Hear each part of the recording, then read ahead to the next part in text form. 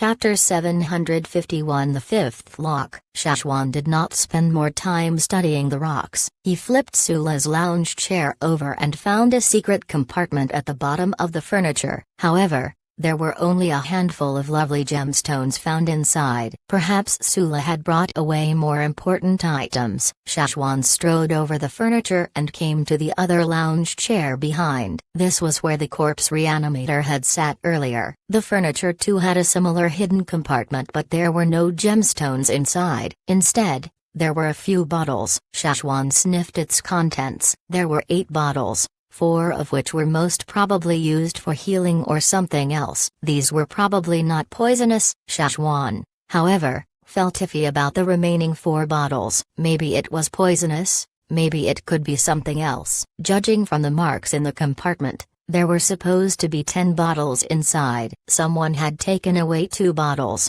probably during their escape. Shashwan dismantled the whole compartment and placed it aside. He walked around the canopy for a change of perspective. Then, he rummaged through every corner of the space. There were no more hidden compartments left. But this canopy seemed to have another layer beneath. From what Shashwan could see, there was someone underneath. He could see their frame but had no idea what the person looked like. Despite that, Shashwan was high on alert after noticing their presence. The human skeleton was very bright in Shashwan's vision. The difference between people with stronger or weaker capabilities was typically highlighted in the composition of their bones. However, this information was presented differently in Shashwan's special vision. Stronger bones were brighter, and this skeleton below was even brighter than Ao and Zhengluo's skeletons. Shashwan had never encountered a skeleton this bright. The flaming knife that had been extinguished moments ago burned again. Shashwan could not afford to be careless. He did not feel the aura of a living person from it and felt no other activity of energies. He thought that the reanimated corpses here were all taken care of. Who on earth was the person beneath? Shashwan exited the canopy. With a lift of his arms, a swing was delivered with his sword. An opening was created on the ground near the side of the canopy. From there, he could see the insides. There was a wooden rectangular box that looked like a coffin. The person was contained inside. There still was no movement detected. Despite the opening created, the smaller black beetles refused to crawl inside. It was almost as if insecticides were scattered across the canopy, causing the beetles to stay away from its proximity. Shashwan stared at the wooden box for a moment. Then, he walked over and dragged the coffin out with his other free hand. Weirdly, the smaller beetles too avoided the coffin like a plague. The insects absolutely refused to go near it. After the coffin was placed on the ground, the beetles around had cleared away. Were insecticides lathered over the coffin too? Zhuan, what is that? Ta and the others dared not go close due to the insect swarm, so they could only watch from afar. Noticing that Shashwan had dragged out something from beneath the canopy, the others couldn't help their curiosity. Not sure? Shashwan muttered as he pried it open using the sword's tip. A shriveled person laid inside. Their skin was tinted a dark murky green and they were dressed in a rather odd outfit. It was simple and very tattered. Their accessories looked like it had been there forever. Its structure wore down by time to fragility. There was no way to tell its original appearance. Judging just from the clothes and accessories, this person had been dead for a very long time. Though this corpse looked the same as the other reanimated monster's shriveled body, obvious outlines of each rib and a sunken stomach traces that suggested incision were absent. The other monsters had their organs removed, so they bore incision marks. This one, on the other hand, had none. Did the Rock Hill City folks run out of time to do it, or was it done on purpose? Were there other reasons behind this? An eagle's screech was heard. Shashwan ripped his attention away from the corpse and covered the coffin again. Direct sunlight exposure was not good for these monsters, or else the puppeteers wouldn't have bothered to wrap them in thick linen. The fabric wrappings were mainly to block sunlight away. Cha-Cha did not participate in the ground battle. It had been observing the fight from above as a precaution to avoid ambushes from other parties. Now, Cha-Cha had signaled not an ambush but the return of Sapphire. Even without Cha-Cha's reminder, Shashwan too could feel the Blue Beetle's approaching presence, but Sapphire's condition wasn't the best. Its forelimbs and hind limbs had sustained severe injuries. One of its front legs was missing a section and the other was nowhere better with multiple damages. The hind legs were similarly damaged. Its carapace was filled with impact indents. Its initial smooth arc looked like it had been smashed. Sapphire didn't look this bad when it had emerged from the sand before chasing after the giant golden armored beast. These damages were obviously sustained from the later pursuit. Rolling a sand ball over, Sapphire was back. Rolling its trophies into a ball was Sapphire's favorite thing to do. When Sapphire was rolling the ball upside down, the size of the ball was a tad bit taller than its body. On the desert floor, two pieces of shiny gold armor glimmered under the sun. Those were two armored ring sections that were taken off the giant golden armored beast. There was even still some skin and flesh attached to it. It was evidently torn off the beast with vehement force. Shashwan averted his gaze from the sand ball to look at Sapphire, who was already in front of him. Upon closer inspection, Shashwan noticed that Sapphire's shovel-like head was a little skewered. Its two paddle-like antennae, on the other hand,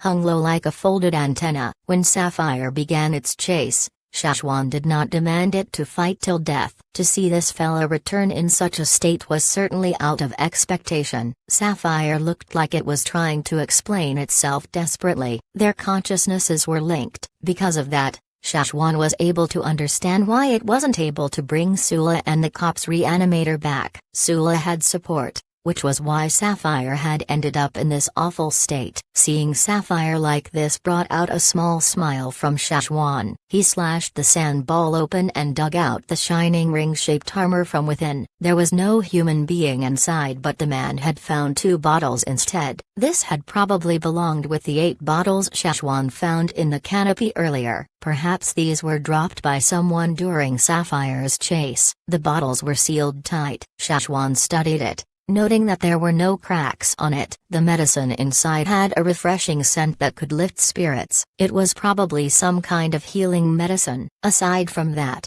Shashwan too found a green metal plate inside. The number 22 was engraved on it. Ignoring the possible meaning of the number, the green metal plate in Shashwan's grip was very similar to the Flaming Horn tribe's new green bronze. The Rock Hill City people probably created it with the blood of the green-faced fanged beast they caught. However, its quality was a tad bit better and much refined than the Flaming Horn's green bronze. He stared at the anxious-looking giant blue beetle in front and asked, "Do you want to unlock the last lock?" Sapphire's antennae twitched. Its folded antenna was raised slightly and its incomplete hind leg stomped the ground. It looked excited. Shashwan honestly wasn't planning on unlocking its 5th lock so soon. For one, Sapphire's 4th lock had merely been unlocked not too long ago. Unlocking the 5th lock so soon would have its risks. The second reason was something Shashwan had thought the most about. The more locks unlocked by the slaves,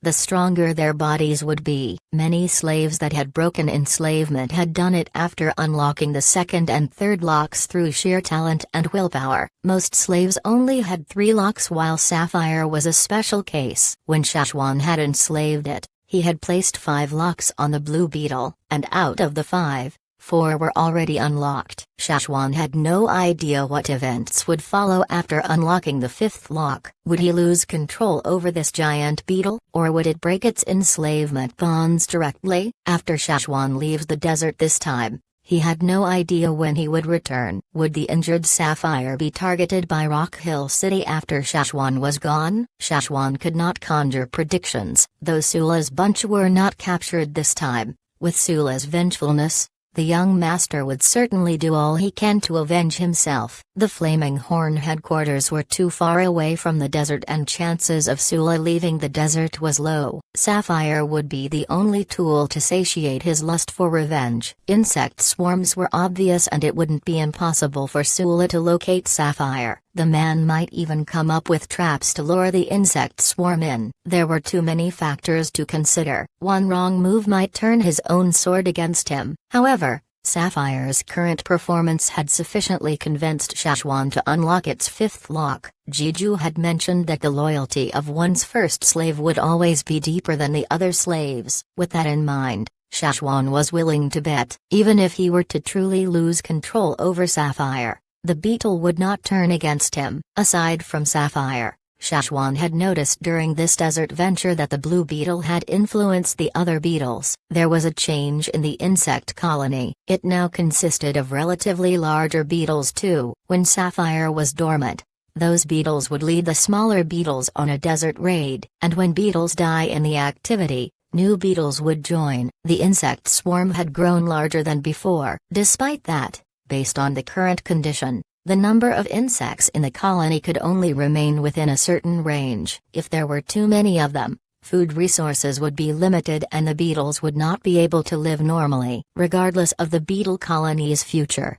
they still had to depend on Sapphire. A beast colony with no leader figure and one with a leader were completely different. Those with a leader would know how to cooperate in battle while those without would be scattered. Beasts could not survive long without a leader. "I don't know what you'll become after unlocking all your locks," mumbled Shashwan under his breath in front of the excited giant beetle who was avidly stomping its foot.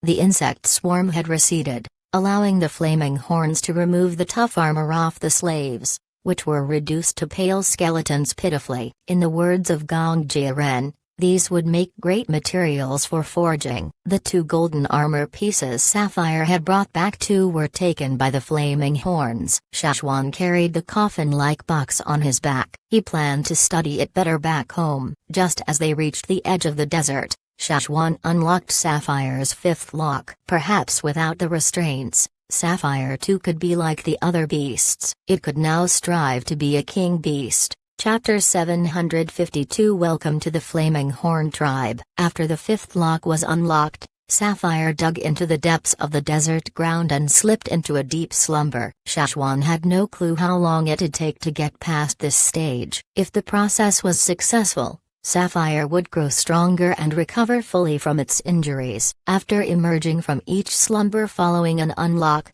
Sapphire would experience changes like so. If it wasn't successful, not only would the injuries not heal but it would also suffer from negative effects. The Flaming Horn tribe headquarters were a considerable distance away from the desert. Even if a problem were to arise, Shashwan wouldn't be able to make it back in time. Sapphire would have to fend for itself. Not many Rock Hill City members were encountered during their journey home. Most were smaller groups, probably patrolling teams. They did not initiate attack even at the sight of the Flaming Horn convoy. Those teams had consisted of regular slaves and not monsters. The current location was a long distance away from Rock Hill City territories, so the monsters had become a rare sight. Maybe they were all dispatched to the coastal battles. Hence, after the whole ordeal with Sula, Shashwan and his men were not met with too much trouble. They trekked in the cooler night and rested in the warmer day. Before unlocking its lock,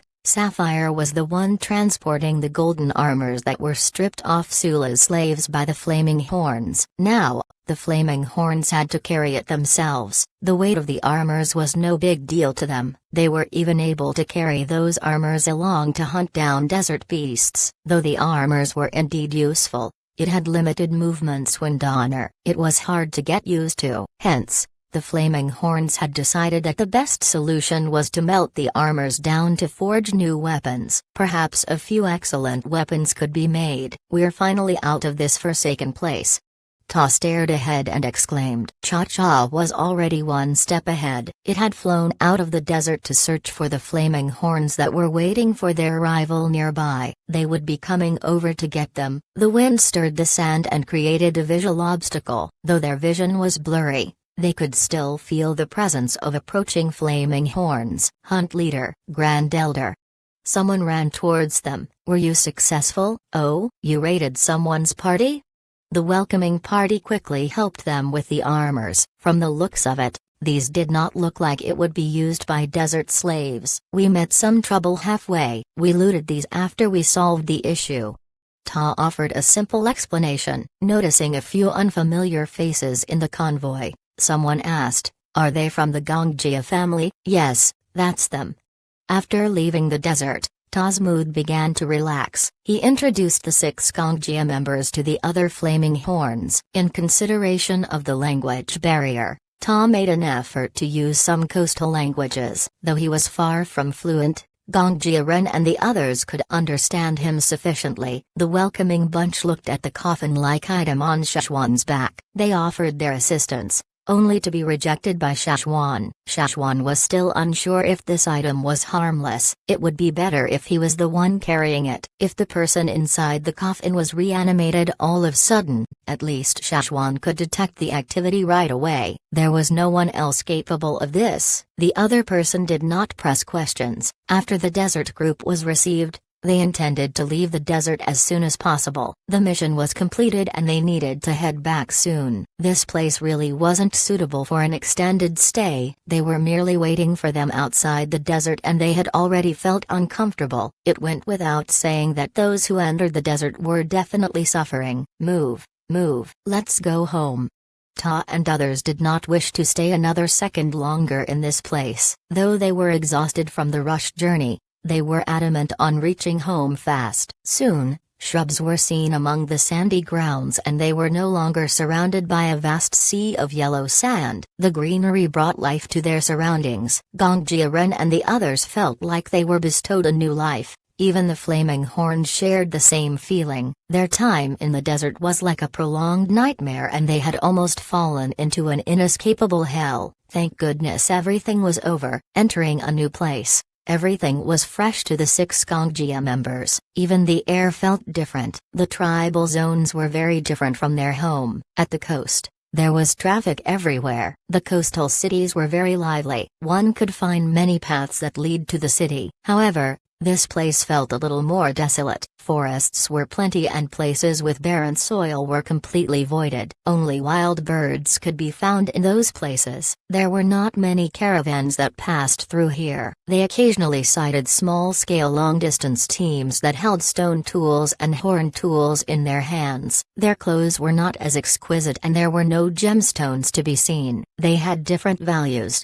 Hence their accessories were naturally different. At the sight of the flaming horns, some of the groups looked nervous, noticing the golden armor over their shoulder. Some people had even tried to snatch it over. However, they failed miserably and had sustained injuries inflicted by the flaming horns' weapons. Following that, the flaming horns weaved baskets with some vines and placed the golden armor inside to avoid unnecessary trouble. With that, the golden armor would be out of sight. Though they weren't exactly afraid of potential robbers, they merely didn't wish to waste more time on these matters. The 6 Gongjia members continued forward with the team, their hearts more grounded by the minute. Looks like the tribal lifestyle here wasn't too far off from what they've envisioned. This could be particularly seen in the more remote tribes. They were dressed in garments made of plant fiber and their hairs were unkempt, soiled presumably during their forage in the forest. They stared at the passing flaming horns alertly. If the flaming horns hadn't told Gong Jiren that these were people from a smaller tribe,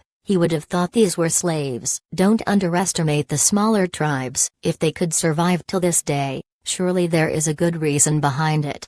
Szechuan warned the 6 Gongjia members. Though the smaller tribes were materialistically far behind, they wouldn't lose in terms of survival abilities. If these tribesmen were thrown into the desert with the Gongjia members, the former would definitely outlive the latter. Truthfully, the Flaming Horn tribe wasn't much better from smaller tribes in the past. Since when has the tribe begun to change? Ta entertained the thought carefully. Perhaps it had begun when Szechuan led them across the river. After that, the changes faced by the tribe were irreversible. Taking in the scenery along their journey, Gong Jiren and the others couldn't help but wonder how the Flaming Horn tribe would look like. Were the descriptions told by the Flaming Horns untrue? As the surrounding foliage grew denser, more traffic was encountered. The people were dressed well. Their garments and tools were comparatively more complex than what the Gongjia members had seen earlier. When a cleared path appeared in the middle of the forest,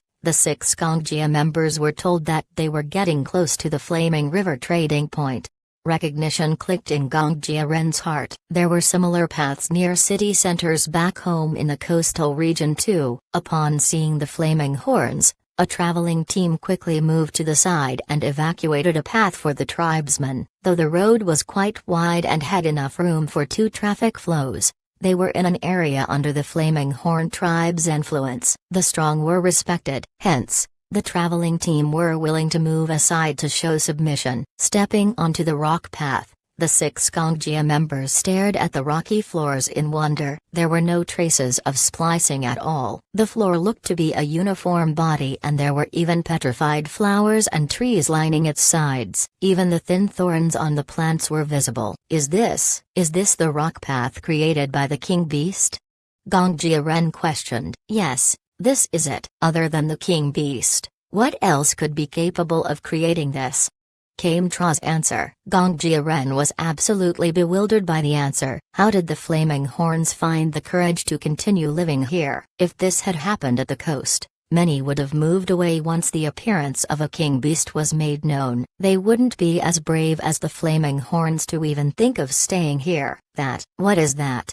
Gongjia Heng, who was beside Gongjia Ren, was looking into a certain distance with his chin tilted. Through the branches, he saw the tall building on the other side. There was a flag banner at its very top that bore the Flaming Horns totem. That is the Flaming River Tower, the highest point of our trading point. Our trading point is right over there.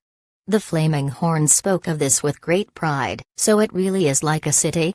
Gongjia Ren stared at the building with unmasked surprise. As they continued to move forward, the trading point was finally presented to everyone. Everyone, welcome to the Flaming Horn Tribe. Chapter 753. You'll be sleeping here tonight. The 6 Gongjia members were shown around along the trading area's streets to familiarize themselves with the atmosphere here. Though the scale here could not be compared to the famous cities lining the coast, it was still much bigger than the newer cities. It was obvious that the Flaming Horn tribe had placed in a lot of effort in the trading point's construction. However, this was not all to the trading point's size. According to the other Flaming Horns, the expansion would come in due time and the location had already been pinpointed. It would be difficult to tell how large the Flaming River trading point would grow to be when that happens. Despite its similarities to the cities elsewhere, the feeling it gave off was very different from the coastal region. The shops here were simple and there wasn't much variety in their items,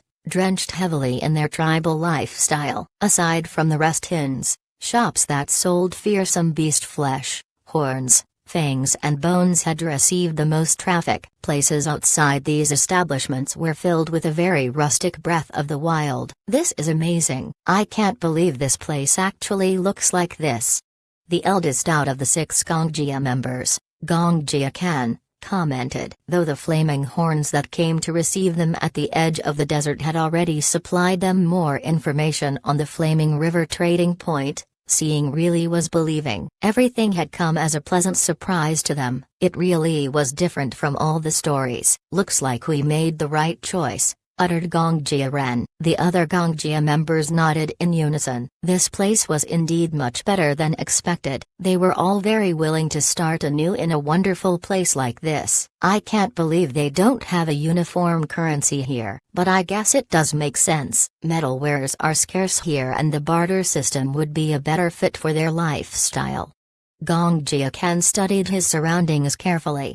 One of the Flaming Horn warriors who were showing them around couldn't help but respond. Actually, the Grand Elder did think of introducing a uniform currency. However, the idea couldn't be realized due to certain reasons. Oh?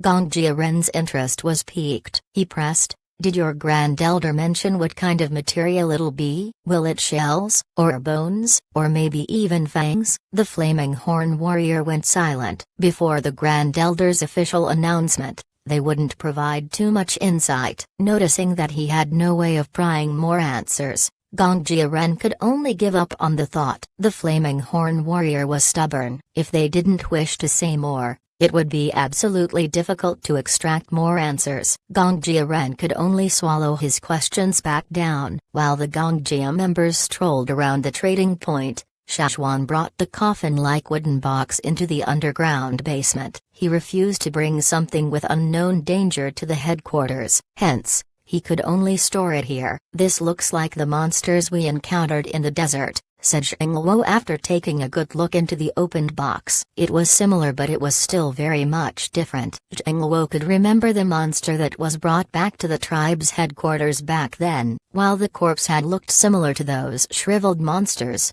there were many contrasts. Are they complete? Zhengluo asked. While the body laid inside was shriveled up, there was no scar on its body. Its stomach had sunken down deeply, but it was not left with just a layer of skin over bones as seen in the monsters. There was clearly something left within, presumably dried organs. As shriveled as its skin could be, its organs were probably in a similar fashion too. Has it not been reanimated? Could there be other reasons tied to this? Zhengluo was perplexed. According to what you've said, there must be a good reason why the desert slave master had brought it along. I think the corpse's reanimator might not be able to control this particular body.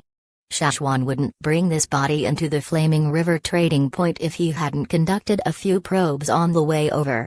This person was probably really strong when alive. He wouldn't be any weaker than you and Ao. His bones are really strong. I'm sure you're aware of this. Among totemic warriors, the stronger you are, the tougher your bones will become. Zhengluo was of course well aware of that. If a beginner-level totemic warrior and a high-level totemic warrior were to hit a rock of same toughness respectively, the former could be injured. The latter, however, might be able to smash it directly. The advancement of capabilities was equivalent to an overall strengthening of the body. Bone enhancements were naturally involved. This person's bones were very tough. Even if he hadn't been prominent in other aspects, the great integrity of his skeletal structure was very telling of his capabilities. This person has probably been dead for a very long time.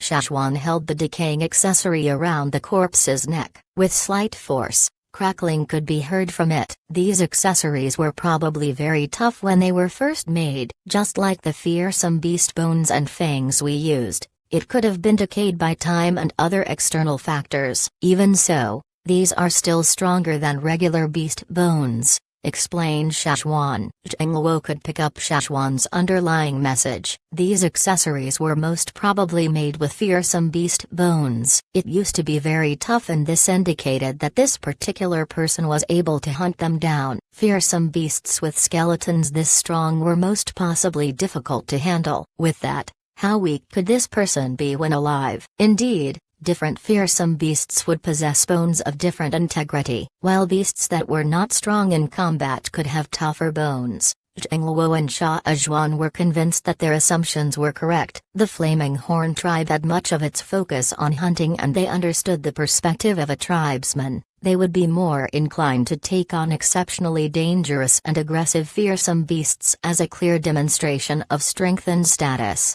The Rock Hill City bunch favors using strong late totemic warriors or slaves as their reanimated corpses. This corpse here might have been one of their targets. However, this one was different from the others. Shashwan pointed at the motionless body. There is faint power left inside his bones, one that is similar to the ones the desert monsters possessed. However, its quantity was just too scarce. It's insufficient to even control a single small bone, let alone a whole skeletal frame. The remnants of these powers were probably left by the Rock Hill City's reanimation attempts. They found no success, so they left it aside till now. Since leaving the desert till this moment, Shashwan hadn't detected a single sign of life from within the wooden box. From the looks of it, the person was most definitely dead, but how did a lifeless corpse remain in this state with no further decay without being frozen, processed by chemicals, or even the help of external power? The pterosaur had been preserved in ice. What about this? How did this obviously long dead body remain undecayed? The corpse didn't seem to be wearing the bone accessories typically found on the Flaming Horn ancestors. Shashwan, have you tried controlling it?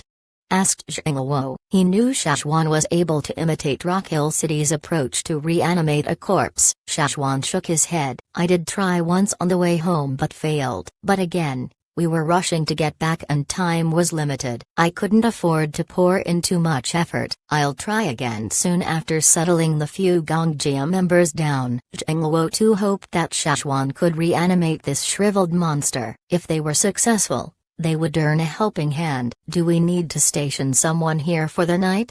Zheng Luo asked again. Shashwan needed to bring the 6 Gongjia members to the headquarters. The man could not remain here for long. If he was going to leave, someone should be stationed here as a precaution. Shall I do it instead?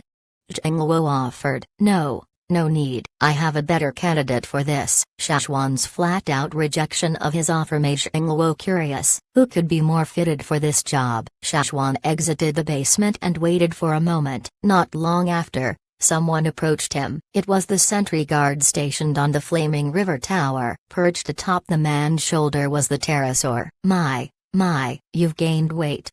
The pterosaur looked different from before Shashwan's departure. It seems like the pterosaur had enjoyed itself when he was away. Despite being here, Shashwan was able to control the pterosaur that was left in the headquarters. Though his control wasn't as precise as in close proximity, it was sufficient to have it fly itself over obediently. Regardless of how arrogant the pterosaur was in front of the rest of the flaming horns, it was very docile in the face of Shashwan. It lifted its head to spare him a glance before lowering his gaze, looking a little reluctant to go near. In Shashwan's absence, the lack of control had allowed it to run wild. It had influenced a bunch of water hens astray. Every day, the pterosaur would march the water hens around to steal food from the patrolling warriors. It had often thrown fish bones at passers-by too. Despite this, everyone knew that it belonged to Shashwan, and the 2 retired shamans were very particular about it. Hence, even if they were greatly irritated, they did not dare to attack it. Everyone could only scold it verbally. It worked, in the beginning. But after that, the verbal reprimands no longer worked on the pterosaur. Even the water hens had largely ignored it. These, Shashwan had learned through the words of the rotating population in the trading zone. So this is the better candidate? Zheng Luo studied the pudgy pterosaur skeptically. What could this little guy do? It is much more suitable than anyone else. Shashwan walked over and picked it up by its wings. It brought the reluctant pterosaur into the basement and pointed to the cage in the corner that hadn't been used in ages. You'll be sleeping here tonight. Chapter 754, A Fake Corpse. 2 in 1 chapter. The pterosaur had been enjoying life back in its natural habitat, and had thought it was finally free when Shashwan decided to throw it back into the silent underground room again. The pterosaur did not have a good impression of this room. This was where it woke up after being frozen for so long. More precisely, this was where it regained its life. At the same time, this was also where Shashwan gained control over its body and took away its freedom. The pterosaur could still clearly recall the time when it suddenly lost control over all the bones in its body. It was so terrifying. The pterosaur knew it could not fight back, so it had no choice but to accept its fate. It screamed in protest a few times, but when Shashwan looked over, it immediately became silent. Shashwan and Zheng Luo left some food and water in the secret room and shut the door tight behind them as they left. It's very smart, Zheng Luo said. That was true. Even those warriors who were patrolling had to admit this fact. This pterosaur looked like a bird, but it was smarter than most animals. It was adept in learning and knew to stay away from danger. It knew how to judge a situation. And even if it didn't enjoy being locked inside this secret underground room, it did not rebel or fight back. It just stayed inside obediently and waited patiently. That's exactly why I decided to lock it up inside. It didn't behave well when I left the tribe recently, so I have to punish it. Now it won't be able to go out for the next few days, Shashwan said. Shashwan had his plans, so Zheng Luo decided to stay quiet. He also hoped that Shashwan could successfully control the corpse. Even though Zheng Luo had never been to the desert, he heard enough about the monster's power from those who came back. It was indeed frightening. If Shashwan didn't go to the desert with the others, they might not have been able to make it out alive. Do you have any arrangements set for the people from the Gongjia family? Zheng Luo asked as they walked up from the Flaming River Castle. They already told me on the way here that as long as we take them in, they are willing to help us forge weapons. Gongjia Ren also mentioned that casting had always been an inseparable part of their lives, and they might be unhappy if they were suddenly told to stop casting weapons. So this was mutually beneficial for both of us. However, they also said that their casting skills are secret, so they won't teach it to any outsiders. Not even us. Zheng Luo was a little disappointed when he heard this, but he understood why. At least they were willing to cast weapons for the Flaming Horn tribe. That was enough for Zheng Luo. Zheng Luo pointed at the blade in Szechuan's hand and asked, "Can we produce more of these weapons? With the materials we have now, we can only make around 100 weapons," Szechuan said. "They've begun replenishing the supply of crystal core in the forge, but we still need more time to make more weapons." Zheng Luo nodded. 100 was already plenty. It was more than he had imagined. If this new material was better than the other metals, the new green bronze might completely be replaced. However, it would take a long time for these new weapons to completely replace the previous green bronze, and it was still too early to think about this. The material used to forge Szechuan's blade was made from crystal core, so it was different from the other blades. They called this crystal metal. However, not many people knew about this gem metal's existence because this news had not been made public. Even the senior members of the tribe didn't know about it. The 6 Gongjia men had finished their tour around the trading point, so after they left the Flaming River Castle, Szechuan brought them to their headquarters. The 6 of them were appalled at the sight of the giant bridge. They even thought, if such a bridge connected the 2 continents, they might have been able to go around the battlefield. Travel between the 2 continents would also become much more convenient. However, after a while, they were grateful for the fact that there wasn't a bridge. At least they already escaped from the other side. They might not even be able to return if they wanted to, so there was no point for them to keep thinking about the other side. A new life. Gongjia Ren looked toward the hill at the Flaming Horn's headquarters. They could see the people on the mountains and the houses there. The 6 Gongjia men kept a low profile as they entered the Flaming Horn's headquarters. They didn't want to catch anyone's attention because they were on the run. This had already become their habit. Since the Gongjia men felt this way, Szechuan respected their decision and brought them to the place they most wanted to see. The forge. The last time the Flaming Horns used this forge was when they had to cast the blade that Szechuan was currently using. They also built a new forge to cast new crystal metal weapons. However, even with the introduction of this new metal, the green bronze was still most commonly used in the Flaming Horn tribe, so they had to build new forges for the green bronze too. Szechuan did not notice this forge when he left, but when he came back, he noticed a new forge that was roughly the same size as the old one.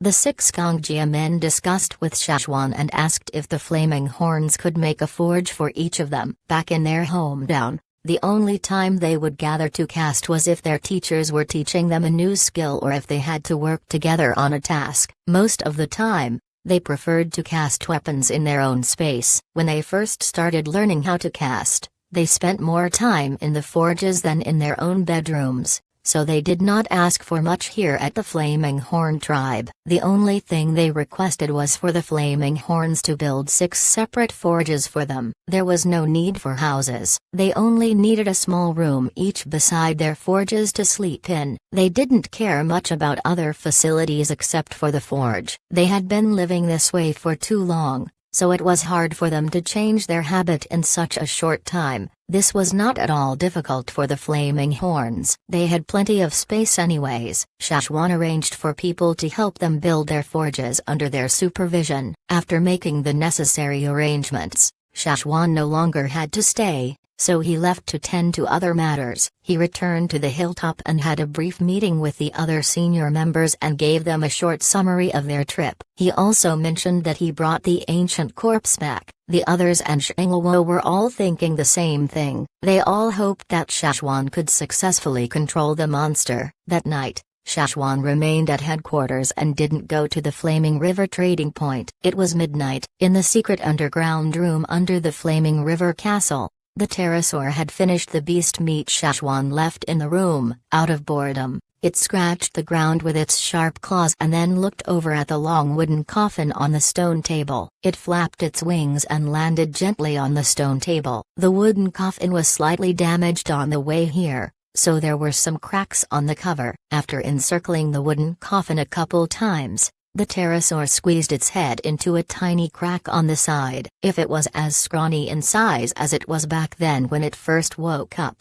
it might be able to manage to squeeze into the coffin. but now, it had grown so fat that it would be hard for it to squeeze in. Now, the pterosaur's head was still stuck in the crack. Using its claws and mouth, the creature widened up the crack and finally managed to squeeze in. It didn't like the smell inside. There was no trace of life in the coffin. If this was a carcass of a beast that had died not long ago, the pterosaur might think about eating it, but this thing had been dead for way too long. The pterosaur had no appetite for this. Plus, it had been spoiled by the flaming horns with so much good food that this did not at all interest it. The pterosaur walked back and forth on the corpse and explored the dead body out of pure curiosity. It pecked at the stones and beast bones in the coffin. After crushing an ancient ornament, it continued to step on the corpse's chest and walked up to its face. The dried face of the corpse was no longer recognizable. The cheekbones were the most obvious features on its face. Where the eyes should be were sunken and hollow eye sockets. All of the corpse's hair had fallen too. The pterosaur walked on the corpse's face for a while and continued to search within the coffin. It finally came out after noticing that there was nothing interesting inside. At first,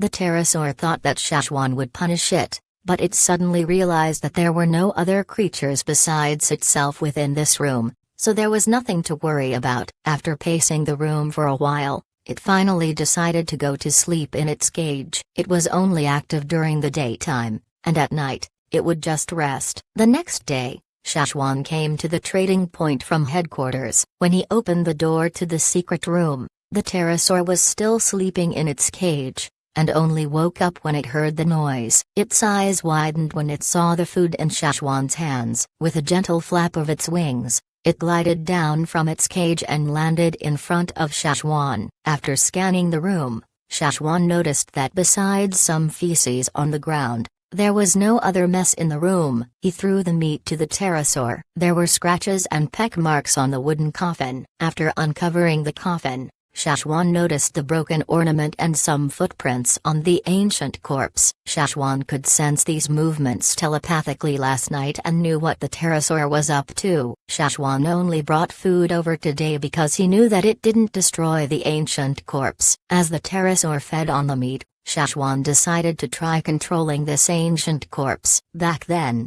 although the pterosaur was weak, it was still alive. Szechuan did not start the enslavement immediately, but waited until it finally died to start because that would increase the success rate of the enslavement. However, the case now was different. Szechuan did not need to wait because the corpse was already dead. Enslavement of the dead was a lot easier. However, he failed once on their way back, so he was more careful and cautious this time. He no longer had to worry about bandits or anyone ambushing from the side, so he could fully concentrate on this task. As he lifted his hand, Szechuan summoned the power of the flaming horn fire seed. This was no different from the time he enslaved the pterosaur. He used the flaming horn fire seed's power but did not completely suppress the other energy within his body. He knew that summoning both energies at the same time would increase his success rate. As totemic lines surfaced to his skin, flames appeared on his hands. He extended his hand and placed it above the ancient corpse and gradually pushed downward. No one knew how long the ancient corpse had been preserved,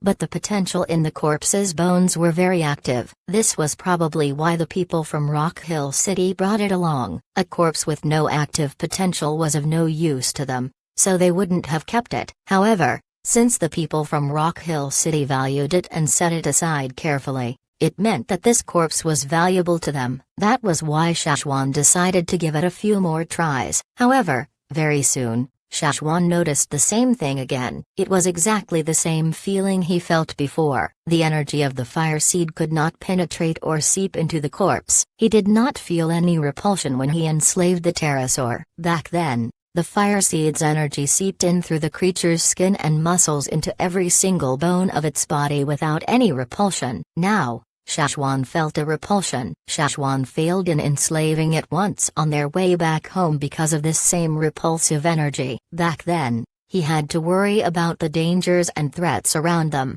so he could not continue the enslavement process. However, Szechuan did not stop now. Instead, he summoned more of the special energy in his body, causing the flames to burn stronger. When flames appeared in Szechuan's hands, The pterosaur dropped its food immediately and hid in a corner of the room. Now, it was hiding under its wings, in a defensive crouch similar to when it was still frozen. Shashwan increased his energy. As the flames seeped through the skin of the dead body, he could feel a strong repulsion, and it felt like he was swimming against a strong current. But that was not the worst part. When his energy reached the bones, it was as if he encountered an impenetrable shield and the repulsion was much stronger. He increased his energy after sensing that the repulsion had increased, but the repulsion only grew stronger. After Shashwan increased his power, it became clear to him he could not be wrong. This strong repulsive force made it impossible for Shashwan to continue. No wonder the people from Rock Hill City never succeeded. Dead creatures could not fight back. They had no consciousness and could no longer control their bodies. However,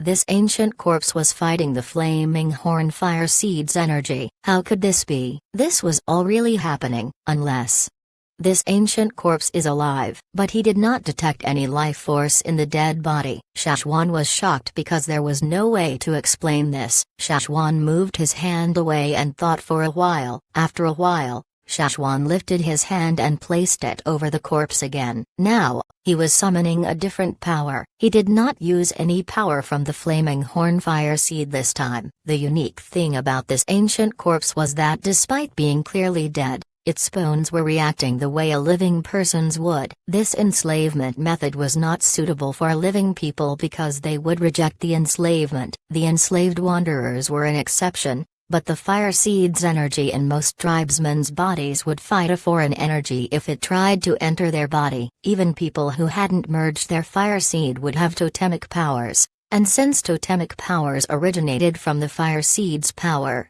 it would also repel the enslavement. Fire seeds were highly repulsive towards other fire seeds, and that was the only thing that was stopping Shashwan from enslaving. That was why Shashwan decided to stop using the flaming horn fire seed's power and tried again with his other power. This special power was what protected Shashwan from other tribes' fire seeds. This time, the flames that appeared on his hands were white and he brought his hand down to the corpse's body again. As his palm approached the corpse, the white flames began to flow downward and seeped through the dry green-gray colored skin of the corpse. Shockingly, the repulsive energy disappeared. Shashwan was sure now that he made the right decision this time. The flames continued to seep into the body and through the ancient corpse's bones. There was no longer any strong repulsion from the bones. It was as if the shield had been removed. The entire process went smoothly. The high active potential in the ancient corpse's bones quickly absorbed the energy from the flames. Shashwan used his special vision to scan the corpse. It was similar to the pterosaur. A white flame flowed through all the bones in its body. However, there was no blood in the corpse, so the white flames only stayed within the bones and did not enter any blood vessels or meridians. This was the only thing that was different from the pterosaur. Well, it made sense. An ancient corpse wouldn't behave the same way as the pterosaur. It was not alive, so naturally there was no blood in its body. All of the blood vessels and meridians had lost their functions over time. The monsters that the people from the Rock Hill City controlled were all like that. Did he succeed? Shashwan moved his hand away. The flames on his hands disappeared and he tried to control the corpse with his conscious mind. The corpse on the stone table had no reaction. Shashwan frowned. This can't be,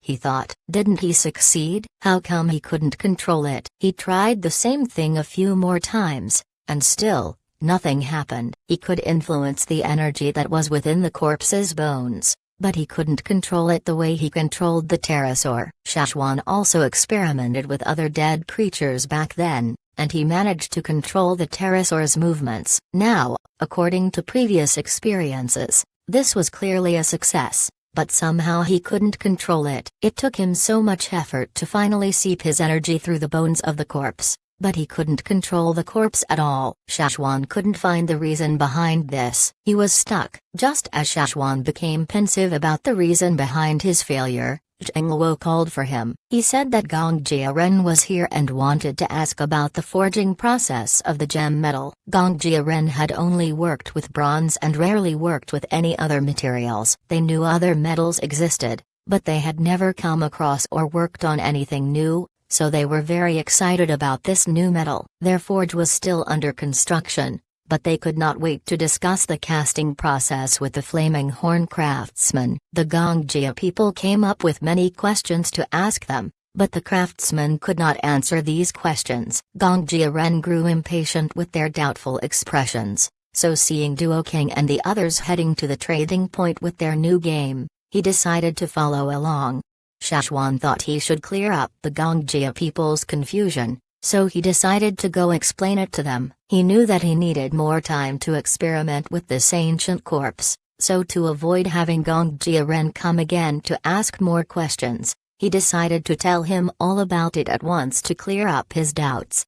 He told a Flaming Horn warrior to guard outside the door just in case something happened. Then he left to look for Gongjia Ren. As the stone door shut tightly, the pterosaur and the ancient corpse were the only ones left inside the room. The pterosaur finally got up to its feet and walked cautiously towards the stone table. It was shocked by the flames in Shashwan's hands, but right after Shashwan left, its boldness grew. It flew over onto the stone table to take a look at the strange figure in the coffin. Besides the fact that there was a similar energy in the ancient corpse's bones, nothing much was different about it from the night before. The pterosaur glided down from the table and returned to its unfinished food after losing interest in the corpse. As it bit on the meat, the pterosaur suddenly felt a chill down its back. It stood unmoving and hesitated for a moment. Then, it quickly threw the food to one side and hid in a corner of the room under its arms again and peeked over at the stone table. On the dried body of the ancient corpse,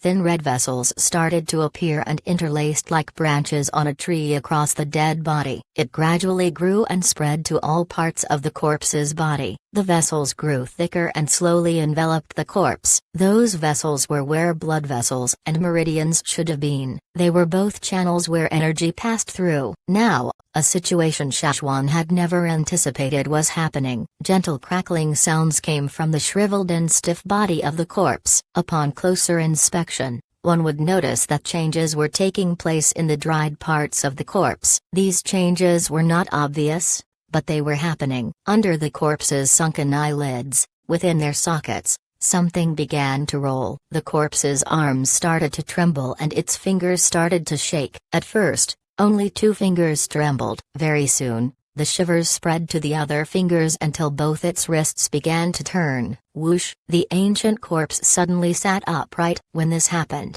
the pterosaur trembled in fright in the corner of the room. If Shashwan was here, he would be surprised too. This ancient corpse was already shocking enough, but what's more surprising was that this figure had no heartbeat. Chapter 755, Ancient Man. 2 in 1 chapter. On the stone table, the person in the coffin sat up and twisted his neck, making cracking sounds. The dried hard skin on his neck made the corpse's movements stiff and unnatural. Like a rusty machinery, the corpse began to move with stiff rigid movements. A water moonstone illuminated the secret underground room. The corpse turned his neck and looked toward the water moonstone in the corner. His eyelids moved slowly and opened up little by little, like a stuck sliding window rolling up. He was like a fierce beast that had been asleep for too long. When his eyes opened, a pungent stench of blood and evil poured out from within. His bloodshot eyeballs stared straight ahead. The pterosaur shrank in a corner of the room and did not dare to say a word. It tried to stay as invisible as it could and desperately wished to leave this place. However,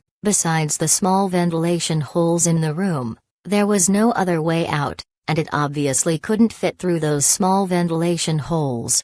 The corpse turned toward the water moonstone's direction and rolled his bloodshot eyeballs. After twisting his rigid neck, he looked around him expressionlessly. No emotions could be noticed through his dried skin, and if anyone was present, they would definitely feel unnerved. Crack, crack, crack. The corpse twisted his body, making strange cracking sounds, and got off the stone table. He seemed a little uncomfortable at first, as if not used to standing on the ground when he stood on both his feet. His movements were very slow, and he even hesitated a while after firmly planting his feet on the ground. He observed his own body and looked around the room. His eyes scanned and stopped on some objects in the room, including water bottles, metal tools, and the pterosaur's cage. Finally, he looked down on what he was wearing, and his hands held onto an ornament-like object on his body. The beast bones and stones had lost their former glory. A lot had changed. Some parts of the necklace were no longer there and some had cracks in them. His stiff fingers pinched an irregularly shaped ornament on the necklace and his fingers pressed hard. Poof! With a gentle clicking sound,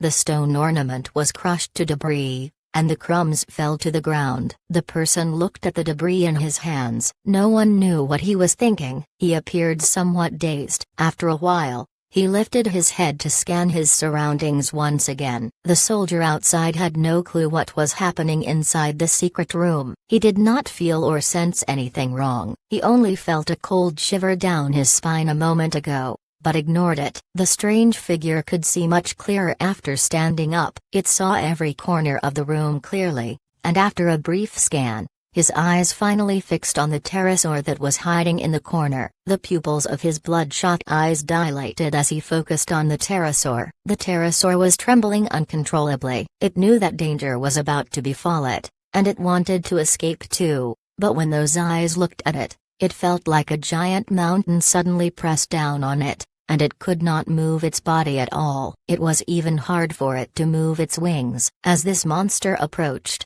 this invisible pressure increased, and the pterosaur felt like the pressure that was pressing down and stopping its movements also grew. A while ago, it could still move its wings, but as this corpse approached, the pterosaur was frozen like ice, and could only tremble helplessly as it awaited its fate. The corpse stopped in front of the pterosaur and bent down, his hands extended and reached for the creature. No matter how hard the pterosaur trembled, it could not move away from these dead hands. The giant hands clasped onto it and the small creature was lifted off the ground. It tried to struggle, but there was no use. The grip from those hands were so tight the pterosaur could not loosen it one bit. The corpse's shriveled fingers had dried skin clung onto it. The pterosaur was being squeezed so tightly that all of the food it just ate almost came out through vomit. Suddenly, it felt the threat of death in those hands. In a desperate fight for survival, the pterosaur struggled and tried to break free from the pressure. It decided to fight back. Immediately, it bit down on the corpse's hands. The pterosaur could shred the piranhas in the flaming river with its sharp fangs effortlessly, but there was not a slight mark on this corpse where it bit down. There was a slight change in the hard skin of the corpse's hands, but it was barely noticeable. Normal people would have been injured severely by this fight, but there were no scars and no blood on the corpse, only tooth marks. It was as if the pterosaur didn't bite down on a human hand, but a piece of unusually solid hardwood. The pterosaur was frantic. The skin of this corpse was too hard. Even though it could bite down, it felt as if it was biting on a strong metal weapon. It could not bite in. As death approached, the pterosaur hurriedly took a few more bites. Suddenly, a loud noise came from within the secret room. It was the noise of its fangs scratching against the bones of the corpse's hands. The corpse seemed to have not felt anything at all. He brought the pterosaur up to his eye level and was ready to deliver it into his mouth. The pterosaur knew that it was about to be eaten, so it finally screeched. It was very loud. The corpse's eyebrows squeezed together. If it was a normal human, this expression would appear as a deep frown. He lifted his other hand and prepared to first twist the neck of the creature in front of him. Creak! The stone door of the secret room slammed open. The monster stopped moving when it heard sounds coming from the door. His mouth did not bite down on the pterosaur and he looked toward the door. Shashwan was standing at the door. Behind him was Zhengluo and another soldier that was guarding there. Shashwan was discussing with Gong Jiaren when he sensed that something was wrong inside the secret room. Immediately, he left and rushed back. Zhengluo also followed behind after figuring that something must have happened to the corpse. As the door to the secret room opened, Zhengluo inhaled deeply at the sight. They thought the corpse had been dead for very long, but he was standing there now, ready to devour the pterosaur, and judging by the stare in the corpse's eyes, those bloodshot eyes reminded Zhengluo of the fiercest beasts in the forest. It was as if the air all around them was tainted with the scent of blood and death. The flaming horn warrior who was guarding at the door swallowed his saliva. He was about to open the stone door to take a look when he heard the commotion. Luckily the Grand Elder came, or else he had to face such a difficult opponent alone. This was a human, right? Zheng Luo wanted to ask Shashwan whether this was the same monster they saw in the desert, but very soon, he realized that this one was slightly different from those. Even though he had never seen those monsters in the desert, he had heard about them from those who were present. Those monsters did not have any consciousness and were completely under the control of others. However,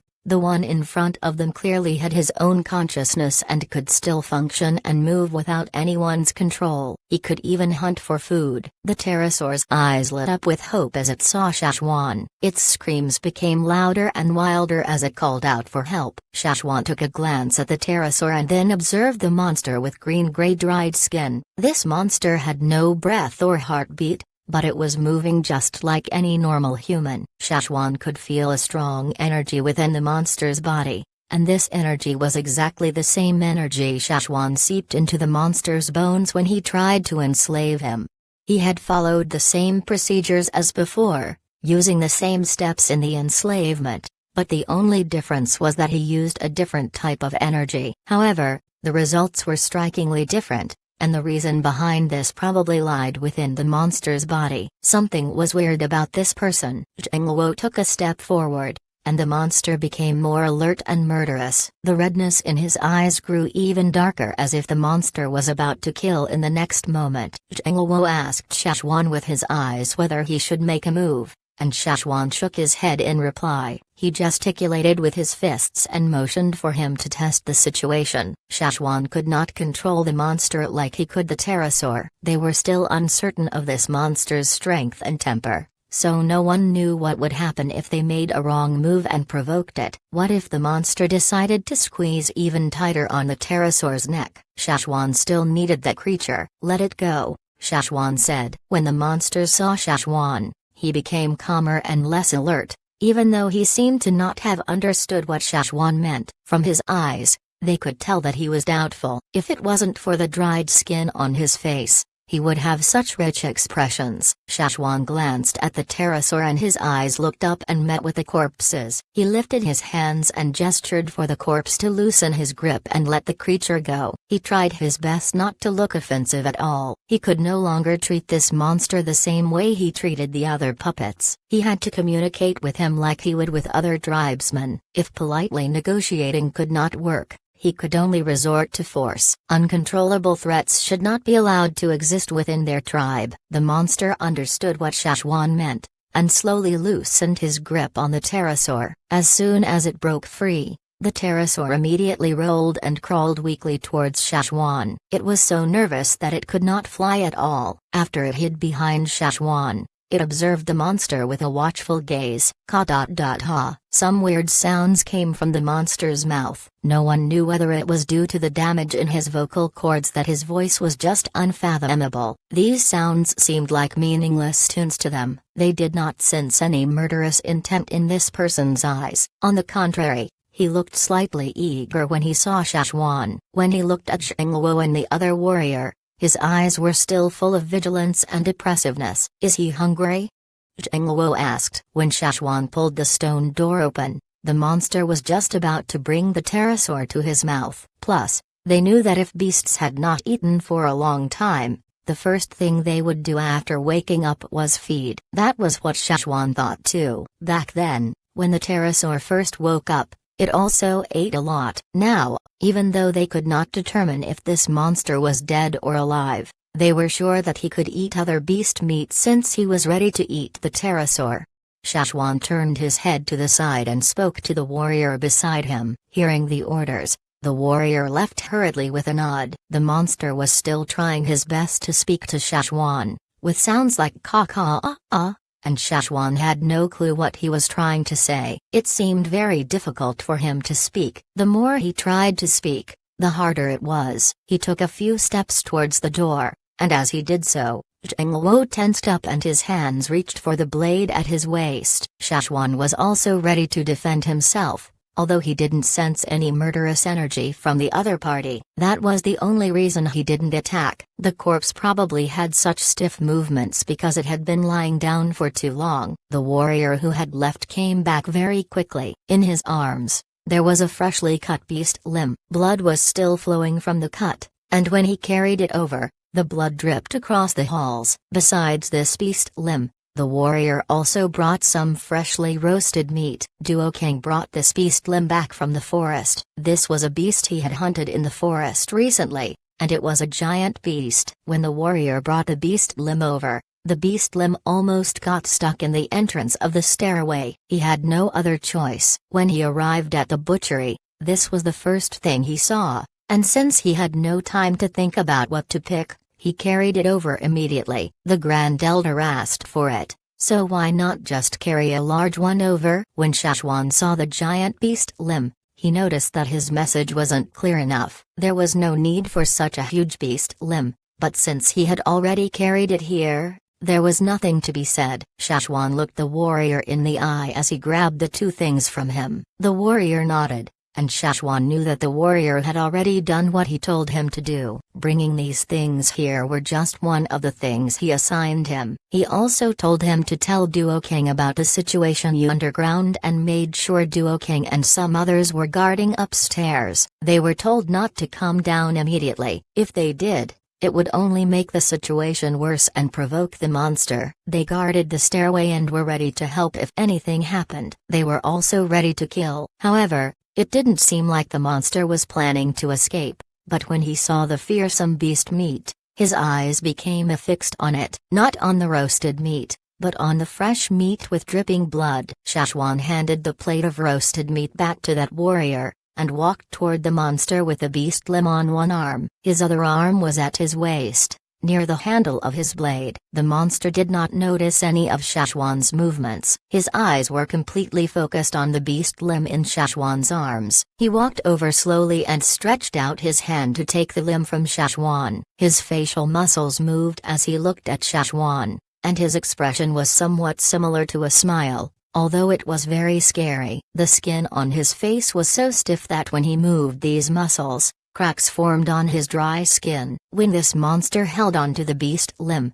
all of their hearts skipped a beat. The monster had alarming strength. The meat and bones of this beast limb was much heavier than normal wild beasts, and the flaming horns were usually the only ones who could carry the beast limb so effortlessly. However, the monster was carrying the beast limb without much effort and his arms were stable and relaxed. His body was not at all shaking from weakness. Instead, it was as if the monster was studying the beast, turning it up and down in his hands as it observed it. After thoroughly investigating the meat, the monster opened his mouth and took a huge bite. He was just like a fierce beast in the forest. When he bit down, the meat was effortlessly torn off the bones and blood spilled to the ground. The monster didn't care. He continued to eat brutally and after several bites, he swallowed the limb whole. The flaming horns would also eat raw meat if they were in the forest or if it was inconvenient for them to burn fires. But this person was different. He was a lot wilder and more savage. Suddenly,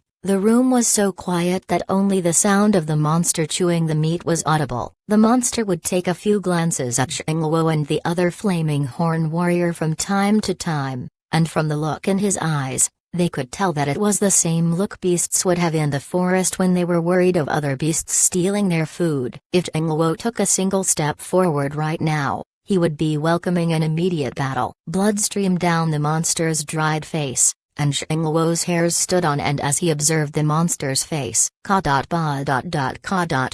The strange noise sounded once again, and now, it seemed as if this sound was coming from the monster's entire body, like it was physically absorbing fluid. The flesh under the monster's skin and flesh began to swell. His chewing motions slowly became more natural and smoother. Suddenly, the monster stopped biting on the beast limb. One of his hands continued to grasp tightly onto the beast limb, while his other hand moved to his belly, as if he felt something weird. Just as the three of them began to wonder what was going on, the monster lowered his head and vomited. What surprised them was that the monster vomited out white dried beast meat. It was pale, and it looked as if most of the fluid and blood in the meat had been sucked out, and these were the remains of the food that couldn't be absorbed. The fresh and bloody meat entered the monster's system and came out as dried white meat. The swelling on the monster's body had alleviated, but judging by the volume of the vomit, It seemed as if the monster had spit out everything else besides the blood and nutrients.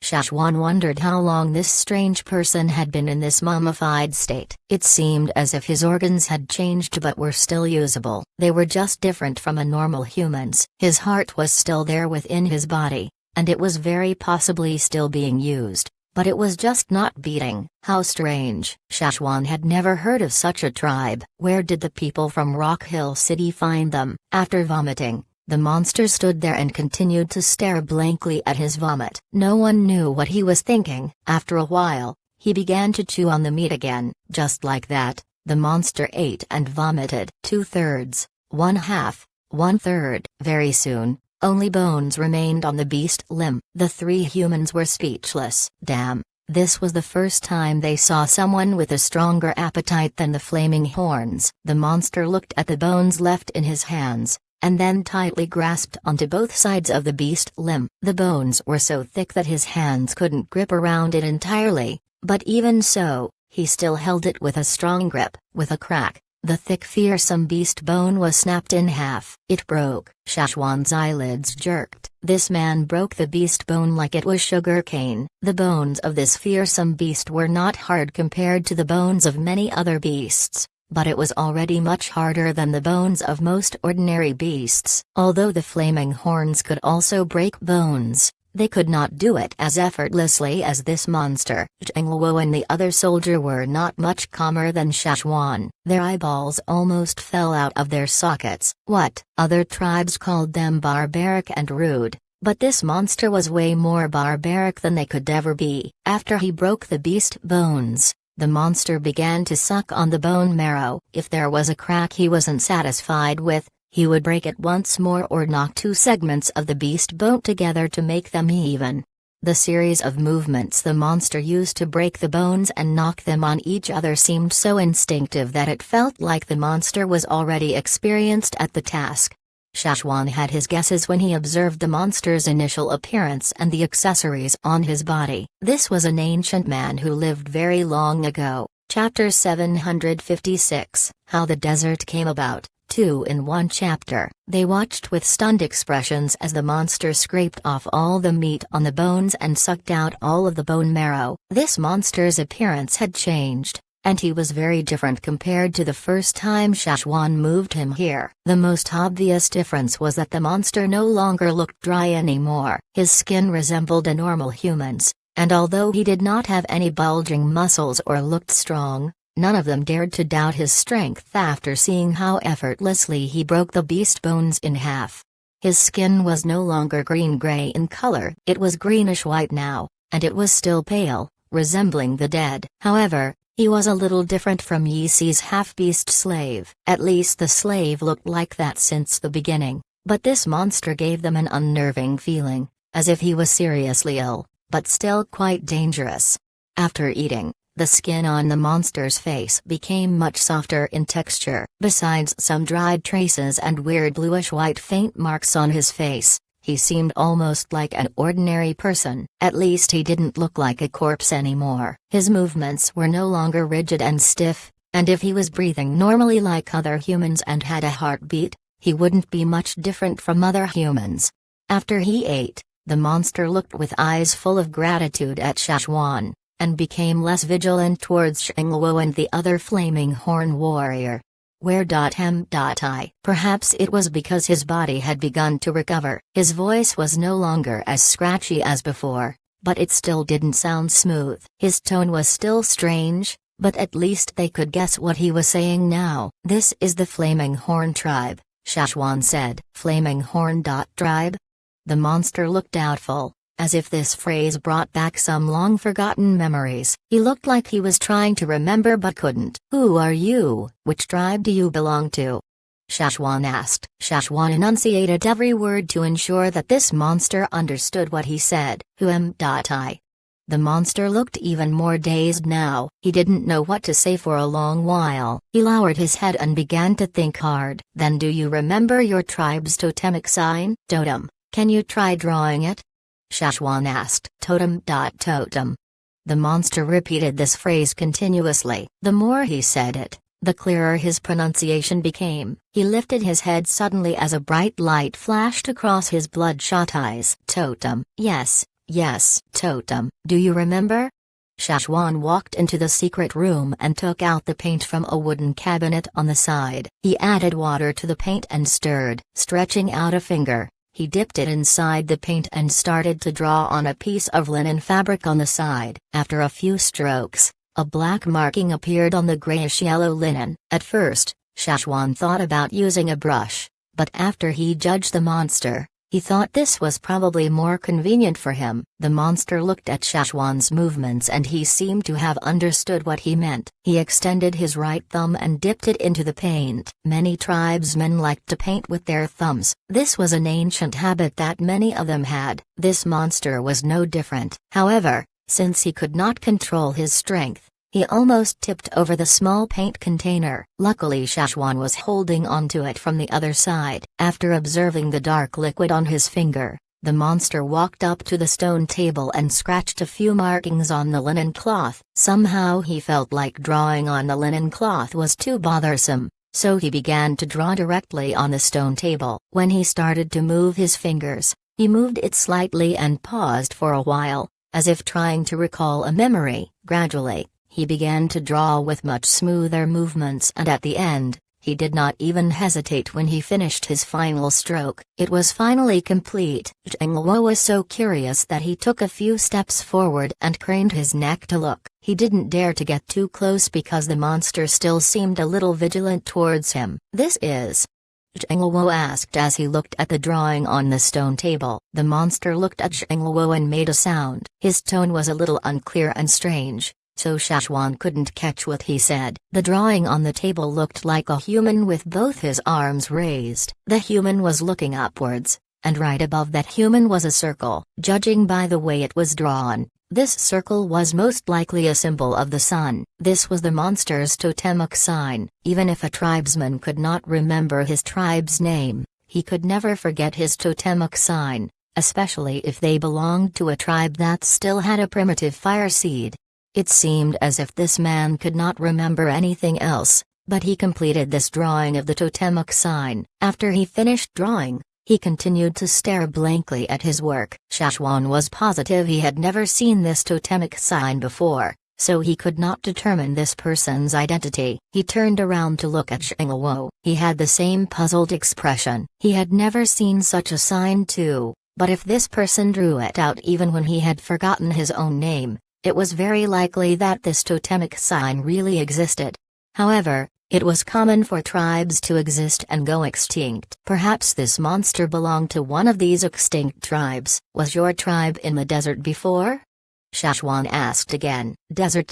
The monster was not familiar with the word. He could not understand what Shashwan said at all. Realizing this, Shashwan tried to describe what a desert looked like. "It almost never rains there, and there's not much wood or plants. It's all yellow sand." After he heard this, the monster nodded continuously. "Yes, it's there." The monster knew that Shashwan belonged to a different tribe, but since Shashwan's energy was somewhat similar to his own, he almost took Shashwan to be his own tribesman. After he finished an entire beast limb, his body had recovered and his senses became keener. Now he could tell that Shashwan belonged to a different tribe, but he did not act at all defensive towards him. The monster realized that Shashwan was related to his own waking up, so he hurriedly asked, "I.tribe. Go back." Shashwan only understood a few words in the monster's sentence. "You want to go back?" The monster nodded. "But there are no more tribes in the desert," Shashwan said. The monster was taken aback. He shook his head and denied,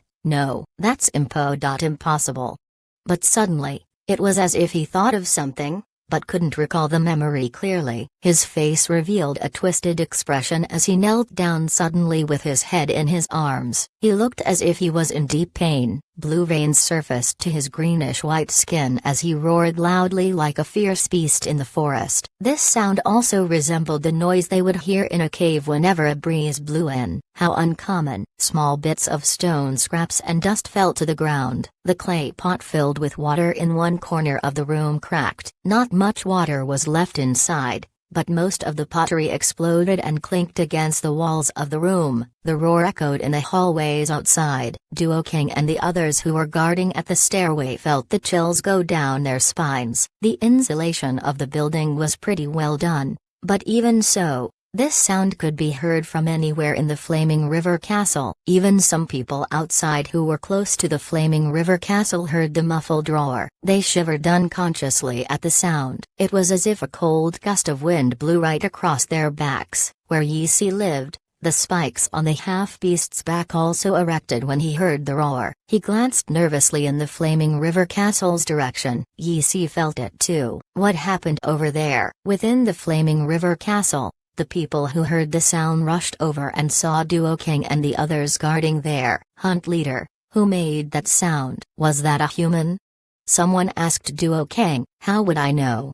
Duo King was anxious too. What was going on down there? It's making them all anxious. Underground in the secret room, Shashwan and Xingluo's heart rate suddenly sped up as their hands reached for the hilts of their blades. If this monster suddenly went wild, they could only kill him right away. No matter how curious they were about this man, their safety was priority. However, this monster only squatted on the ground with his head in his arms. He howled in pain for a while, and his voice gradually weakened and finally stopped. Shashwan waited. The person was no longer moving. Hey, what's wrong?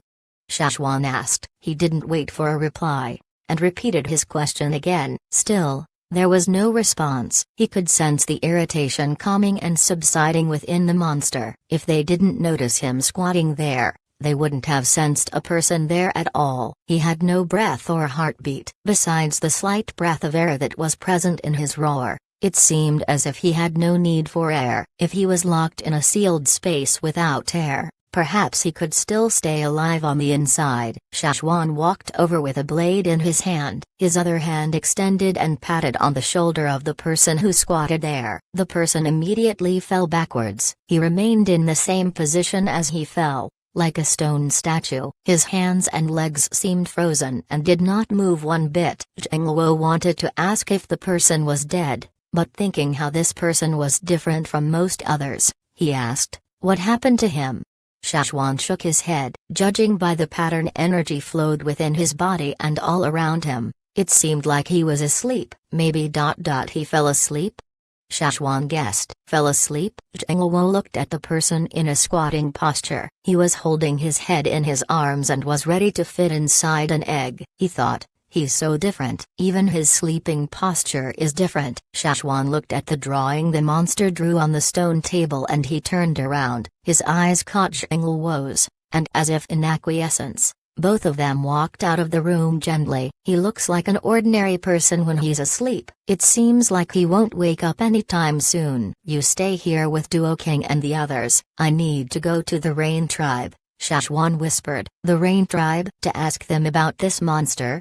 Xingluo also knew that the Rain Tribe lived on the edges of the desert before. He understood what Shashwan was planning. Well, I want to understand more about this person and where he came from. The people from Rock Hill City must have a reason or purpose for keeping them. This person said that their tribe is in the desert, but we know that since the slave masters arrived at the desert, there were no longer any tribes there. The Rain Tribe lived so close to the desert, so perhaps there are some things that they know that we don't. Xingluo nodded. Okay, hurry and come back quickly. If this person wakes up, he won't be polite to us at all. If we have no choice, we will have to kill him. Yeah. Shashwan knew that this person only had a different attitude towards himself. That was because he was brought back to life by Shashwan's special energy. No, maybe this person was not even dead in the beginning. He was just preserved in another state. Shashwan's energy was just a trigger that woke him up from that state. Without saying more, Shashwan immediately left the Flaming River Castle and headed to the Rain Tribe. When Shashwan arrived at the Rain Tribe, Yang Sui was smiling as he looked at a piece of linen in his hands. On the linen cloth was a written record of the plants they planted this year. as well as the handicrafts and information regarding the trading situation within the Flaming River trading point. They were already living under stable conditions and no longer had to worry about going hungry. The Flaming River trading point gave them hope and more choices. They could trade all sorts of goods there, including fabric, pottery, knitting tools, and much more. Even if the harvest was not bountiful that year,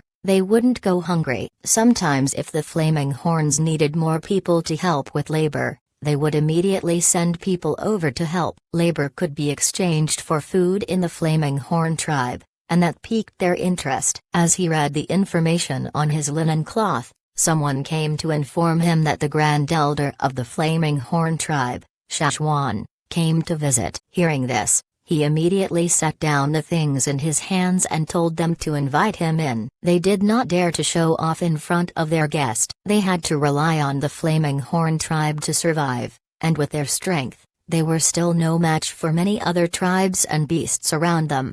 Grand Elder, how can we help you? Yang Sui smiled. Shashwan didn't beat around the bush. He handed him a beast hide. Do you recognize this? It was the totemic sign the monster drew. Shashwan drew a copy of the drawing on this beast hide. What is this? Yang Sui asked as he unrolled the beast hide. His expression changed immediately. His smile was replaced with a serious look, and his eyes were sharp as daggers as he looked at Shashwan. He asked him in a deep voice, "How did you know about this? You've seen this before?" Shashwan told him briefly about the monster and how he came back to life, but he did not mention how he brought him back to life. Yang Sui's fingers stiffened as he gripped tightly on the beast hide. His hands trembled and his complexion turned pale. They're back? Are they really back? Yang Sui murmured. His eyes were filled with terror and panic. It was as if he fell into a cold icy dungeon and his blood froze in his veins. Who are they? Shashwan asked again. Yang Sui looked as if his soul had left his body. He doesn't remember anything at the moment. The only thing he can remember is this totem. Most of them should be under the control of the people of Rock Hill City, and they're being put aside like unused puppets. Yang Sui felt temporarily relieved when he heard this, but his fingers were still trembling and his face was still pale. The Han tribe. It's the Han tribe. Han tribe? Shashwan had never heard of this tribe. Did they live in the desert before? Shashwan asked. Yang Sui twitched the corners of his mouth, as if forcing a smile. No, they don't live in the desert, but wherever they are, they bring the desert with them. Shashwan was stunned. You mean, the desert exists because of the Han tribe? You can say that. Yang Sui took a deep breath and tried to suppress the mixed emotions in his heart. That monster is very strong, and I have no doubt that tribe was probably quite strong back then too, but why did they disappear?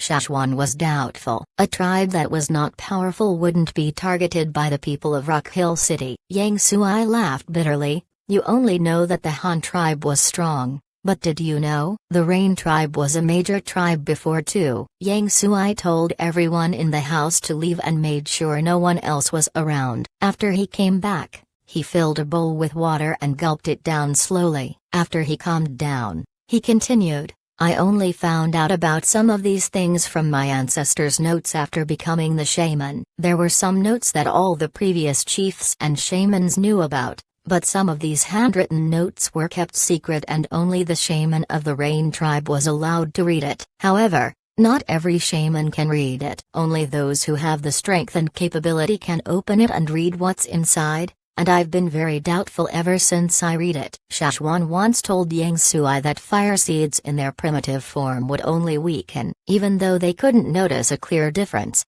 If they compared it with the fire seed they had thousands of years ago, they would immediately notice the difference.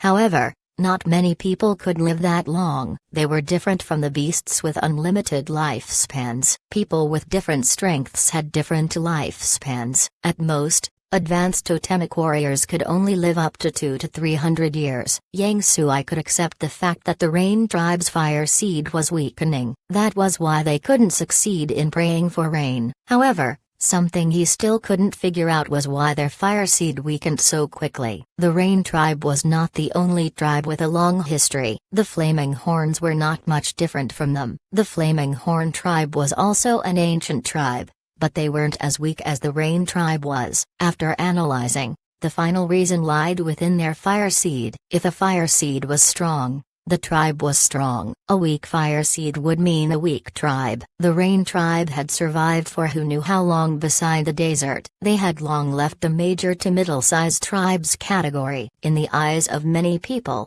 they were a tribe that was destined to disappear from the surface of the earth. Fire seed. Yang Sui raised his head and sighed. Our fire seed is so much weaker than other fire seeds now because of the Han tribe. You guys fought against the Han tribe before?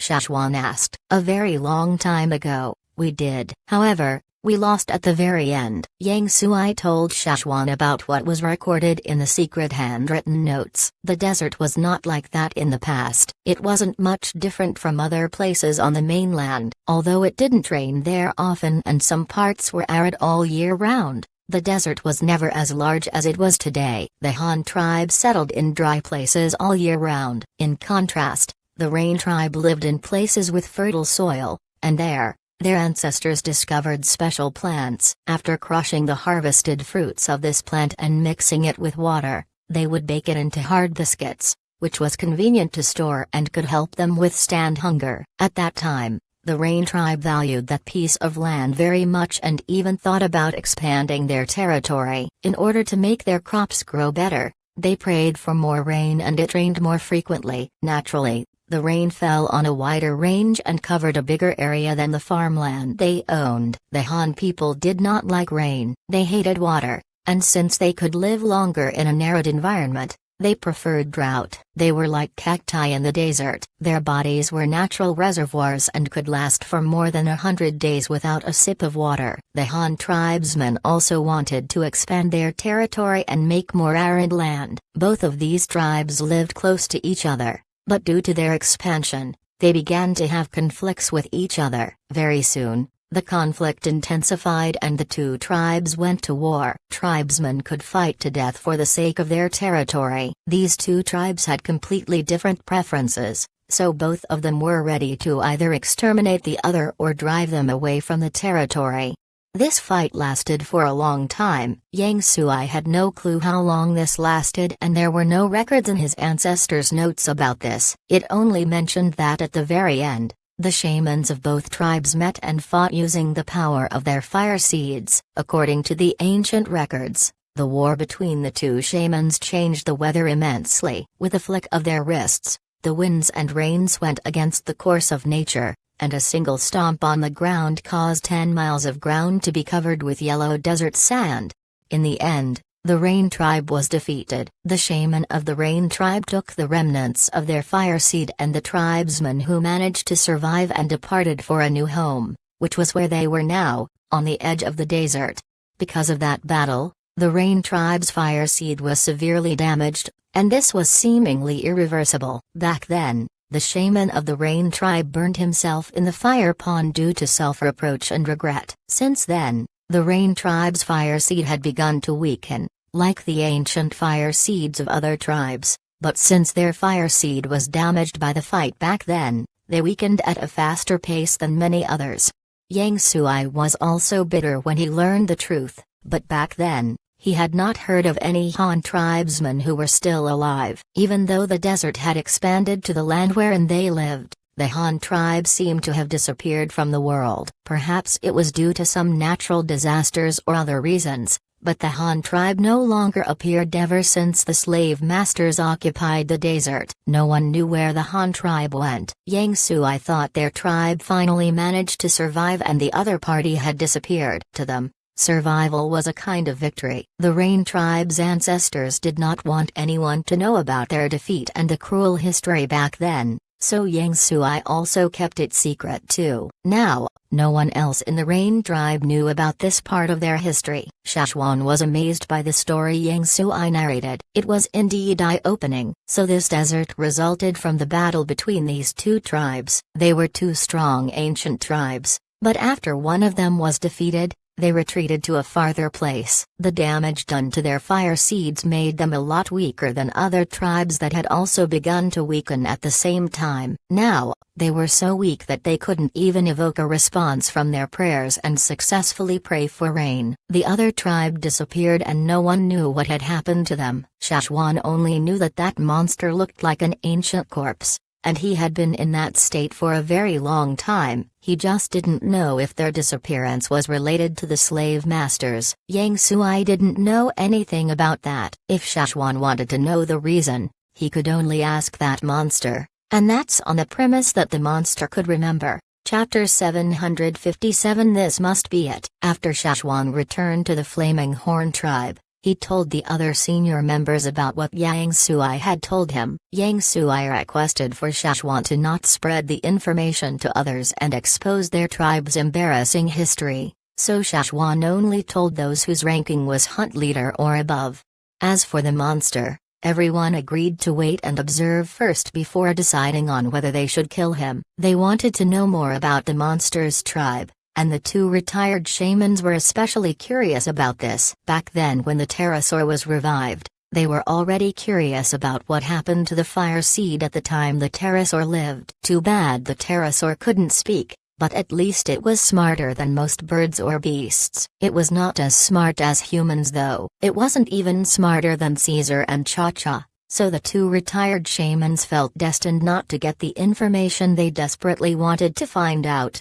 But this time was different. No one knew when this Han tribe existed and there were no relevant records in the Flaming Horn ancestors' notes. Perhaps it was because the Han tribe existed too long ago. Even if this information was recorded, it was probably lost during some major events or catastrophes. The disaster that happened 1,000 years ago had destroyed most of their historical records, and even though most of it had been recovered, it was still not complete. It would be great if they could find out more about that era from this monster. Memories could be recalled after all. Humans can speak, so this case was obviously different from the pterosaurs. Of course, this was still built on the premise that the monster posed no threat to the Flaming Horns. If he did, they had no choice but to kill him. After the monster fell asleep with his head in his arms in a squat position, he had not woken up since. Shashwan couldn't stay there all day long. The 6 members of the Gongjia family were still waiting for him and Zhengluo didn't want to delay the casting of the new metal weapons. Duo King led the hunting team out not too long ago, and they didn't need to go out to hunt for the time being, so Zhengluo and Duo King took turns guarding outside the secret chamber while he was gone. These two had to personally guard the room. They could not entrust this duty to anyone else. Only after 5 days did the monster in the secret room finally open his eyes. Zhengluo felt very strange guarding over such a silent and breathless person. This was the first time he found out about such creatures. Zhengluo peeked into the room carefully when he heard the movements. There was a newly built wooden box on the ground placed beside the original coffin. Due to the damage done to the coffin, Shashwan made one that was similar to it and placed the sleeping monster inside this new coffin. Zhengluo didn't know how Shashwan thought of such an idea. In fact, when Shashwan looked at the monster, the only thing that came to his mind was a zombie. When Zhengluo looked inside that big wooden box, the crouched person's hands and feet were already relaxed,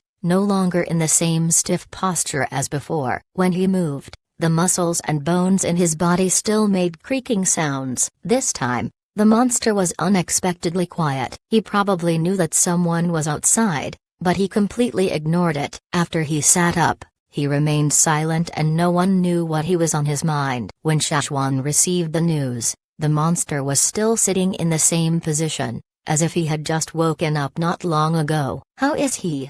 Shashwan asked Zhengluo. "He's been in that position for very long. He hasn't moved a single bit.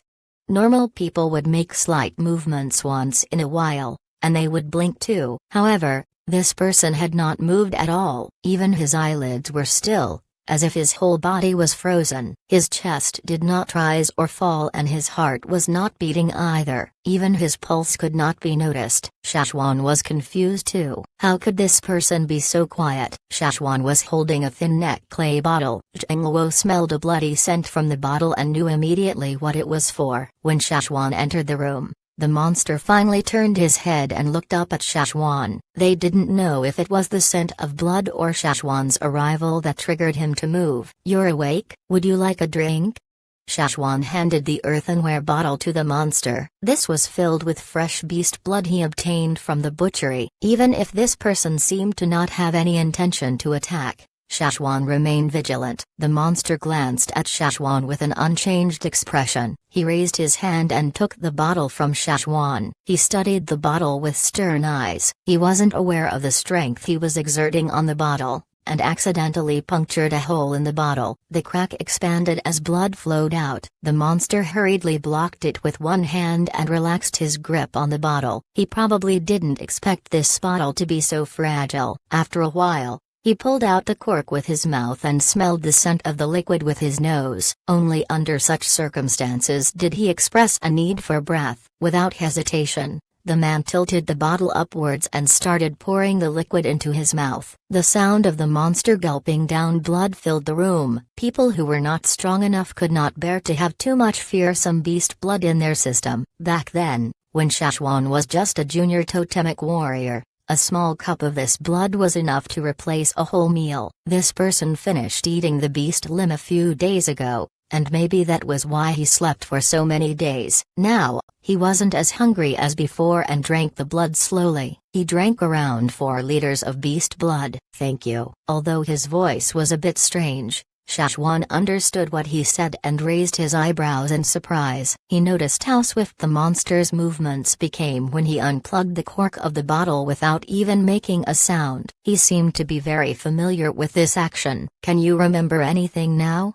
Shashwan asked. "A lot." The man paused and continued, "My name is Ganki and I belong to the Han tribe." The man calmly told Shashwan about the Han tribe. His description was very similar to what Yang Sui had told him before, except it was more detailed. The Han tribesmen preferred drought, and likewise, they also liked the scorching sun, so that was why they had a circle in their totem, representing the sun. They could survive in extreme arid conditions. On the contrary, they would be very uncomfortable and might even get sick in places that rained often. It sounded ridiculous indeed that they would get sick in a humid environment with their strong physique, but this was the truth. The central region of their tribe was most arid. The soil there was all desertified, especially near the fire pond of the Han tribe. The tribe was built on yellow sand, the same sand in the desert today. Because the trees were sparse in arid areas, even if the Han tribe mastered the wood scraping methods to start fires,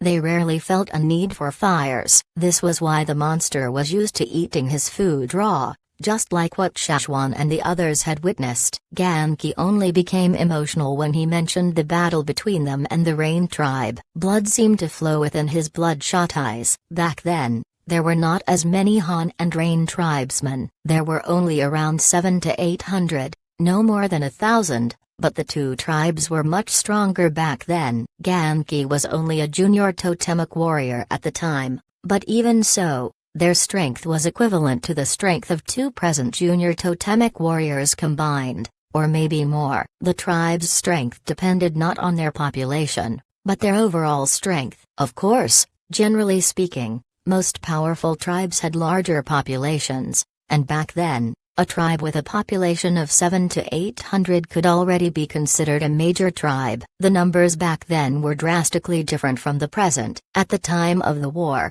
it seemed as if the Han tribe had the upper hand because the desert area expanded and the Rain tribesmen were forced to leave. But the people of the Rain tribe never knew that the Han tribe actually paid a heavy price after the victory. Something happened to their fire seed, and the tribesmen fell one after another because of that. The fire seed was slowly falling apart, and even the shaman at the time could do nothing about it. That was why the desert expanded. As the desert expanded, their fire seed also weakened. In the end, the shaman of the Han tribe made a final decision. If this continued, not only would their fire seed disappear from the world, even the Han people would disappear and become exterminated. That was why the shaman decided to sacrifice 11 people, himself included, to save their fire seed. They burned their bodies as sacrifice to prevent the fire seed from weakening. Unfortunately, they failed at the end, and our fire seed disappeared.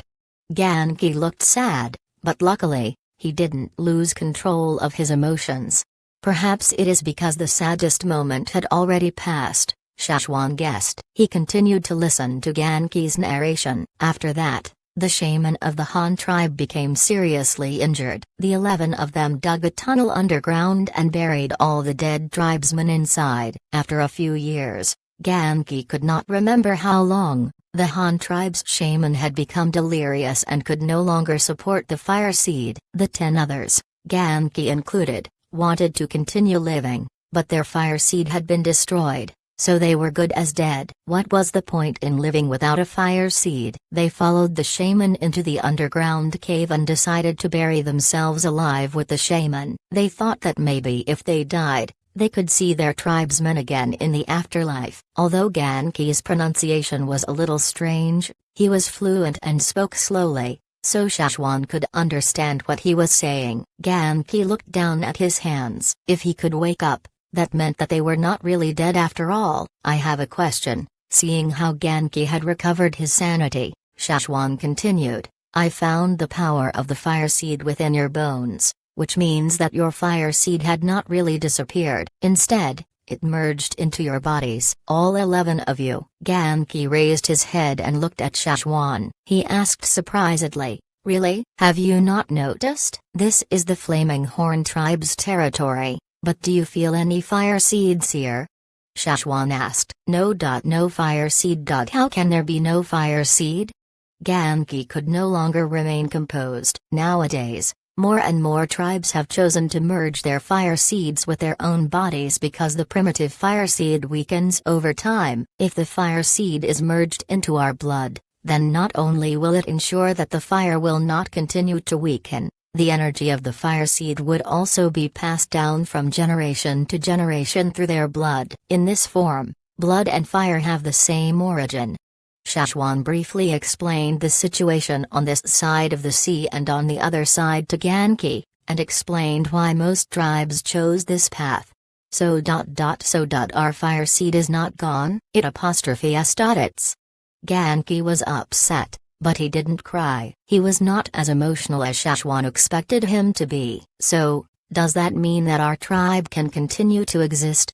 A light of hope flashed across Genki's eyes. But the next moment, Shashwan poured cold water on this hopeful thought. I'm afraid you don't understand the current situation in the desert. Do you know how you got there? Shashwan asked. Genki looked expectantly at Shashwan, waiting for him to elaborate. Ever since he woke up, he trusted Shashwan for no apparent reason. He just found him trustworthy, and he couldn't understand why he felt this way. He just did. Perhaps it was because Shashwan's energy influenced him to wake up in the first place. Shashwan told him briefly about their trip to the desert. The Rain and Han tribe were mortal enemies. The battle back then left them both damaged. A once powerful tribe became an unknown tribe and barely managed to survive. The other seemed to have won, but actually suffered greater losses. It was as if their entire tribe had to pay for the consequences. Now, Shashwan didn't want to see them fighting anymore, so he could only direct their hatred towards the desert. I'm guessing the other 9 are not in a very good condition. This was not an unfounded guess either. The people from Rock Hill City could enslave the dead and use them as puppets. Now, it seems like they already dug out the Han tribesmen's bodies and distributed them to every slave master. The only problem they're facing is that the Han tribesmen's bodies are not easy to control due to their special physique, and I'm not sure how many of these people from the Han tribe have been made into reanimated corpses. Every word Shashwan said seemed to infuriate Genki, and the more he told him, the stronger his murderous energy grew. Now, the air seemed to be tainted with viscous blood, which made Shangwo shiver outside the secret room. This kept him on his guard, ready to take action if the person inside launched a sudden attack. If you don't believe me, I can prove it to you. I just don't know how high the success rate is. And I don't know for sure if it will really happen. How long will it take? Genki asked. If it needed too long, he would immediately leave to investigate in the desert. Very soon, it might happen these few days, Shashwan said. Ganki decided to wait. He stayed in this secret room and followed Shashwan's instructions. He would wait here until what Shashwan said happened. Seeing Shashwan come out of the secret room, Zhengluo hurriedly walked up to him and asked, "So he actually remembers?" "It seems like it." Could it be that his head hadn't recovered when he first woke up, and now he's recovering after his nap? Zhengluo guessed. He thought about the event Shashwan warned about, and asked, "How should we make arrangements? Do we need to strengthen our security?" "No, just do what we did before. If we make it seem too deliberate, it might not be good." "That's true." "Then what's he going to eat?" Zhengluo asked. "Tell someone to send in a bottle of blood." He has regained his senses and rationality. Before understanding his current situation, he won't attack us. But just in case, if I have time, I'll personally come and bring him the blood. "Don't worry, keep your focus over there." Zhengluo pointed in the direction of their headquarters. He also wanted to get a crystal metal weapon as soon as possible. "I'm here. Just leave it up to me. If something strange happens, I'll go look for you." Shashwan talked with Zhengluo and Duo King about the arrangements before heading to headquarters. They had already begun casting the crystal metal. Gong Jiren and the others were still unfamiliar with the procedure, so Shashwan had to check on them. 2 days later, at night, a dark shadow ran past the side of the empty trading point, like a ghost in the night. He was skilled in hiding his presence. When he ran, his motions were synced with the sound of the wind. He was so skilled in hiding himself that no one noticed in every room he passed by. This black shadow approached the flaming river castle, and as soon as a guard left his post, he climbed up the stone wall like a gecko. "Hey, what are you doing there?" Several flaming horn warriors held the water moon stone up and asked the person who was squatting on the ground beside the wall of the fortress. "My stomach hurts, so I didn't follow them out to patrol." The person stood up and answered. He had a similar outfit and ornaments as the other guards on patrol, and he was indeed a guard who was stationed there, or at least he looked like him. "Is it serious?" someone asked caringly. "It's not serious. I just need to rest for a while." Not far away, a few flaming horn warriors laughed. "You stole something to eat, didn't you? Or is that just an excuse to be lazy?" "Don't get caught by Elder Zhengluo." "Alright, I know. The person standing by the wall waved at them. "You guys should get back to patrolling too. Don't be lazy." "You're telling us to not be lazy now?" "Ha."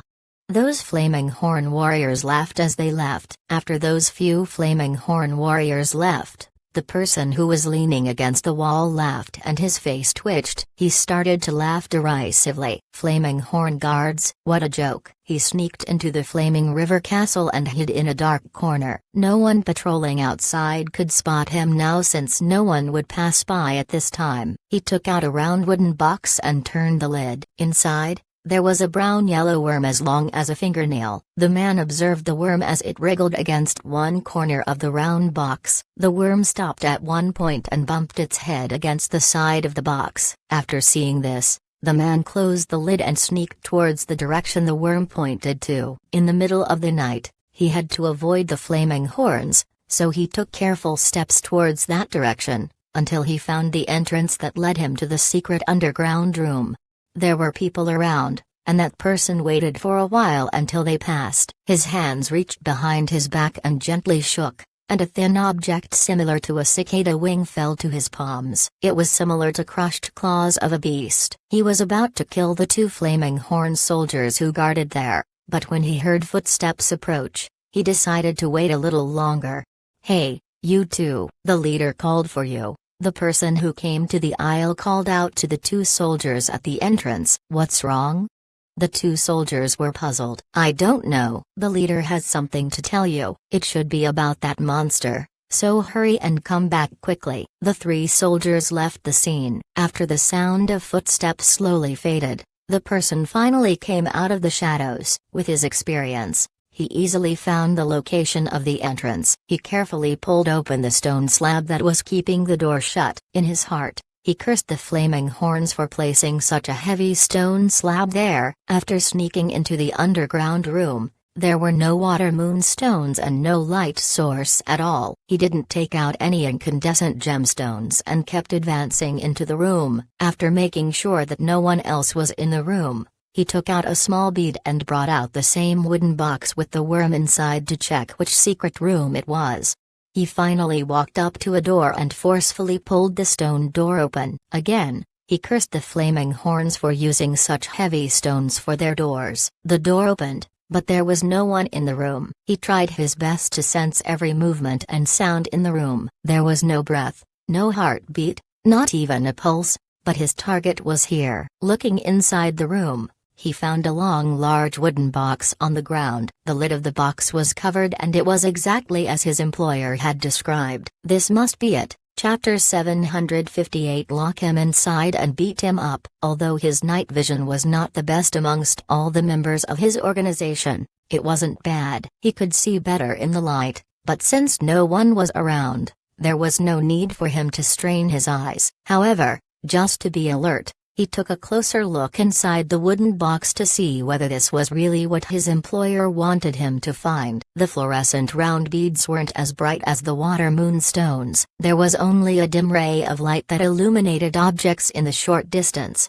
and the light would appear different from different angles. Now, the brightest part of the light was aimed onto the large wooden box. After opening the lid of the wooden box, he looked inside and frowned. This was not the same thing his employer told him about. His employer had mentioned that the flaming horns stole a puppet-like monster similar to those in the desert. He had seen those puppets before, so of course he knew what his target should look like. However, this figure seemed not much different from normal humans. He looked strange and not at all similar to those puppets in the desert. It was as if the flaming horns had put one of their dead bodies here. Not this one? Did he make a mistake? How could this be? Doubtful, he opened his round wooden case and looked at the direction the worm was pointing. Still, the worm pointed to this direction. Could it be that there was another secret room in this same direction? He lowered his head and thought for a while. Suddenly, he sensed a cold murderous energy and chills went down his spine. Goosebumps appeared all across his body. In his previous missions, whenever he had such a feeling, he knew that the first thing he needed to do was run. He quickly put away the small wooden box and was about to look away. Suddenly, he noticed that the person within the wooden box that he had been regarding as dead opened his eyes. That man looked at him with bloodshot eyes and his expressionless face began to twitch. Not good. Seeing this, the first thing he thought about was that there was a flaming horn lying here pretending to be a corpse, waiting to ambush him. In his mind he cursed the flaming horns again. How cunning. He was ready to leave, but the person in the box grabbed his hands with a strong grip. His grip felt no different from the sharp claws of a fierce beast. Instantly, he shook his arm and tried to break free from the grip. Click, click, click. The sound of bones cracking. There was no doubt about it. His arm had been twisted and his bones were dislocated. Genki did not cause this though. It was this person's transformation. His arm became thinner and more flexible as he slipped out of Genki's grip like a slippery loach. Even though he broke free from the person's grip and his arm instantly grew back into its original shape,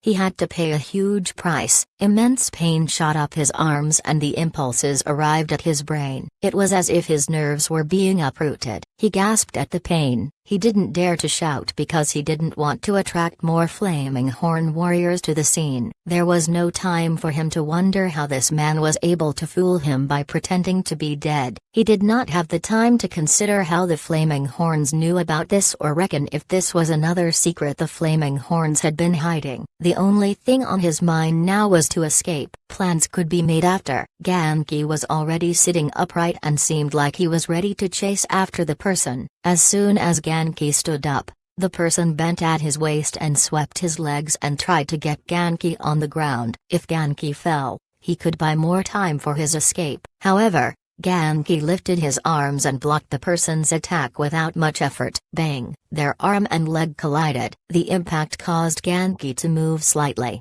but a sharp pain shot up the other person's shin. It did not feel like he kicked an arm. Instead, It felt like metal, hard metal. The intruder felt worse now. He was definitely not weak since he made it all the way here. The opponents he faced before were easily swept off balance by his kick. He even managed to cause fractures in his opponent's legs with his kick. But now, not only did this person not fall, his own legs almost fractured from the impact.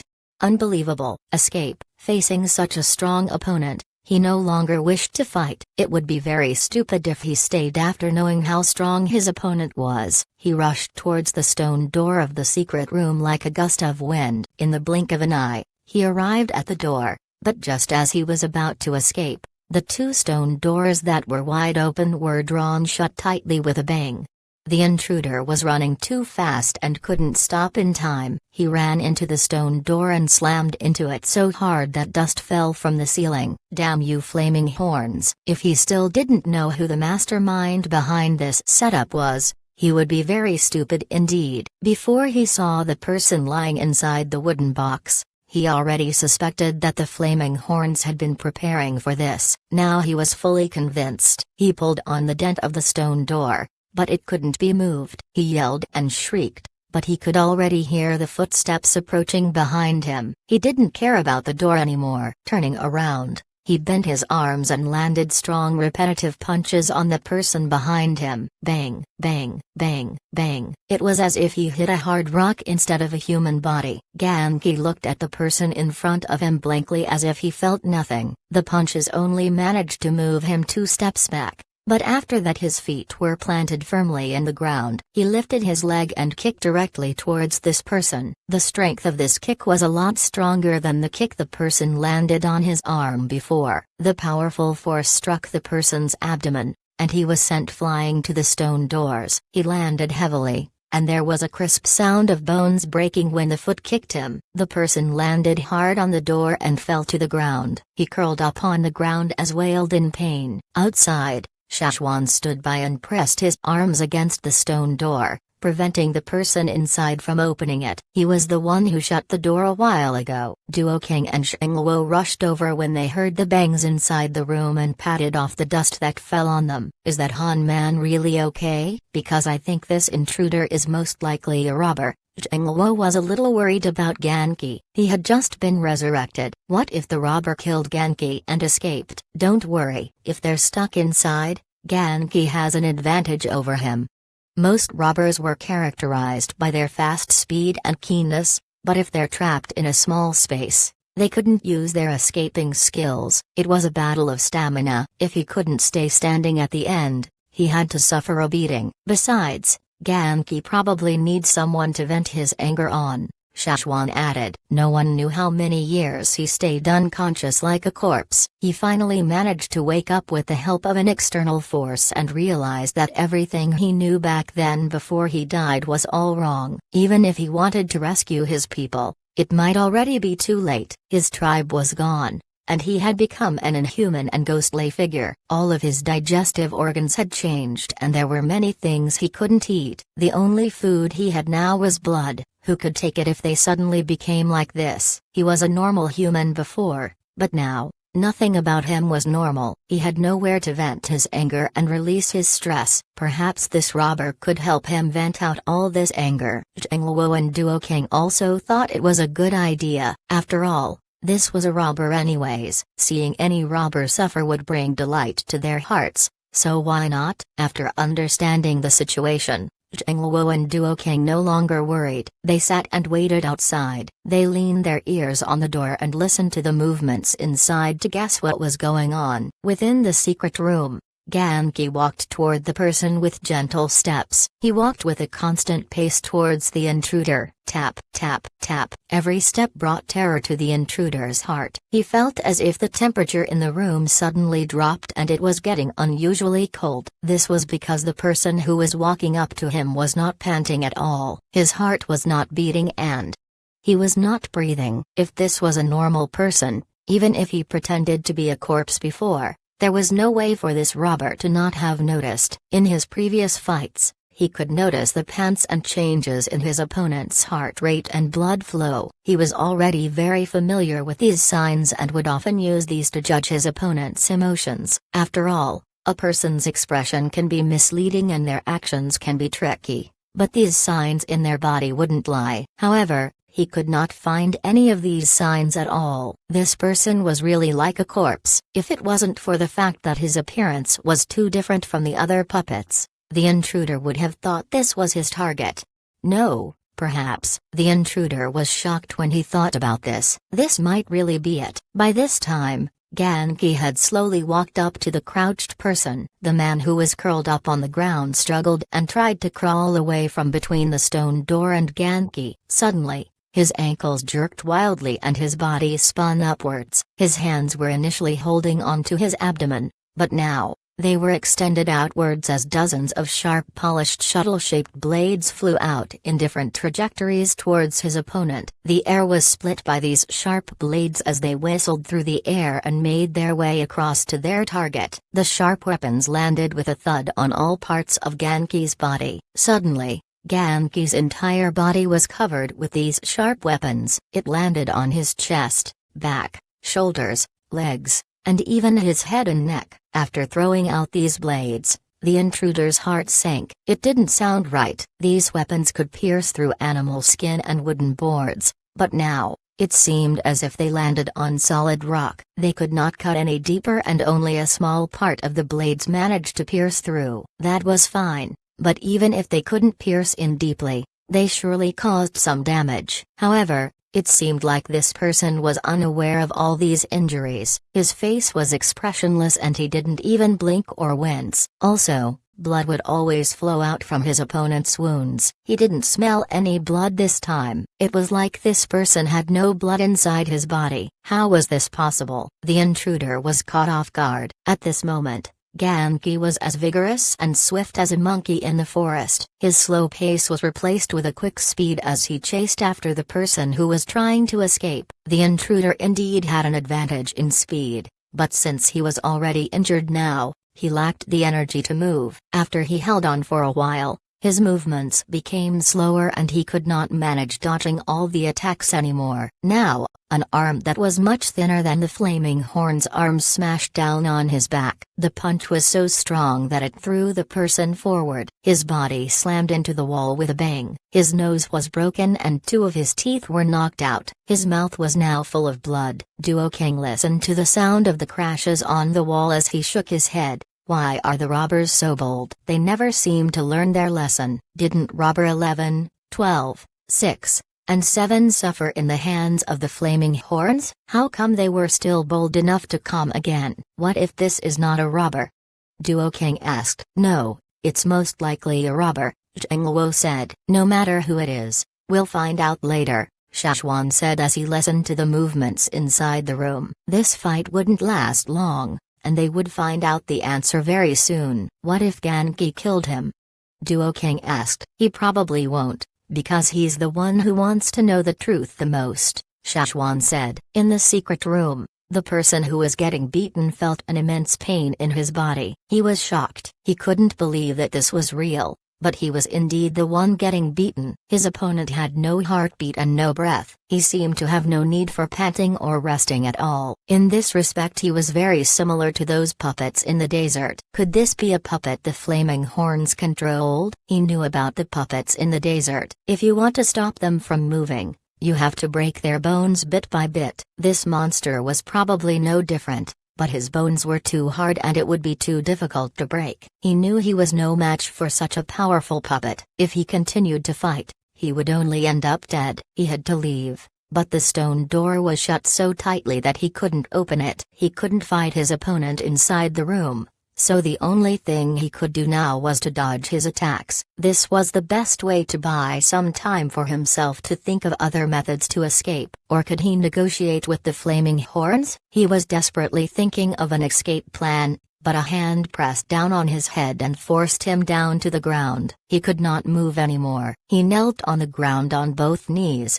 and his bones banged against the ground. Bang! The intruder screamed in pain. His fingers gripped tightly on a crescent moon-shaped weapon and slashed at the claw-like hands that were tightly gripping his head and holding him down.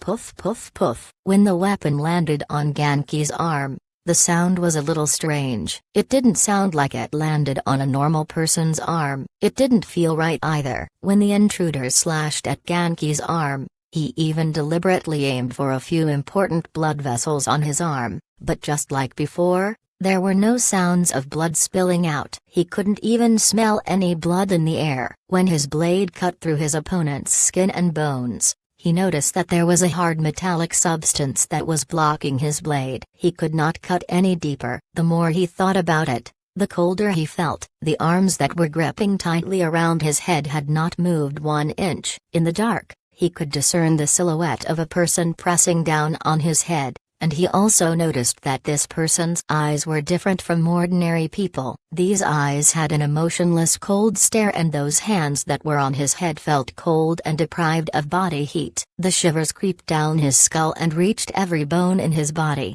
and he trembled with fear upon this realization. He couldn't handle it anymore, especially when the strength of the grip on those hands began to tighten on his skull. He was afraid that if he were a step too late, his brain would suffer an irreversible damage. "Don't kill me. I didn't want to come here. Someone sent me here." It's Sula, the second young master of the Fallen Leaves City.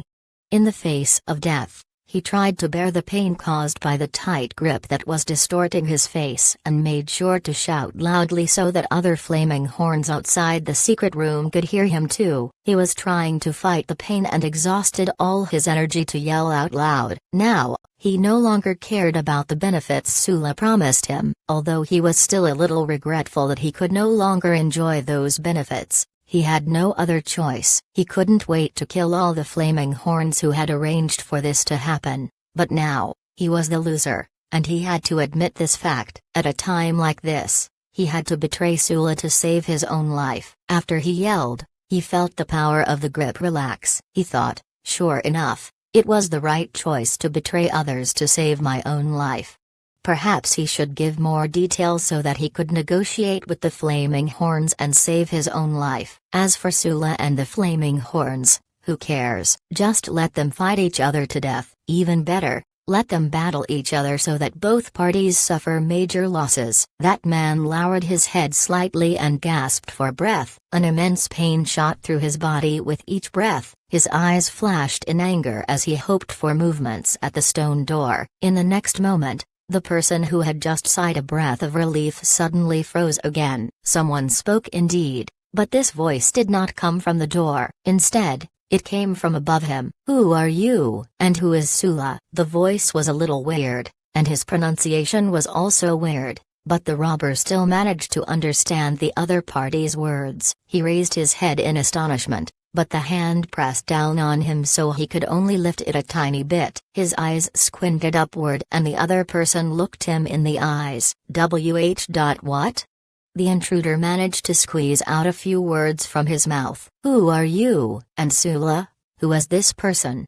Genki thought this person couldn't understand him, so he spoke a little slower this time. Genki didn't know that the person actually understood him. The intruder understood what was said. He was just so shocked that he couldn't believe it. Wasn't this just another kind of puppet the flaming horns controlled? Wasn't he already dead? Could it be that this is not a corpse? No, that can't be. Dead puppets shouldn't be able to speak at all. What was this creature? Could he be a helper the flaming horns hired to help them? Seeing how this person did not speak, Genki pressed his fingers down even harder on the other person's head. Feeling the pain in his head, the person finally reacted. Now was not the time to be stunned or shocked. Those doubts could be solved later. All right, don't kill me. I'll tell you everything." Feeling those fingers loosening on his skull, the man's Adam's apple rolled as he swallowed the blood in his mouth. He tried to calm himself down and did his best to analyze the current situation. Perhaps he could think of someone who could take the blame for him. "Sula was the person who hired me. He told me that he lost a very important item and it was stolen by the flaming horns,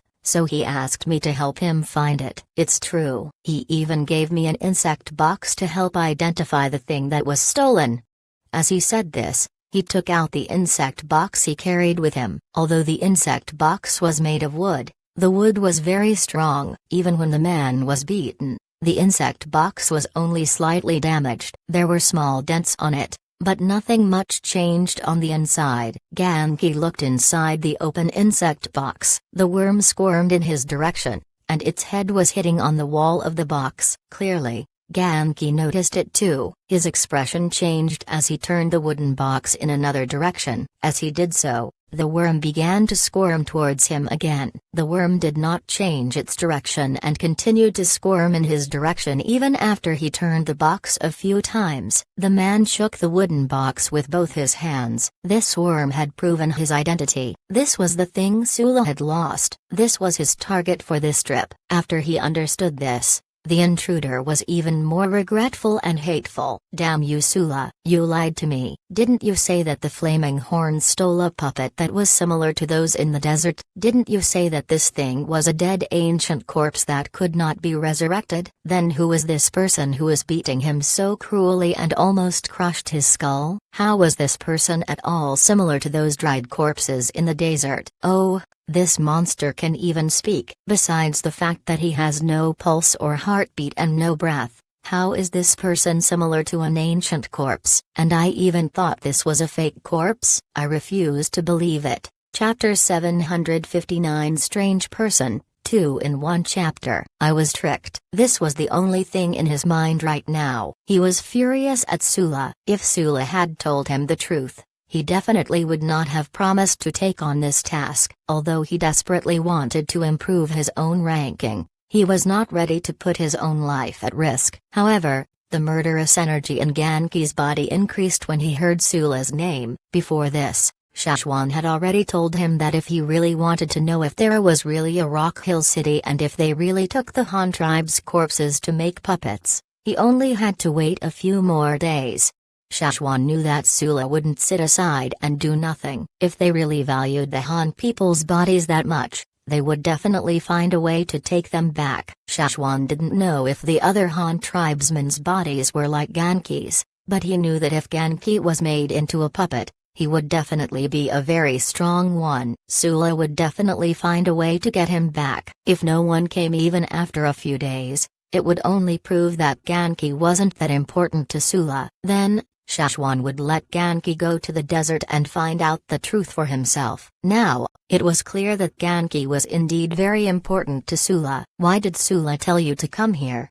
Genki asked. He wanted to know why he was so important to Sula. The intruder wanted to stay alive, so he didn't beat around the bush. He immediately told Genki everything he knew about Sula and tried to direct all of his hatred in that direction. Luckily he asked a lot of questions before he took on this task. Sula said that this thing was very important to him because a very important person in Rock Hill City gave it to him as a gift. He has to pass it to another person very soon, so he must find it in time, or else he will be punished. The intruder spoke very loudly. No matter how soundproof the room was, Shashwan and Xingluo heard what he said very clearly. Plus, Shashwan had already pulled the door open slightly so he could hear through the gap. After listening to this, Shashwan thought about the person from the Yi family. That person contributed significantly to the establishment of Rock Hill City. Some people even suspected that he foresaw the disaster and chose to build the city in that location. This person was Yi Xiang of the Yi family. According to some rumors, he was also involved in the case of the desert monsters. Even Yi Si thought so. It was very likely that the Han people's bodies were discovered by Yi Xiang. Tribesmen's tombs were not easy to find, so those who could find it were definitely not ordinary people. Are there others like me in their hands? Genki asked. This was what he cared about the most. Yes, yes. The eyeballs of the person whose head was pressed on the ground moved. He was surprised when he discovered eagerness in this person's tone. After a quick thought, he decided to change his mind and continued, yes, yes, but I heard them say that besides you, the others had become puppets. Ouch. Ouch, don't kill me. I still have a lot to say. Genki was still a little pleased when he heard the first sentence, but when he heard that they all became puppets, he was furious. He pressed down so hard on his opponent's head and he almost lost control of his own strength. Is what you said really true? Genki asked. The intruder only caught the most important phrase in the sentence and replied hurriedly, It's true. Everything I said is true, I swear. This is exactly why you are such a hurdle for them. Everyone else became puppets and you're the only one left. If any of them can turn you into a puppet, they can improve their status and become Sula's left-hand man. However, if they can't turn you into a puppet in time, they can only pass your body to the next slave master. That meant that besides Genki, everyone else in the Han tribe had been turned into puppets. Genki was merely a tough question other slave masters had to solve. Whoever could solve this question would be promoted. To them, Genki was just a test subject. Every person who participated had limited time to solve this question, and only one person could successfully solve it. No wonder Sula and the others were frantic when Genki was stolen. This was their test subject. If any others found out about this,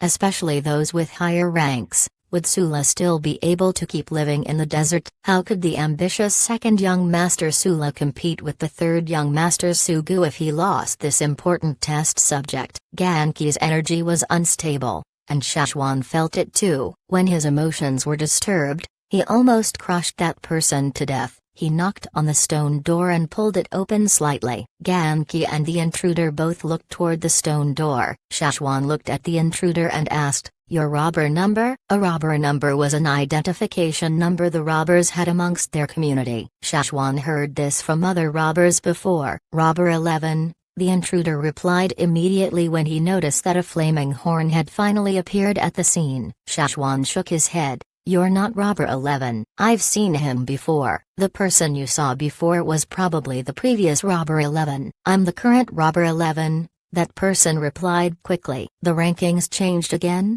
Shashwan asked. "Is robber 7 still alive?" The current robber 11 was shocked. Did the flaming horns hold a grudge against the robbers? In his heart, he cursed robber 7 countless times for making such a stupid mistake. "No. If you are talking about the robber 7 from years ago, he didn't die. He's still robber 7 right now, and back then when he failed on a mission with robber 6, both of their rankings were reduced. You guys probably don't know that we have a rule. If we fail on a mission and blow on the whistle to request for others to come to our rescue, our ranking will be reduced even more, especially if we are ranked in the top 10. Robber 6 and 7's rankings were reduced back then, but some others with higher rankings died, so they returned to their initial ranks. Lucky them. Robber 11 did not tell them everything though. More than one person died in the top 10 ranking. Robber 2 and Robber 9 died, so people who were numbers 11 and 12 made it into top 10. He was robber 13,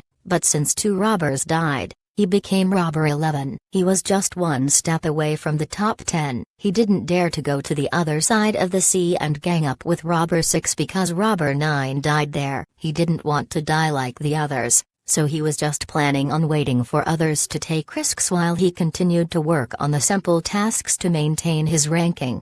But it just so happened that Sula came up to him this time, and robber 11 was tempted by the opportunity. It wasn't merely because of the benefits Sula promised him. The flaming horns were famous and rich too. If he could steal some things from here, his results would be quite significant. He might even be able to squeeze past a few people in the top 10 and move them down the ranks. The Flaming Horn tribe was a much stronger tribe. They had so many people after all. After he confirmed the location of the target with the insect box, he waited around the Flaming River Castle and observed for a few days before he finally took action. There weren't many guards here, and there were also many people from foreign tribes. He liked coming to places with a lot of different people because he could hide easily and just blend in with the crowd. However, Robber 11 never thought that the Flaming Horns were already expecting him and even set up a trap for him. Robber 6 and 7, you said they blew a whistle?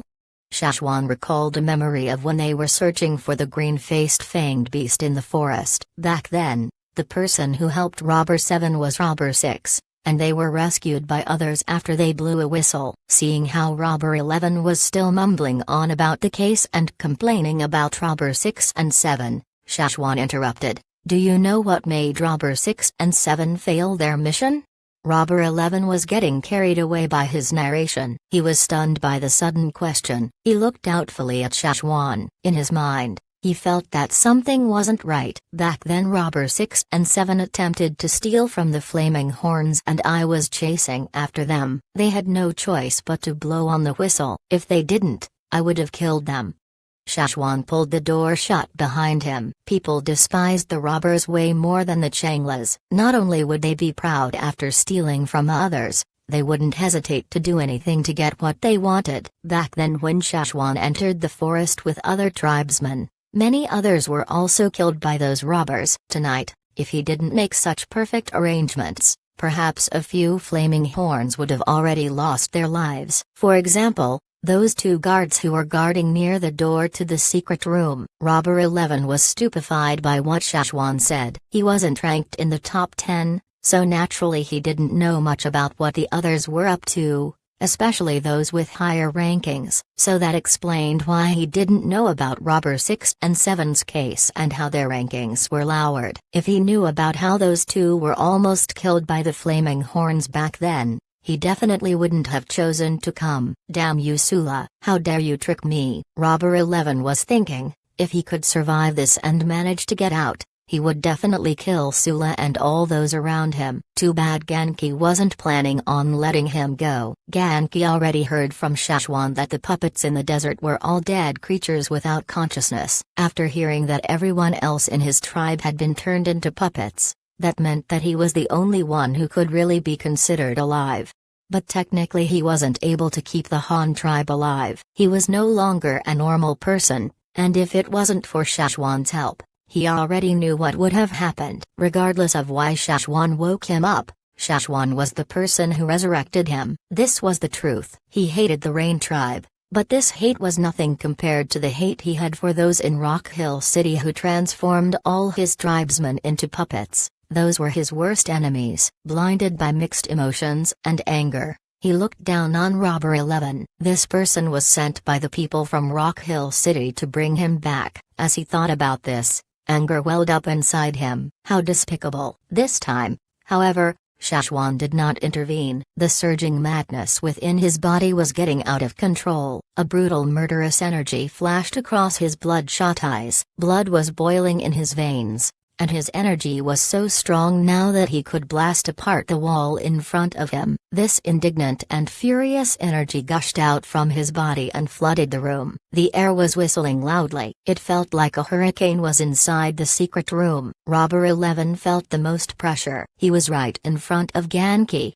and the energy that came from Genki's body made his whole body tremble uncontrollably. He was so shocked that his mind went blank. This was not a sound normal humans could make with their throats. The whistling sound came from the hot breath in Genki's nostrils. Combined with Genki's loud roar, it sounded like the roar of a nocturnal beast in the woods. The whole secret room was shaking. Not just the secret room. The whole flaming river castle was shaking. The first wave passed and it was silent for a moment. Instantly, the second howl came, even louder than the first. Genki was ready to kill. The murderous energy flushed out from his body and filled all the space in the room around him. The second roar was even louder and clearer than the first. As energy levels soared within Genki's body, this energy was released as roars that shook the whole floor and ceiling. Everywhere around them, dust was falling, and it was drifting through the air like a dust storm. The sounds were carried from the flaming river castle to other places nearby. The roars only sounded spookier unmuffled due to the soundproof walls of the building,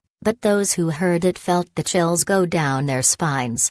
Many woke from their sleep. Even some people on expedition trips became alarmed when they heard the sound. They sat upright in fear on their beast hide cushions, and their hands gripped tightly on their weapons as they prepared to defend themselves.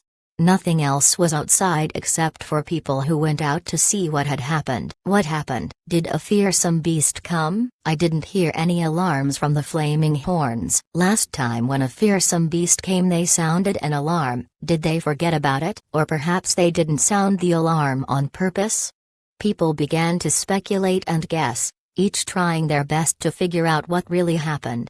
The birds nearby chirped loudly as they flew into the distance. They disregarded their sense of direction in the night and flew aimlessly. This disturbed these people even more. The roars continued and it was heard 3 times. Each was scarier than the previous. and some people speculated that the Flaming Horns had been secretly raising a fearsome beast to guard the Flaming River Castle. No one knew what this creature was. Did someone sneak into the Flaming River Castle? Some people even thought about sneaking into the Flaming River Castle before, but they ceased to have such thoughts upon hearing these roars. However, some others became even more curious when they heard this. The Changlas were such people. They left the Flaming River Castle not long ago to explore the places nearby, and observed different tribal traditions and cultures. They even went to watch some tribes merge their fire seeds. To them, these tribes were too poor, so they didn't even think about making a move on them. At the end,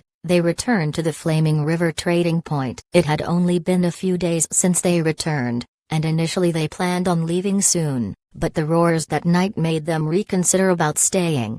"I really want to go in there and find out what's going on," Wu He said. "Aren't you afraid of getting caught by the Flaming Horns again?" The person beside Wu He did not agree. He did not want to suffer the same fate as before. Amongst this group, some agreed while others objected. At the end, Wu He went to find Yi Si to inquire about this incident. He had been treated unfairly before. This time, he wanted to hear what Yi Si felt about this issue. Yi Si had been woken from his sleep by the 3 loud roars from the Flaming River Castle. The roars had ceased, and he had just fallen asleep before Wu He's shouts woke him up again. He was yawning when he walked out, and when he heard what Wu He said, he stopped in the middle of his yawn and scowled. "If you want to die, go ahead. Don't tell them you know me. I don't want to be involved in this." Wu He was anxious when he heard this. "What? You mean if we go, we won't return alive? With your strength now, you definitely won't return alive," Yi Si said affirmatively. Seeing the unbelievable expression on Wu He's face, Yi Si pointed at Grasshopper, whose spikes were still erect on his back. "See, he's that scared. Is that thing in the Flaming River Castle a beast or human?" Wu He was still curious. This was just the Changla's nature. They were just naturally curious and nothing could be done about it. "I don't care, but I just know that if you go in there, you will die a very miserable death. So if you still want to go, go ahead." Yi Si didn't want to bother talking with them. He ordered Grasshopper to drive them away. He muttered to himself as he looked in the castle's direction. "These Flaming Horns are making us more confused each day. What exactly are they planning?" After the noise had subsided, Zheng Luo called for the main guards and severely reprimanded them. It was only now that these guards knew someone had sneaked into the Flaming River Castle. Before this incident, he didn't tell many people what was going to happen because this would allow them to successfully lure the robber into the trap they had set for him. After this robber was caught, some of these people were growing haughty due to their new success in catching a robber, so he wanted to use this chance to let them understand how serious this case was. Many Flaming Horns nowadays seemed more like mobsters than warriors who belonged to a powerful ancient tribe. Their ancestors were proud people, but they never behaved like the present generation. Their mindset wasn't right, but they could still be corrected now. All they needed was some more time. They should not relax or let their guard down. If he didn't scold them, they would just loosen up and become even more careless. Underground, poisonous gas and weapons filled the entire secret room. Robber 11 tried to fight back with all his might, but at the end, he failed to escape from Ganqi's hands. When Shashwan went into the room the next day, Ganqi was still standing there blankly. There was still blood on his hands and his eyes stared blankly into the distance. It was as if his whole body was frozen. Shashwan was not at all surprised. This was not the first time he had seen him like this. He looked down at Robber 11's corpse. It was still in one piece. Last night, Ganqi's emotions were turbulent, but they were not as intense as Shashwan had expected. How strange. If anyone knew what Shashwan was thinking, they would definitely object. This person roared like a fearsome beast the previous night, and even people outside the castle could hear it, and people from the trading point were all woken up by the roars. And this was not intense, but if anyone experienced what Ganqi experienced, they would have reacted even more wildly than he did. Shashwan did not stop him yesterday because his emotions were a little unusual. Inside the secret room, The person who stood silent with a blank expression looked rather serene. He was completely different from the person who roared wildly last night. He was shockingly calm. How strange, Genki remarked. What's strange? Shashwan asked. I don't feel much anger or sadness. Genki's speech was not clear, but Shashwan caught the main words in his sentence. Genki could feel that his emotions were not as intense as it should have been. He was angry and sad, but these emotions weren't strong. This was not normal. His roar was fierce, but it starkly contrasted with the expected hysteria. He calmed down way too quickly. Shashwan thought Genki was a cold-hearted person to begin with, but he actually wasn't. Shashwan did not respond. He knew that Genki wasn't stupid. After he woke up, his thinking and rationale returned to normal. He was after all an elite member chosen by the Han shaman. Shamans only picked those who were strong and intelligent. At least most shamans would look for the most elite members. Genki probably knew enough about his own condition already, so Shashwan didn't need to tell him much. You stayed awake the entire night? Shashwan asked. His eyes remained open as he stared blankly for an entire night. Did he sleep standing up? Was he really a zombie? Sleep? No, I don't need to sleep anymore. Genki enunciated every word. Then he continued in a much slower tone. I've had enough sleep. Actually, he didn't have enough sleep. Genki really didn't have to rest like normal people anymore. Sleep was just a cyclical means of regulating homeostasis. He had no need for this. His body was no longer normal, so it didn't need such regulations. Back then, when he squeezed Robber 11 to death, he did not need to breathe at all, and he didn't feel tired either, because it was nowhere close to his exhaustion limit. What are your plans now? Do you plan on going to the desert? Shashwan asked. No, Genki said. It's not time yet. Judging by what Robber 11 had said, Genki knew that he was no match for the rulers of the desert. If those people could turn all his people into puppets, they were most likely strong people. If he was a normal Han person, perhaps he would have rushed to the desert under anger. Genki was not normal though. He calmly analyzed the pros and cons and made the best choice. There was also another reason behind this decision. He lacked an understanding of the current world. Too many years had passed and it seemed like too much had changed. He needed some time to adapt. No one could remember a tribe called Han. If he hadn't woken up, perhaps their totemic sign would have disappeared. I want to stay here, Genki said. Alright, Shashwan didn't tell him too many rules. With Genki's current rationality, he probably knew what he had to do if he wanted to stay here. Where do you want to live? Shashwan asked. Just here. Genki looked around this secret room and his eyes stopped at the large coffin-like wooden case that had cracked. He pointed in that direction and asked, do you have more of those? Sure. I'll tell them to make a new one for you. Use dry wood. You want to use dried wood? Sure, we have lots of dried wood used to make ships. They're sturdy enough. I want to take a look outside. Genki was still using the least number of words to express his meaning. Shashwan looked at the weapons stabbed into Genki's skin. You don't want to remove them first? No need. He wanted to go out now. Sure. I'll bring you out. Shashwan led Genki out a secret room and walked up the underground passage. Even though everyone in the castle had been told of such a monster's existence, they were still quite shocked when they first saw him. The green skin didn't bother them as much. Sharp blades were pierced into his skin and flesh were turned inside out on some parts of his body. Some of his injuries were so deep that his bones became visible. If this was an ordinary person, he would have died long ago. However, this person did not spill a drop of blood and he was walking with a stern face behind Shashwan as if these injuries and weapons did not exist at all.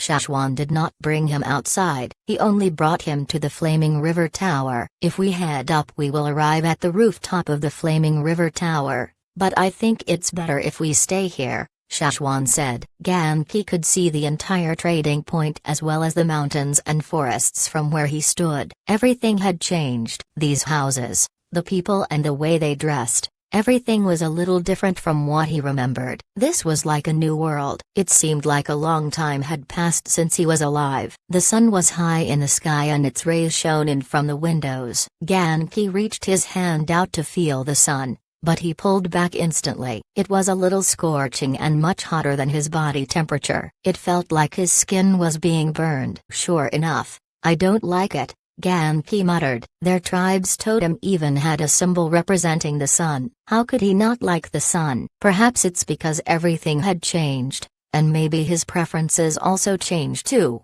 Chapter 760. The D Mountain tribesmen are here. Genki decided to temporarily settle in the Flaming River Castle, inside Shashwan's original secret underground chamber. Meanwhile, Shashwan arranged another secret room for his own use. Perhaps it was due to the changes in his body. Genki no longer wanted to eat beast meat. Now, he preferred beast blood over meat. Thus, fresh beast blood would be collected daily at the slaughterhouse and sent to the secret chamber. To some people, if they were unable to eat such delicacies, they would definitely feel that it was a pity. But to Genki, these did not matter. He could work with whatever was most convenient, and as long as it could keep him alive, anything else did not matter. Genki did not like the sun and preferred the shadows or places like the underground chamber. He only lied down inside the wooden coffin and he basically had no need for sleep. If he lied down, he would only silently contemplate inside the coffin. Genki would come out every night to listen to the Flaming Horn soldiers' conversations. Shashwan and Xingluo both agreed to let him listen to these soldiers' chats. Sometimes they would talk about the mainland and he would just listen to them talk. He was like an artifact and his language could barely be understood by most. He didn't even know what pottery was. Perhaps he had been buried for too long and had slept for ages. He could not communicate smoothly and sometimes had a strange accent.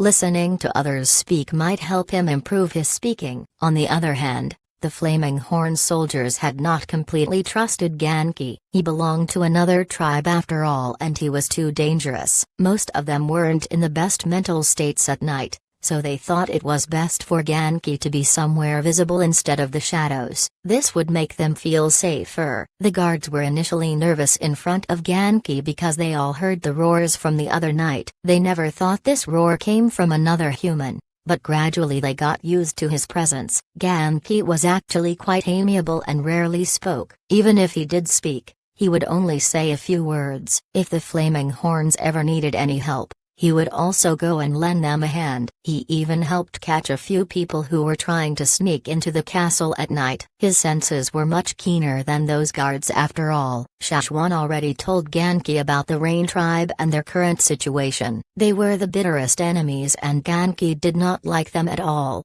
But after he found out about their current situation, he thought about his shaman's regretful and scornful look and wondered, perhaps they wouldn't have ended up like this if they never went to war.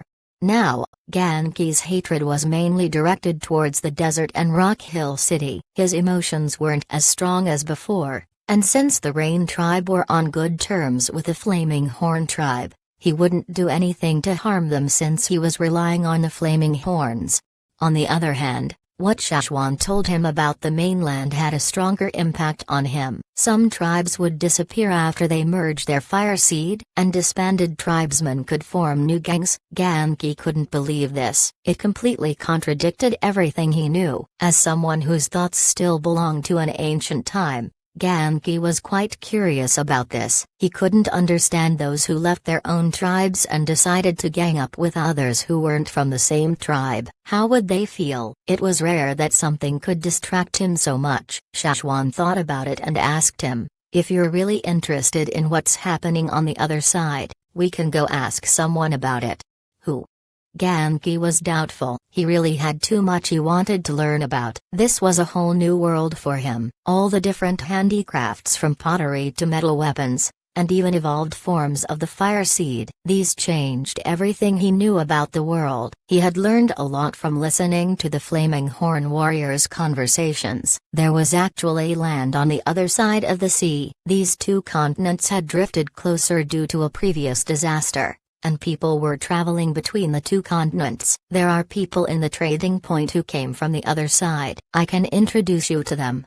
Shashwan looked out and checked the sun. It was noon. The sun was shining brightly. Even though Genki did not like to move around in the day, he knew that most people slept at night. Genki no longer enjoyed walking under the sun, But if he could find out more about this, he could bear the heat for a while. He wrapped a cloak around him and hid under its cover. Following Shashwan, they left for the trading point. He wore a cloak and his whole body was covered so tightly that he caught the attention of many. At the trading point, he seemed very spooky, but the people here had seen even stranger figures. The only reason why he caught so much attention was because Shashwan was the one who brought him here. Everyone in the trading point knew who Shashwan was, so when they noticed that he brought a strange person in a mysterious outfit, they couldn't help but wonder who it was.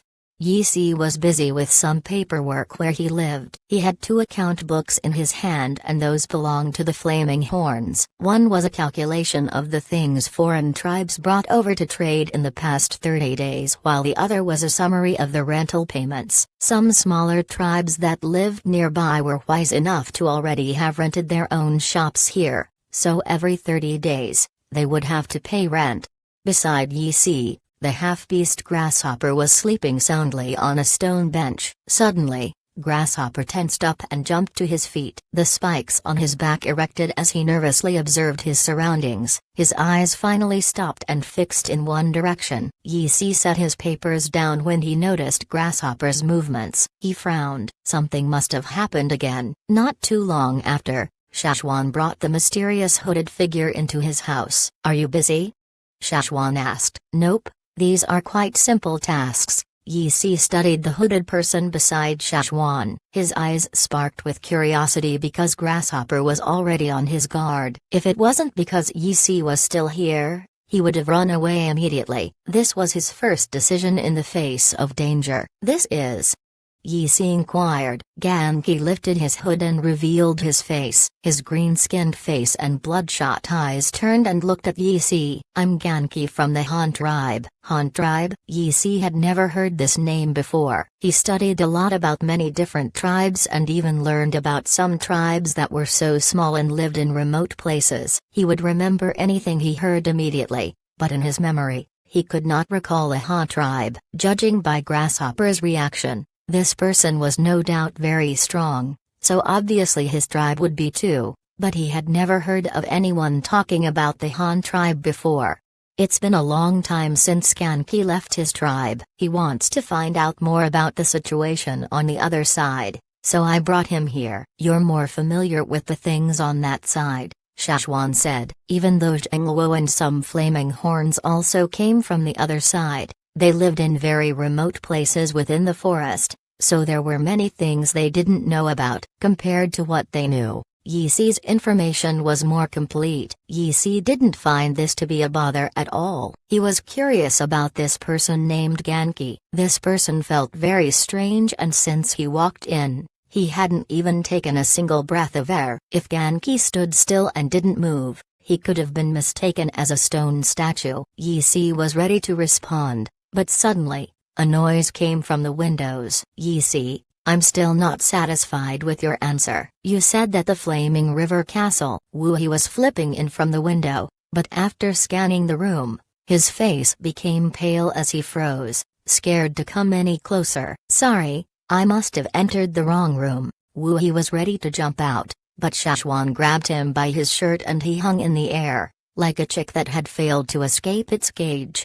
The other Changlas behind Wu-He noticed what had happened, and frantically darted away. They no longer cared about Wu-He. They had to first ensure their own safety before looking for a chance to rescue him. If it were any other Flaming Horns, perhaps they would have stood a chance and maybe they would rush to his rescue. However, the person who caught Wu-He was Shashwan, and they panicked at the memory of the large flame hand that Shashwan used to slap them down from the sky.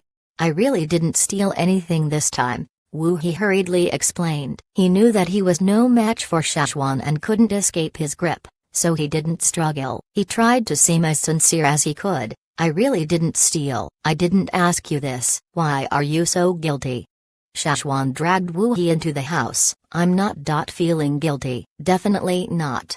Wu-He denied. "Then what did you mean when you mentioned the castle? Were you planning on sneaking in?" Shashwan asked. "No, definitely not. I swear, it's true."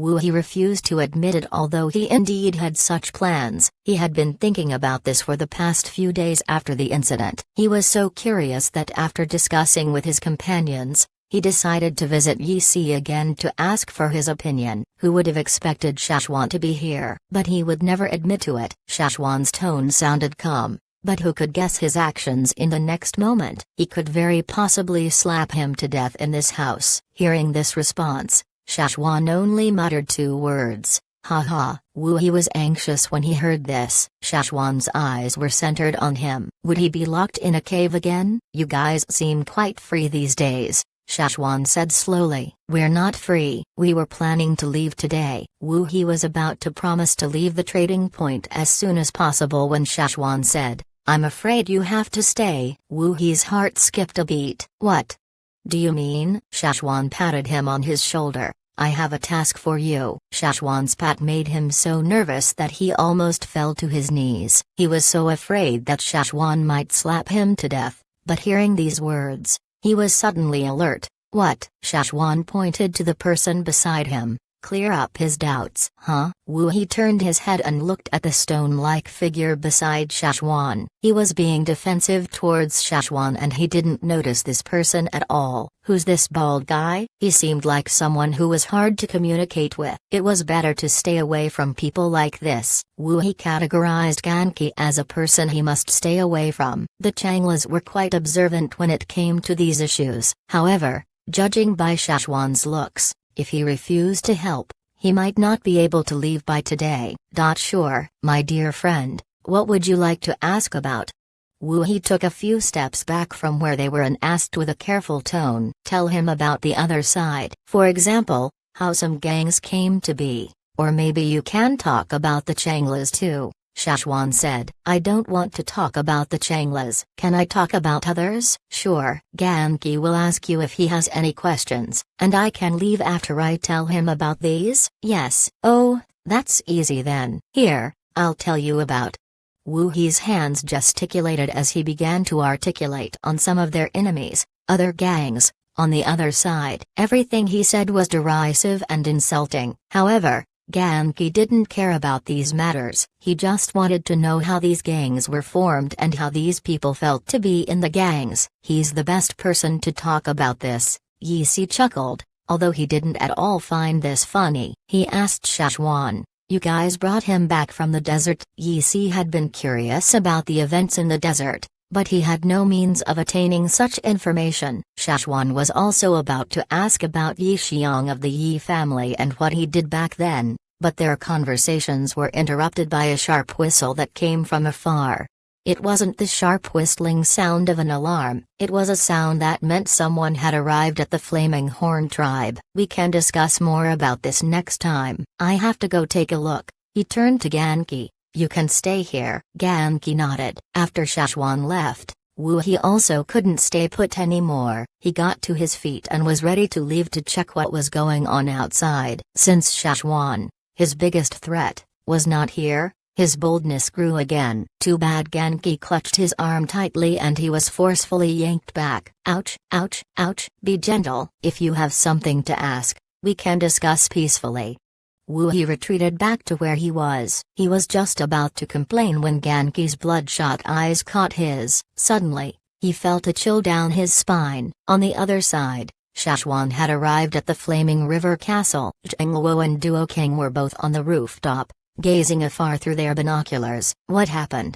Shashwan asked. "I can't see it clearly, but it seems like someone's here."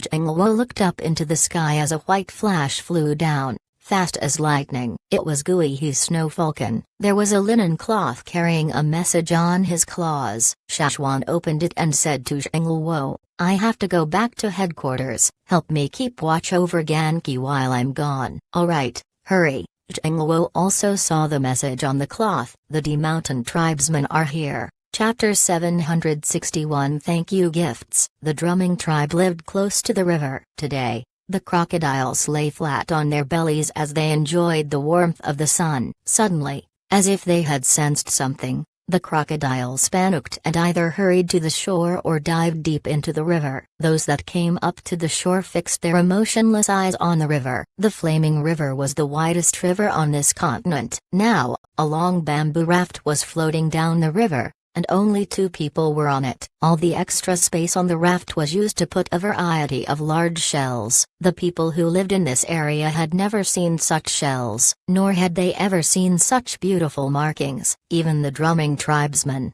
who frequently traveled by water, had never seen these before. Who are those people? A drumming woman who was washing her laundry by the river asked. I'm not sure, maybe they came from downstream. They're heading for the Flaming Horn tribe, another person responded as he patted the bewildered crocodile beside him. He gazed watchfully at the river. Those people are not normal. There's people in the river too. The drumming tribesmen could tell that there were many people underwater. They were all swimming beside the bamboo raft, and the raft was closer to the other shore, so they couldn't see. The drumming tribesmen couldn't see them clearly. Very soon, they noticed the Flaming Horn guards approaching them. Suddenly, a few figures burst up from underwater. White waves splashed up and trailed behind them. Oh, my ancestors! A person shouted in terror. What was that? Was that fish? No, it can't be. Those are humans. The drumming tribesmen inhaled deeply as they observed the situation on the other side of the river. They no longer cared to pat the frantic crocodiles. They rubbed their eyes and looked at each other. Did you guys see that just now? Those figures that burst up from the waters looked like fish, but when I looked again, they became humans and stood on the shore. Me too. That's exactly what I saw. The figures that shot up from underwater indeed seemed like fish, but they couldn't tell what was going on. They clearly saw fishtails, but when those people reached the shore, they became normal humans. This made them very perplexed. Meanwhile, on the other side of the river, the Flaming Horns were shocked at the sight of the D-Mountain tribesmen's transformations. They had seen the D-Mountain child who looked like a mermaid before, so they weren't as surprised as the others. Dian did not come over this time, but Hibayan was still the leader of this team. There were also a few other familiar faces. The rest were all new faces. When Shashwan arrived, the D-Mountain tribesmen had already been invited up to the hill. They carried large shells into the houses. Hibayan was talking with Guihi when Shashwan came, and as soon as he saw him, he immediately turned and greeted him with a grateful smile. Grand Elder Shashwan.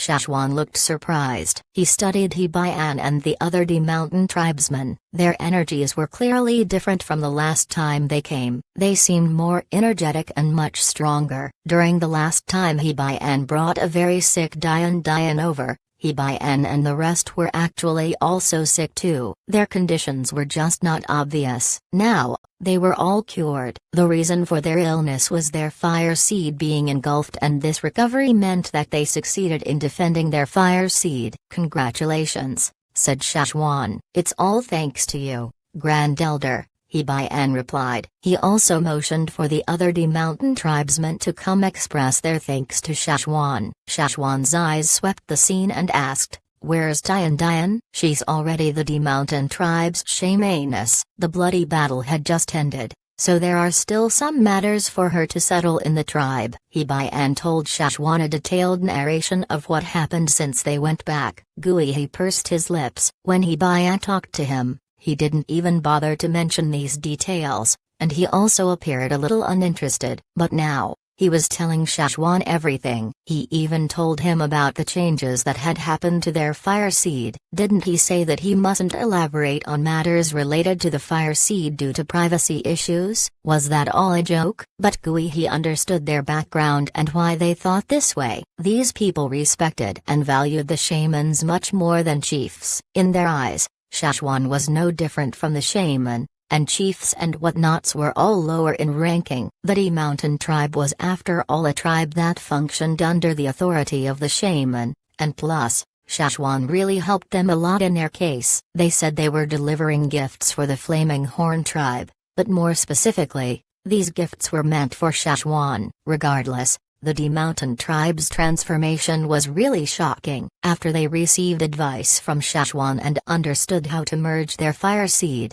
They immediately went home and swallowed the part of the fire seed that belonged to the D-fish. Of course, there were more complications in this matter, and it was much more brutal than it sounded. This challenged a belief that all the mountain tribesmen believed in and revolutionized their way of thinking. Of course it wasn't easy. Amidst their battle for life and death, many were probably influenced by the mood of the majority and went to war with mixed emotions. After the war had ended, some of these people began to have doubts again, so that was why Diane was busy. As the shamaness, she had to stay with the tribesmen to calm them down and resolve their doubts. Shashwan observed the D-mountain tribesmen around him as he listened to Hebayan's narration of their brutal fight with the D-fish. Whenever Hebayan mentioned Diane's name, these people were all respectful at the sound of the name. Apparently the previous shaman could not withstand the battle, and the matter about the fire seed was only solved after Diane became the shamaness.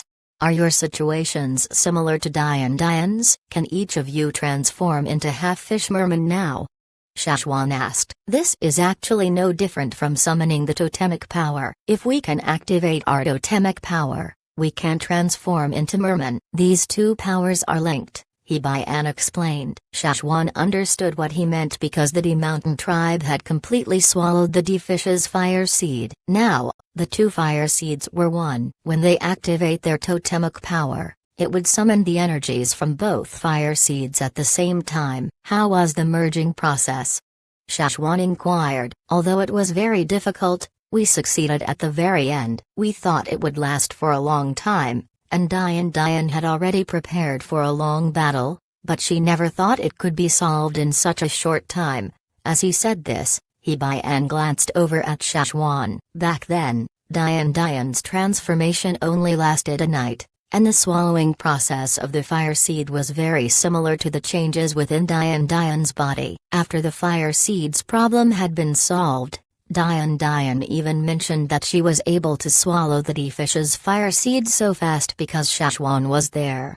As he recalled what Diane said, Hebayan's eyes prickled with an even greater respect. Actually, different people experience different transformations. The stronger you are, the more fishy you become. As he said this, Hebayan began to transform. After his transformation, his entire body was wrapped with a thick layer of fish scales. His arms bulged and web appeared between his fingers. Sharp claws appeared where his nails were, and his feet were now a tail. His whole figure suddenly became a lot wider and longer than his human form. Hebayan was wearing a different outfit compared to last time. It was much simpler and his lower half was covered by a fish skin skirt. The material of this skirt was different from the type they used last time. The scales were so huge and some of them were dark green in color. This time, it seemed like all of the D-mountain tribesmen were wearing this material. This fish skin is?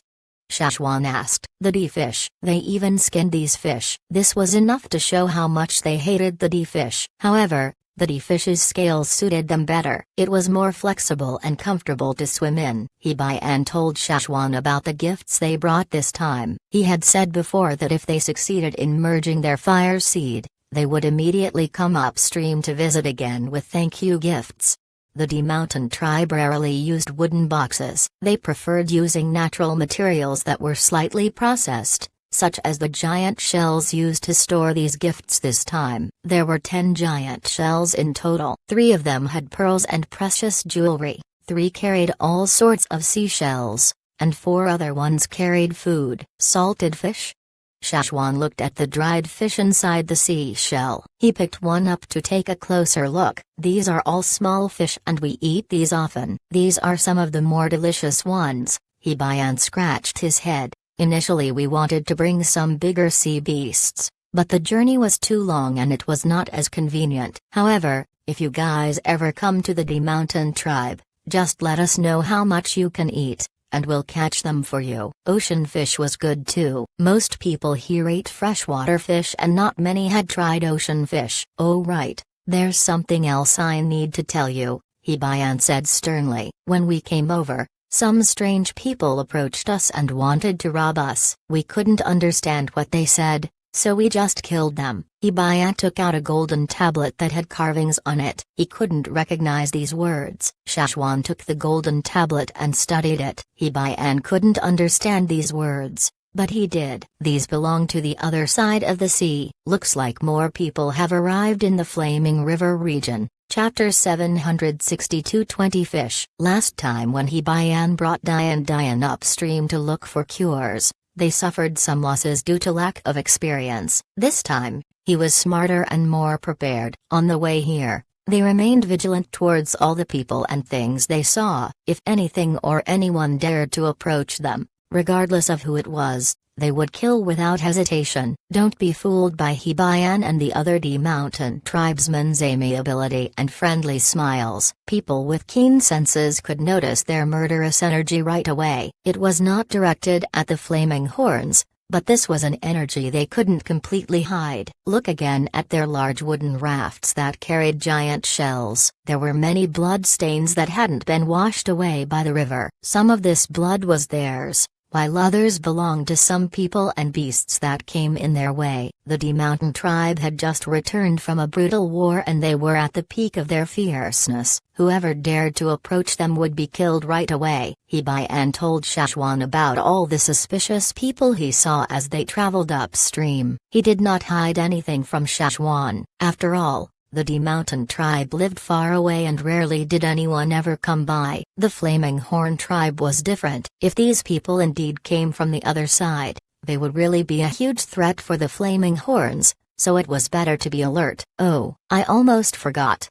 Hibayan walked up to the 3 giant shells with smaller seashells in them and searched for his target. He opened up one of these shells and picked up a shell that was as slightly wider than a human arm. This shell looked like 2 hands clasped together with their fingers intertwined. The cracks were sealed by something and water was seeping out. Hibayan carried the shell out and gently knocked on the sides of the shell with a sharp hornstone. With slight effort, the shell was opened. Inside, there were a few fishes with their bellies facing up. Shashwan pointed at what seemed like small dead fish and looked toward Hibayan. The look in his eyes showed his doubt. Dead fish? No, they aren't dead. They had been fed with some medicine, so they look like they're dead, Hibayan said. They would go out and fish often, but sometimes when they caught too many, they couldn't kill all of them at once because some people didn't like eating dried fish. That was why the D Mountain people found a medicine that could put the fishes to sleep so they could stay fresh in the water. Whenever they felt like eating the fish, they would take it out of the medicated water and put them back into normal water again so these fish would wake up and return to normal. Hibayan ordered a few people to carry a bucket full of water from the river. He placed the 20 fishes into the new bucket. The liquid in the shell was medicated, so once these fishes were removed from the shell, they would wake up from their deep sleep. If they don't wake up after 3 days, then they probably won't wake up again, but judging by their looks, I'm sure they will wake up in 3 days. Hibayan said. If these fishes were really poisoned to death by the medicated water, they wouldn't continue staying like this. The D Mountain tribesmen frequently came into contact with fish, so they would know immediately whether a fish was normal or not. This is a gift from our shamaness. Last time when we came over, she noticed that you guys rear fishes too, so we caught some fresh fishes and we brought some dried fish too. It's in that shell. Hibayan poured the 20 small fishes into the bucket and shook the bucket slightly to make sure there were no problems. What fish are these?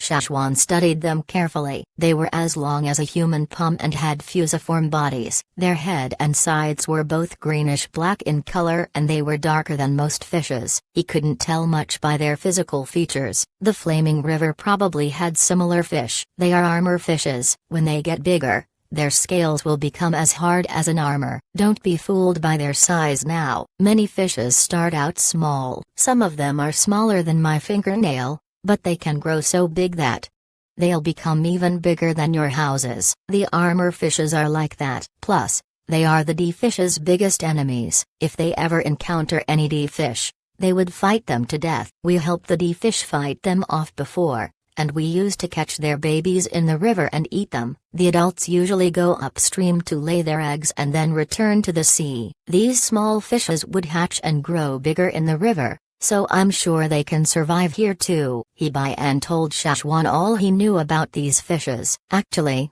they didn't know much about these fishes and their preferences. They had only battled them before because they were enemies with the D fish. The D mountain tribesmen usually just observed them and didn't learn too much about them. What do they eat?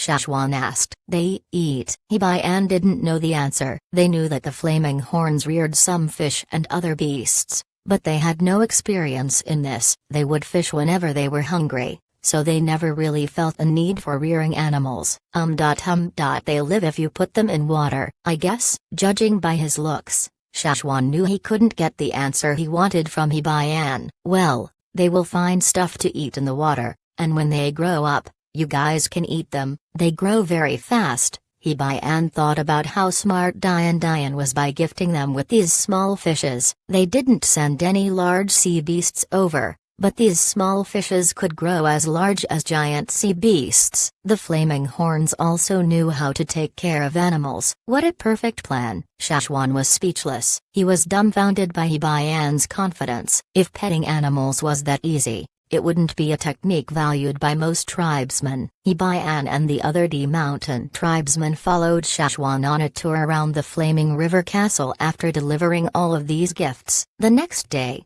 the D mountain tribesmen returned home. They were worried that something might have happened while they were gone, and since the battle had ended not too long ago, their hearts were still with their tribe. Although they were very curious about the Flaming River Castle, they preferred places that were more quiet with fewer strangers. The D fish did not disappear. After they lost their fire seed, many of them fled. Now, our tribesmen would kill any D fish if they ever appear in our line of sight, Hee-Bi-An told Shashwan. Their return this time would mark a new beginning for their lives. They had no clue what was going to happen in the future. Under Hee-Bi-An's command, more than 50 people dived into the river together. When they surfaced again, totemic stripes had already covered their faces. They waved at the Shashwan and the others on shore with their scaly bulged arms and left for their home. Underneath the river's surface, more than 50 underwater arrows shot forward, faster than the speed of ships. No wonder they didn't spend much time traveling upstream this time. The bamboo rafts were pulled by manpower. They felt that the wooden raft traveled too slow, and since they no longer had to carry anything back on their rafts, they no longer had to pull the raft, so they traveled even faster than the time they came.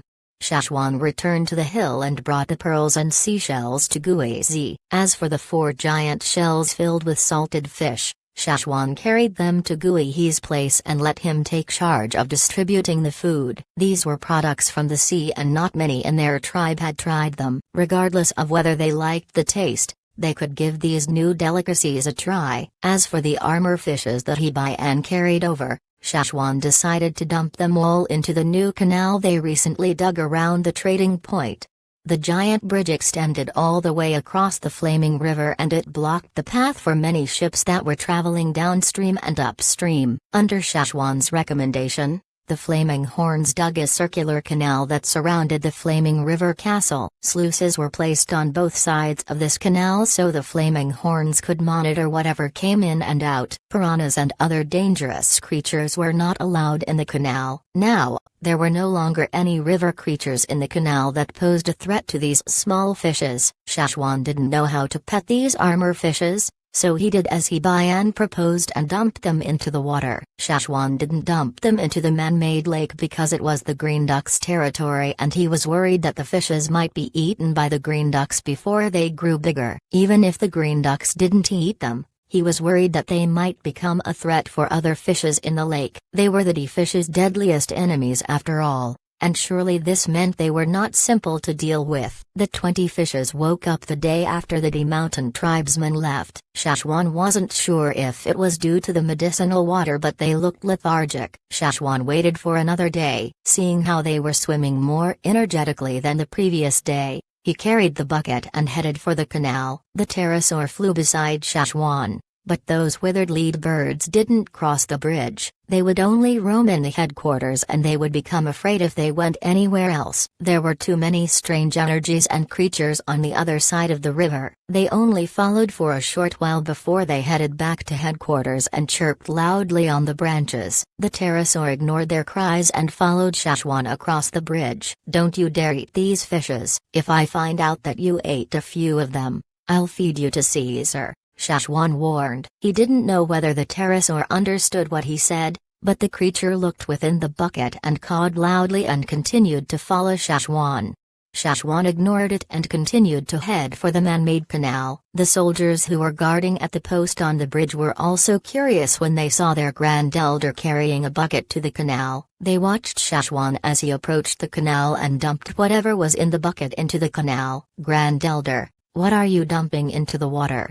someone asked. "Fish." "Pay close attention and make sure no one fishes here," Shashwan said. Those warriors nodded compliantly. They would definitely keep watch and make sure no one fished in the river. The 20 armor fishes quickly disappeared after they were dumped into the canal. Their swimming speed in the canal was much faster compared to when they were inside the bucket. The sluice might not be able to stop them from swimming out into the river. They could very possibly find some cracks and slip out into the river. They were still very small after all. However, Shashwan couldn't care too much about them. He wasn't concerned at all about whether these fish would grow bigger. He recalled leaving Wuhi and Ganki at Yisi's place the previous day and returned to the trading point with the empty bucket in hand. After Shashwan left, the pterosaur finally stretched out its wings on a branch nearby and flew down and landed beside the canal. It observed the water for a while and then gave out a strange cry. This was clearly different from his usual cries. Usually, his cries were continuous and his last cry would be longer than the others. After a while, it didn't capture the attention of anything in the canal, but the guards by the bridge came over when they heard the noise. "Don't eat the fish here. The Grand Elder will get mad if he finds out." The warrior that came over waved the spear in his hand and tried to scare the pterosaur away. The pterosaur was on the other side of the canal when it noticed other people coming over. It flapped its wings and flew to a tree nearby and continued to call loudly at the canal. A greenish-black figure emerged from the river and swam across the surface before it dove under again. Seeing this, the pterosaur immediately lifted off and left the scene. The soldiers thought they had finally scared the pterosaur away, so they went back to their post at the bridge. Not long after, the pterosaur flew back, now with a fish in its mouth. It went to fish in the flaming river. The soldiers watched as the pterosaur ripped the fish apart and threw the pieces into the river. Once in a while, it would give out the same sharp cries. "What's it doing?" the warrior at the post asked his companion. "Feeding the fishes with fish?" the other person guessed. "Should we stop it?" "Nah. It's not eating the fish in the river. We just have to tell the Grand Elder the next time he comes by and let him decide what to do about this." "Alright, as long as the pterosaur didn't eat the fishes in the canal, they wouldn't shoo it away." Meanwhile, in the canal, one of these fishes swam excitedly to the surface. Soon, a second, third, and more fishes came up. Suddenly, more than 10 fishes were swimming excitedly in the canal as they fed on the torn pieces of fish. After the fish was torn to shreds and only the bones were left, the pterosaur threw the remains of the fish into the river too. It didn't care anymore and departed for the headquarters. There were too many strange energies nearby. It felt safer back at the headquarters. Inside the trading point, Shashwan had arrived at Yisi's place. Yisi was writing something and didn't stop writing even when he noticed Shashwan. He only took a quick glance before returning to work. Grasshopper was still tense beside Yisi, although there were fewer spikes on his back now. They didn't completely disappear. It was clear that he was still very nervous. Wuhi and Ganki were still at the same place. After Shashwan left the scene the day before, they didn't move or change places at all. Wuhi was standing the day before, but now, he was sitting on a wooden stool and mumbling without much strength in his tone. Ganki remained where he was and hadn't moved since yesterday. Wuhi's eyes brightened as Shashwan walked in. He said to Shashwan, "Hurry and take him with you. I need to leave soon. For real, I won't come back to the Flaming Horn tribe ever again." Yesterday, Shashwan told Wu He that he could leave as soon as he finished answering Ganki's questions, but he never expected this person to ask him so many questions one after the other. He didn't even let him leave after an entire night. This strange man did not even sleep. Wu He was fine with not sleeping for one night, but he didn't want to see this expressionless face anymore. He had to answer all of these questions, and if he didn't, this person would threaten him with his strength until he answered. His arms felt like they were about to break. "How was the chat?" Shashwan asked Ganki. Ganki loosened his grip on Wu He's hands and shook his head gently. He was not satisfied with the answers. The answers were fine at first, but towards the end, all he heard was a series of lies and utter nonsense. "I'm going to the Flaming River Castle. What are your plans?" Shashwan asked. "Going back." Ganki stood up and flipped the hood over his head. He followed Shashwan out the door. Before he left, he glanced over at Grasshopper, and this shocked the half-beast so much that the spikes on his body shrunk and the spikes erected again.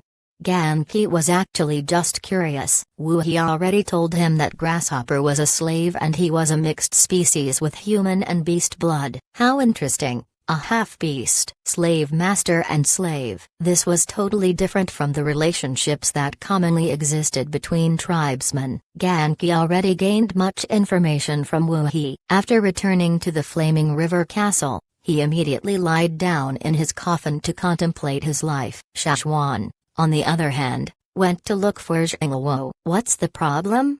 Shashwan asked. Seeing the perplexed look on Zhengluo and Duo King's faces, Zhengluo handed the beast hide scroll to Shashwan. "You'll know once you see it." Shashwan took a look at the beast hide scroll. The first thing he saw was the totemic sign. From this he knew immediately who sent the scroll. The Loot Tribe. Chapter 763. Stupid. So stupid. The Flaming Horns hadn't stayed in contact with the Loot Tribe for a long time. They lived too far from each other and it wasn't convenient for them to stay in contact, and there was really no need for it either. Secondly, the Flaming Horn tribe was already satisfied with the number of beasts they had in their animal pens. They no longer felt a need to trade beasts with the Lu tribe, and the Lu tribe never looked for them either. Shashwan knew since long ago that the Lu tribe avoided fights whenever they could and never wanted to be the bad guy. The major tribes in the central region kept the Lu tribe under their wing before and were probably planning on sacrificing them in a time of need to save their own lives. Back then, after the disaster, the Lu tribe gave them plenty of food. Even though the Lu tribe rarely contacted them, Shashwan heard from the Longboat and Feather tribesmen that the Lu tribe resented the Flaming Horns. They even complained about them to these other tribesmen. Why? Because of their fire seed. The Lu tribe was probably the only middle-sized tribe that refused to merge their fire seed. Their way of life was based on herding and they rarely had conflicts with other tribes. Back in the old days, they were the Wachai tribe's target and endured all sorts of challenges. They never even fought back once. Simply put, they were pushovers and this was just the way they lived. They knew how best to survive and live a stable life. However, the Flaming Horns changed everything. They were the ones who introduced the concept of a merged fire seed to everyone, and since then, all the major tribes had merged their fire seeds. Even those in the central region merged their fire seed either willingly or under the threat of other tribes. So much had changed since then that even when the Lu tribe faced challenges, no one was willing to lend them a hand because of their primitive fire seed. The Mang tribe and Eight Limbs tribe were partners with the Longboat tribe. Recently the Longboat tribe had been going out to sea with some of their people and the rest of them would stay behind to help watch over the Longboat tribe's possessions, just in case people came to rob them while they were out at sea. The Longboat tribe had not finished migrating. In the future, they would definitely move closer to the sea since their hearts were out there already. They didn't want to be trapped inland and the ocean was their target. As for the Lu tribe, they never cared about these things and if the longboats asked for their help, they would just provide the most minimal help and wouldn't bother too much.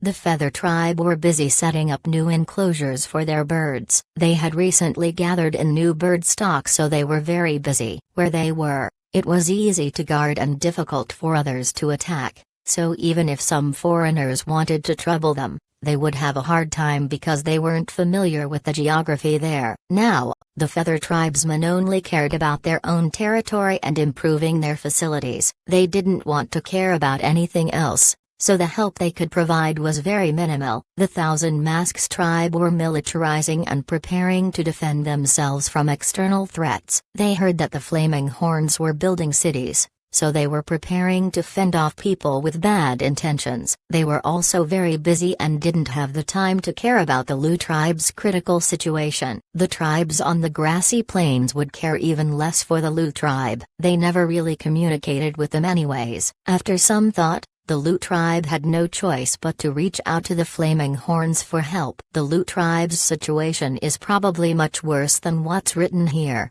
Zhengluo said. The beast hide scroll only said that the Lu tribe's animals had been stolen by others, but just by the fact that they had to reach out to the Flaming Horns who lived so far away from them, the Lu tribe was for sure in a critical situation.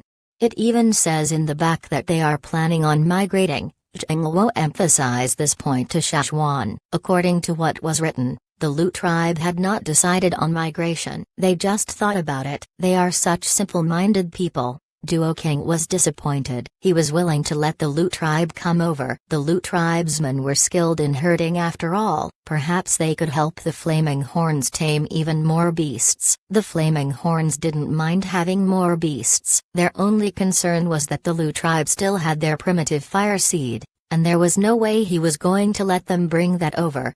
The Flaming Horns wouldn't want something like that near them. This was not their own fire seed after all. They had to keep a distance because its energy would greatly influence their totemic warriors. All the tribes around the Flaming Horns had already merged their fire seeds. The Rain tribe, Drumming tribe, Tay tribe, who amongst them hadn't merged their fire seed? If the Lu tribe wished to come over and live under the Flaming Horn tribe's protection, the Flaming Horns were fine with it, on the premise that they got rid of their primitive fire seed. Or else if they came over with it, not only would it be repulsive for the Flaming Horns, it would also disturb other tribesmen in the area. Even now, they still refuse to merge their fire seed. I already heard some news that amongst all the major to middle-sized tribes, they are the only people left with a primitive fire seed, Zhengluo said. Szechuan had finished reading what was written on the beast hide scroll. Right now, the Lu tribe is no different from a free lunch for any robber. Luckily they still have their fire seed, or else all their beasts would have been stolen and all of their people killed. What are your plans?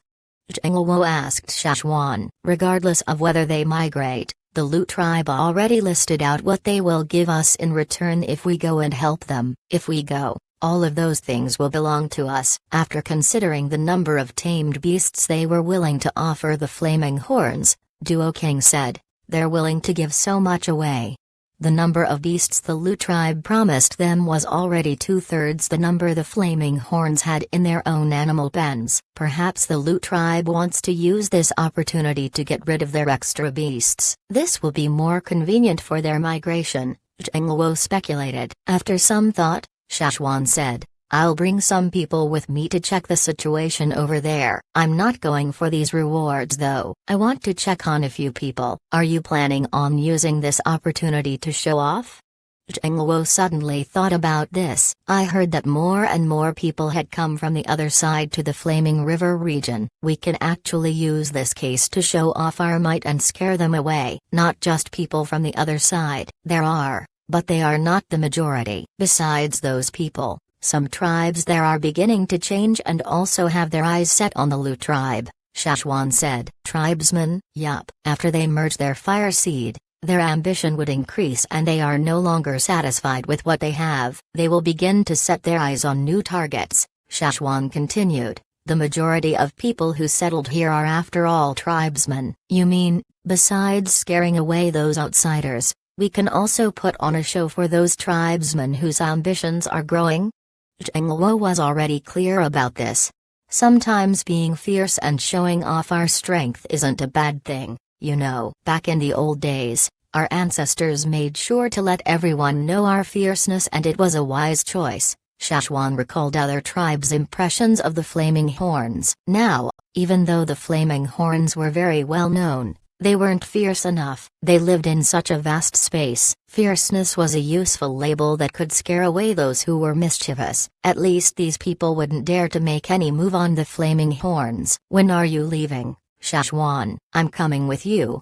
Duo King rubbed his hands eagerly. He was already growing impatient. "You can't leave." Shashwan was determined. "What? Why not? Last time you brought Ta with you and this time it should be my turn. I want to go kill. Go save them too." Duo King was clear about this point as well. Between Ta and him, one of them had to stay behind. "You have to help Ingluo watch the trading point. More foreign tribes are appearing in this region and many of them snuck in with the expedition teams. They're probably trying to find out more about our trading point," Shashwan said. Duo King no longer complained after hearing this. Compared to helping the Lu tribe, protecting the trading point was a much more important task. "Shashwan, why not bring the guy in the underground room with you too?"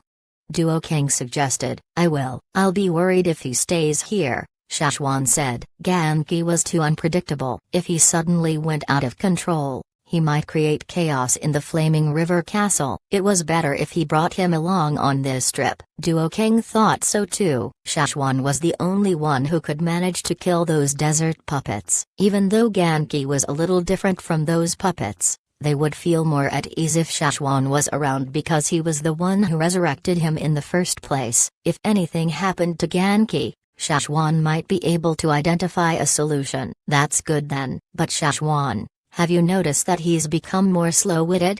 Duo King said in a low voice. Ganki's emotions had been pretty stable so far. He could maintain the same expression for a whole day, and this made Duo King very curious. How could someone maintain the same expression and not feel uncomfortable? Shashwan didn't stay in the castle for too long. Since he decided to bring some people to the Lu tribe, he had to tell the people at headquarters before he selected a final group to follow him on this trip. After leaving the trading point, Shashwan did not walk across the bridge immediately. He walked farther away to the man-made canal. There was a suspension bridge above this canal. Shashwan walked across that suspension bridge until he reached a place where nobody could see him. No others were around. After searching for something on the ground, he tapped his feet twice. Not long after, the ground opened up where he had tapped his feet and a bearded dwarf-like figure appeared. He was probably sleeping before this. His eyes were squinting as he yawned. This was a tribesman. Seeing Shashwan, the person immediately became attentive. "What's the matter, Grand Elder?" "Tell the others to watch out for foreigners." Shashwan left this message for him. The tribesman nodded at the message. He would spread this message as fast as he could to his tribesmen. What Shashwan meant by this was that some dangerous individuals from far away were here. The people in the Flaming River region should stay alert, and this included the tribesmen. Shashwan walked away after warning the tribesmen about this. He could sense that the pterosaur was roaming the place he dumped the fishes. When he walked by that place, the pterosaur was tearing a piranha to shreds and throwing the shreds into the canal. The pterosaur paused and shrieked after throwing the shreds into the canal. The guards at the stone bridge had already told Shashwan about this. The pterosaur did this once before. This was the second time. Shashwan even saw more than 10 fishes swimming in the water, fighting over the food. These were the fishes the pterosaur threw into the canal. "Grand Elder, should we let it continue?" the guards asked. "Don't mind it, just keep a close watch over it." Shashwan didn't know what the pterosaur was planning, but at least he didn't need to worry about the fishes starving now. After Shashwan returned to headquarters and had a discussion with the senior members of the tribe, he headed off with 500 people the very next day. Ganki also left with them, hooded and cloaked. Just like Shashwan suggested, he could take a good look at the changes that had happened to the world and get to meet more people from the other side. He finally had more people to interrogate now. After Shashwan left with his entourage, some people also trailed behind them. Amongst these people were Wuhi and the other Changlas. Initially Wuhi planned on going on an adventure, but when they saw Shashwan leave with more than 500 people, they knew that something was definitely going to happen. This piqued their curiosity. They decided to follow Shashwan's team on their birds and watch the excitement from above. Meanwhile, in the Lu tribe, ever since the Flaming Horn tribe migrated, it became a lot quieter in the Lu tribe. Strictly speaking, the Lu tribe could not be considered part of the central region. They lived closer to the edges because they needed more land to herd their beasts. The central region fought too frequently and the situation there was never stable, so it wasn't suitable for herding. The Lu tribe had been living here for a very long time. As traditional tribesmen, they would never choose to leave if they had the choice. But since the situation had already become so critical and they were being targeted by so many in the region, they didn't have many other choices.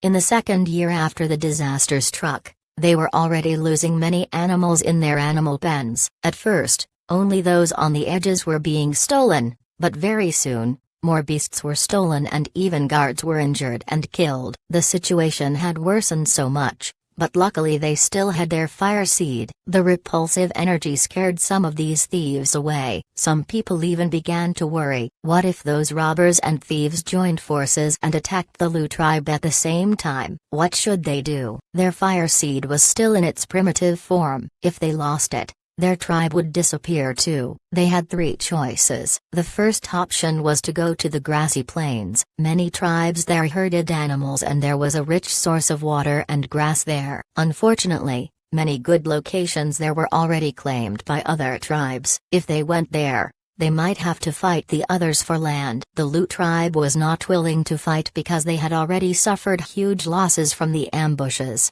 Battles would only do more harm to their people and they were not willing to take this risk. Their second option was the Thousand Masks tribe. The Thousand Masks tribe already knew about the Lu tribe's current situation, but they did not offer a helping hand and only observed quietly for a long time before finally offering some help. However, the Lu tribe had to agree with their conditions before they would send any help. The Thousand Masks tribe was willing to take the Lu tribe in on the premise that they merge their fire seed first. There were other requirements too, like how they should organize their animal pens, but the Lu tribe found it hard to accept any of these requests.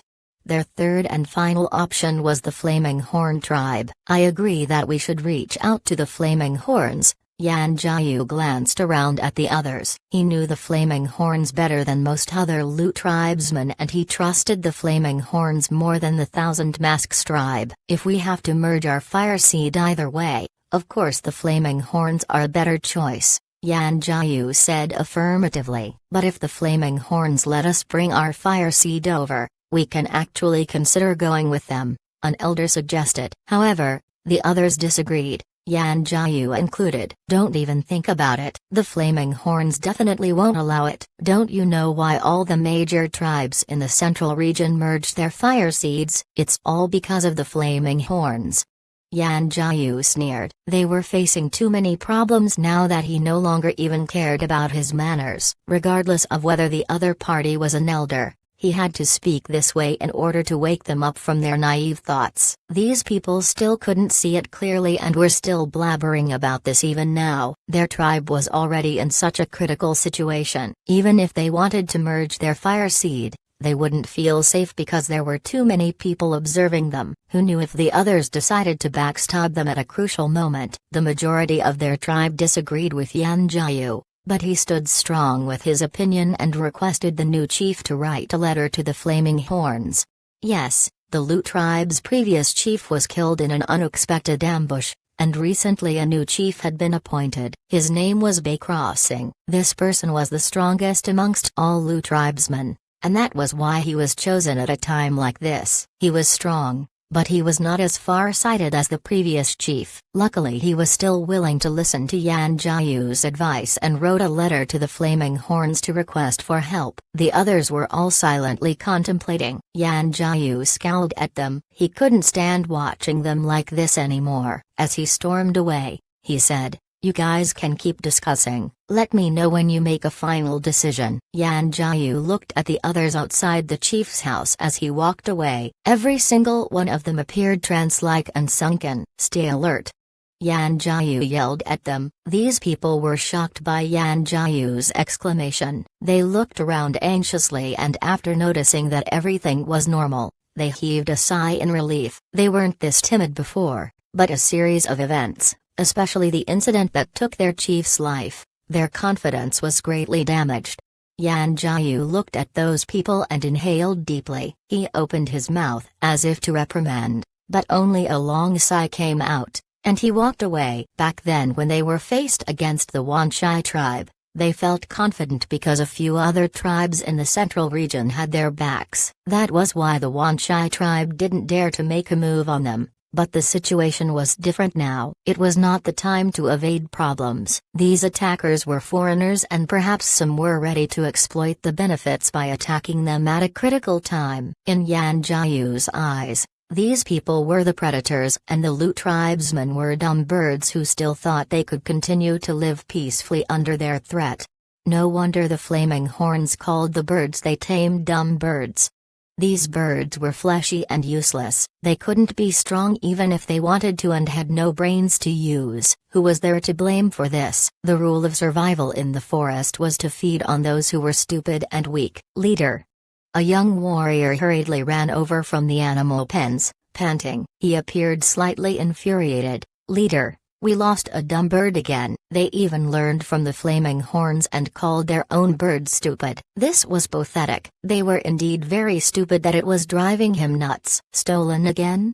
Yan Jiu felt hopeless. There were many beasts in their animal pens and it was a giant piece of land. Even though many guards were there were always gaps they couldn't cover, and these thieves would sneak in through those gaps, break the animal pens, and use food as bait to lead these animals out of the pens. Amongst these animals that were baited, the dumb birds consisted of the majority. According to the footprints left next to the animal pens, yes, the young man who replied unhappily and helplessly. How can they be so stupid? So stupid, stupid.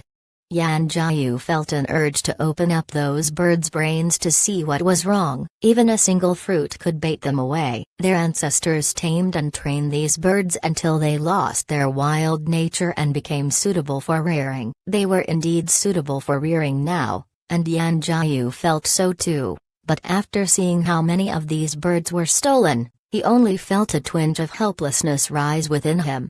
If these birds could become a little smarter, just a little, maybe they wouldn't have lost so many this fast. But matters in this world were just like that. If they chose to tame and train a stupid species, they shouldn't complain now that they could be easily tricked. Yan Jiu asked again, is anyone hurt? No. That's good. As for those birds, if we lost them, too bad. Just forget about them. Meanwhile, within the forest a distance away from the Lu tribe, 20 individuals gathered around a fire as they roasted the dumb bird they stole from the Lu tribe not too long ago.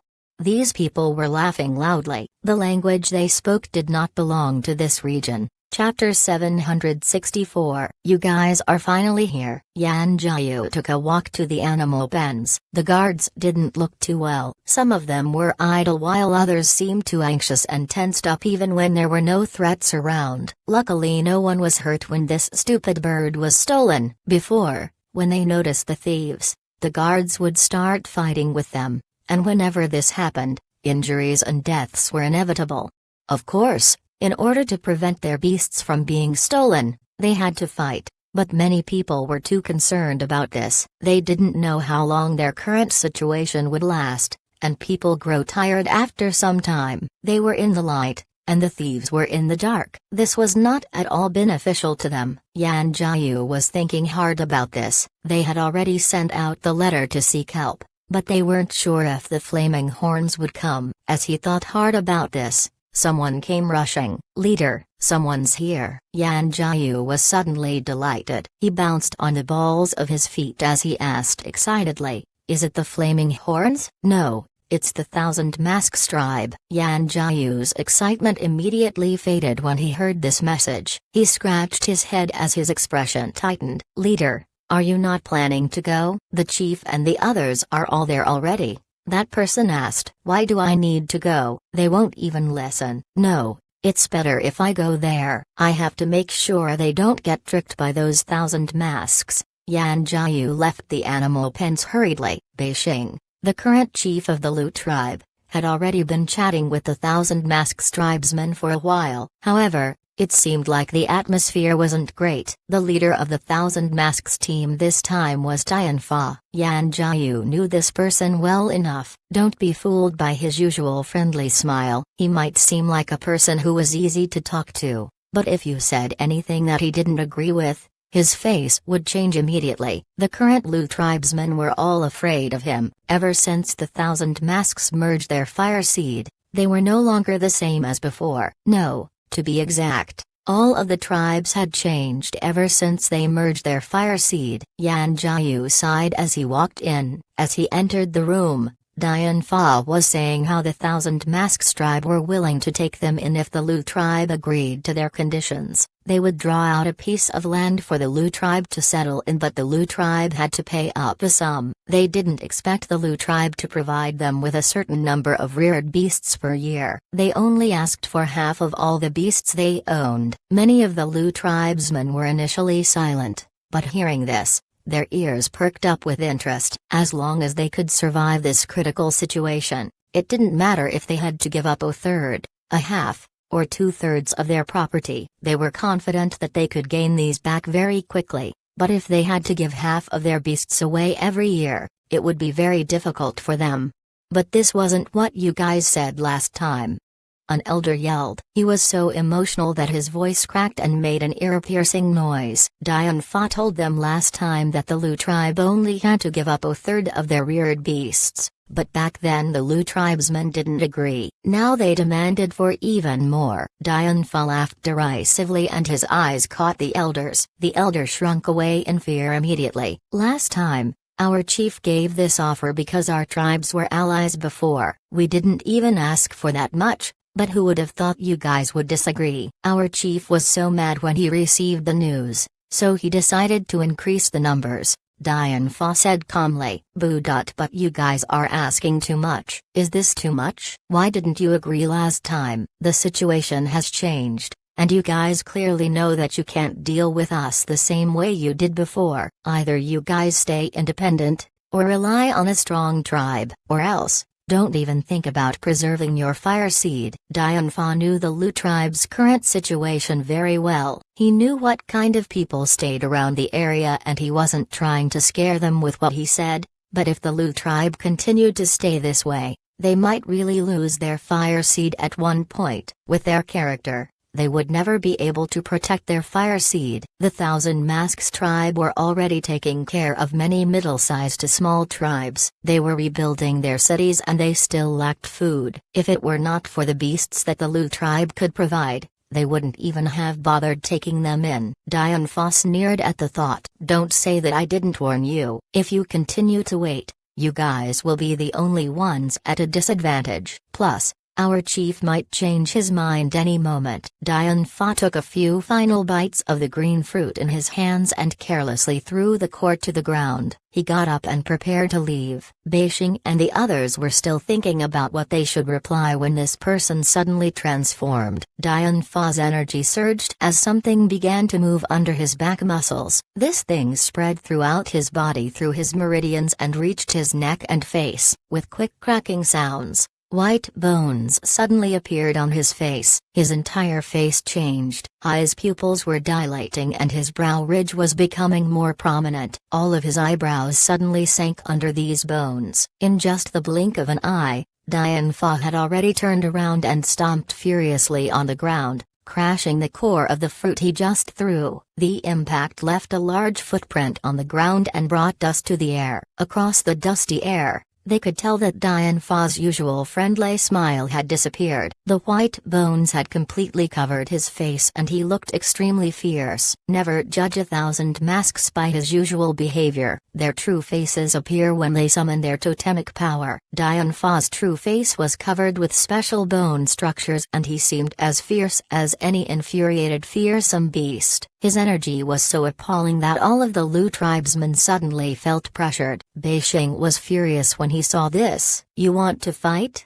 Sure, We'll fight then." He was about to make a move when a few elders beside him pulled him back. Dianfa looked condescendingly at Bay Crossing. He already told his chief that they shouldn't treat these Lu tribesmen so nicely. These people would only keep dragging on until their situation was no longer critical. Dianfa did not want this to happen. They would naturally give in if they saw their strength. Look, wasn't this just as he had predicted? What a bunch of losers. We need some time to think, an elder said finally. The time we gave you last time wasn't enough. How much longer do you need?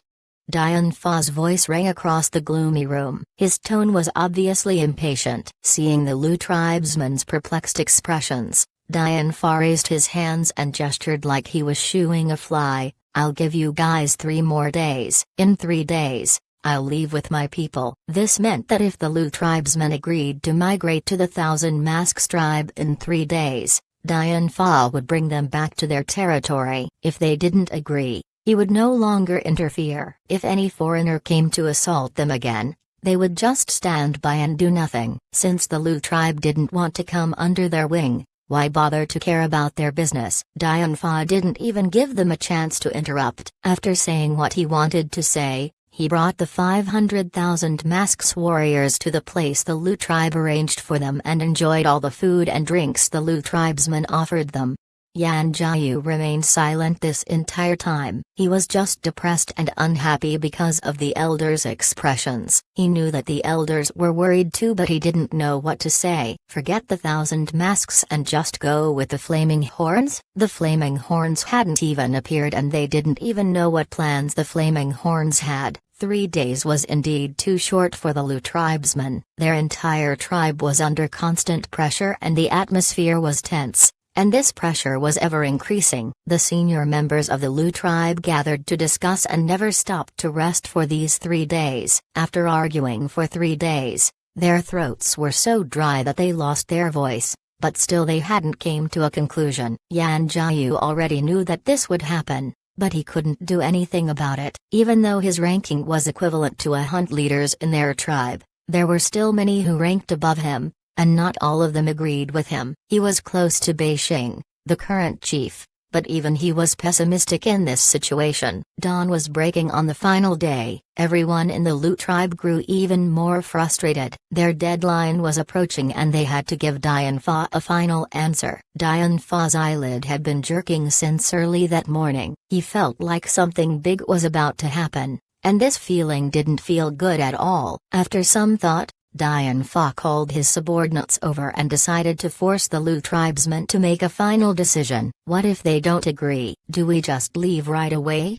1,000 Masks soldier asked. Dianfa was a little dazed and didn't reply right away. However, the person beside Dianfa said, "Of course we won't just leave. We have to bring something back home. Since they can't protect their own things and people are already stealing from them, isn't it better if we took them instead?" "Ah, you mean rob them? What a great idea. Make sure to take as much as we can. Don't let the foreigners take it all." These people were all blabbering and discussing, but Dianfa didn't reply to anything they said. This was exactly what he had in mind too. Since the Lu tribe was about to be robbed by the foreigners, why should they leave empty-handed? Everyone in the Lu chief's residence tensed up as Dianfa and his warriors arrived. What's the conclusion? I don't want to wait forever. Dianfa sat down on a thick beast-hide cushion his subordinates brought over and urged them impatiently. It's not the deadline yet," an elder said in a whisper. "Strictly speaking,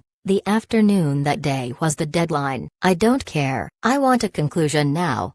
Dianfa didn't want to give them any more time. He didn't want this to drag on. His eyelids jerked even more wildly now. He pressed down on his eyes and made a firm decision. Just in case something happened, it was better to get this business finished as soon as possible. Beixing, the current Lu chief, clenched his fists tightly. He was about to explode in rage. If the elders beside him didn't force him down, he would have exploded. He was growing furious. As the chief, he still had to face such rude attitudes from other tribesmen. He'd rather die in battle like their precious chief than be disrespected like this. Beixing held back his anger and remained silent. He looked toward their shaman. The shaman heaved a long sigh and said to Dianfa, Now is not the best time to merge our fire seed. Dian Fa frowned. This was an excuse, but it was also the truth. If they merged their fire seed now and some intruders disturbed the procedure and caused them to fail, then they would really become useless people. What need would they have for a useless tribe? Sure, you can merge your fire seed there. Merge after we get there. I don't care when, but it must be merged. Dian Fa emphasized. The Lu shaman glanced over at Beixing after hearing this. Judging by their current situation, this was the only way out. Under the pressure of some elders around him, Beixing managed to inhale deeply and was about to say something when his facial expression suddenly changed. The others' faces changed too. Yan Jiu got to his feet and rushed outside. Something happened within their animal pens. The Lu tribesmen might be a little slow when it came to other matters, but if something happened to their beasts, they could sense it right away. The beasts that were stolen left the animal pens voluntarily after they were attracted by the bait, so they couldn't sense anything unusual when those beasts left. Even the guards couldn't sense anything. However, even though the Thousand Masks tribesmen didn't feel anything significant, it was a completely different case for the Lu tribesmen. What happened? Are those foreigners here again? Yan Jiu asked. I don't know. The person who was asked was still dumbfounded. Why are you still looking? Hurry and check to see what's wrong over there. Yan Jiu glowered at him. He was so furious that his veins felt like they were about to pop. Is this even the time to be dumbfounded? As he said this, Yan Jiu rushed and departed to the animal pens. He trusted himself more than these cowards. They were under too much pressure. They might not even be able to tell anything apart if they went. He had only taken 2 steps out of the house when he saw one of his tribesmen leading a giant black cow towards his direction. This cow was usually assigned to pulling carts. It was different from other animals they reared and was more alert and sensitive to dangers. It had been trained very well. Now, that black cow was stomping the ground with its hooves nervously. Something's wrong. Yan Jiu's eyebrows knitted. He suddenly thought, could it be the flaming horns? If it wasn't the flaming horns, could it be those foreigners again? Yan Jiu looked with mixed emotions at the person who pulled the black cow here. He didn't know if he should feel happy or worried. The black cow suddenly turned and looked in one direction. Yan Jiu's eyes followed. Dawn had just broken, but the ground was already so bright that they could see everything clearly. Yan Jiu rushed over to the edges of their territory. The person who brought the cow over also followed him. After scanning the woods, he seemed to have not noticed anything. Yan Jiu turned toward the cow. It was now looking up into the sky. He immediately looked up. In the sky, there was a silhouette of a bird. Very soon, the bird's shadow grew larger as it descended. Like a gust of wind, the bird landed and a figure jumped off from its back. Dian Fa and the other Lu tribesmen also rushed over and saw everything. Bam! It sounded like a meteorite had crashed. The moment this figure landed, they heard a loud sound and cracks began to widen from where he landed, spreading across the ground in a web-like pattern. Dried soil flew up from the ground and instantly turned to dust. The dust flew up into the sky, like a thick mist covering the figure. The ground's quakes sent tremors through their feet. Dian Fa blocked the dust with his arms and squinted his eyes to look at the figure that had just landed. There was too much dust and he couldn't tell who this person was. He could only hear footsteps approaching them. Thud, thud, thud. As the footsteps approached, the dust also cleared. Dian Fa was feeling gloomy, but when he realized who it was, he felt the chills down his spine. Through gritted teeth he managed to say, "Shashwan of the Flaming Horns?" He spoke hesitantly and every word seemed to carry some weight. After saying this, he turned his head to look at Beixing and the other Lu tribesmen. His eyes were daggers as he glanced at them. He managed to force these words out of his gritted teeth. "You guys approached the Flaming Horns?" The senior members of the Lu tribe were very secretive about their discussions and Dian Fa only heard that there was such a possibility, but he never thought that the Flaming Horns would actually come to help these losers. Since Shashwan of the Flaming Horn tribe was already here, The other flaming horns were probably not far away and would probably arrive soon. Damn these flaming horns, they ruined all of the Thousand Masks tribe's plans. Dian Fa's face was still jerking as he observed the dent formed in the ground where Shashwan landed, as well as the gnat-like quakes that formed in the ground due to the impact. He looked again at Shashwan, who was walking towards them. He had to admit, even if he didn't like it, that the flaming horns had a stronger physique and they were no match for them. He wasn't afraid of starting a fight with the Lu tribesmen, but he didn't dare to provoke the flaming horns, especially their grand elder. No wonder his eyelids began to jerk early this morning. He had an ominous premonition about this. Dian Fa cursed the Lu tribe's ancestors for this. Aha! The clouded feelings in Yan Jiu's heart finally dispersed when he saw Shashwan. Seeing Shashwan come personally meant that the flaming horns chose to help them. Shashwan, you're finally here. Sensing the scornful stares from the Thousand Masks tribesmen, Yan Jiu forced a smile and tried to suppress the excitement in his eyes. He looked at Shashwan and asked, "You came alone? The others are still on the way." "For now, only 2 of us are here," Shashwan said. "Huh? Where's the other person?" Yan Jiu had just finished his sentence when he heard a terrifying cry from the woods. Not long after, they heard something being forcefully dragged across the ground. A cloaked figure was holding a man at the neck and dragging him across the ground. Regardless of how hard the person struggled and clawed with his fingers, this cloaked figure did not at all loosen his grip. Fresh blood dripped from this person's free hand. Apparently there was no obvious injury on this person and the blood was clearly not his own. Of course, these were insignificant injuries. Everyone's eyes widened as they fixed their eyes on the sword that had pierced right through this cloaked figure. Not a single drop of blood dripped from this injury. Under the strong winds, the linen cloak clung tightly onto the figure. It couldn't be mistaken that the sword had indeed pierced right through him. However, that person was not bleeding. He could even walk over it like it didn't at all affect him. "They got you?"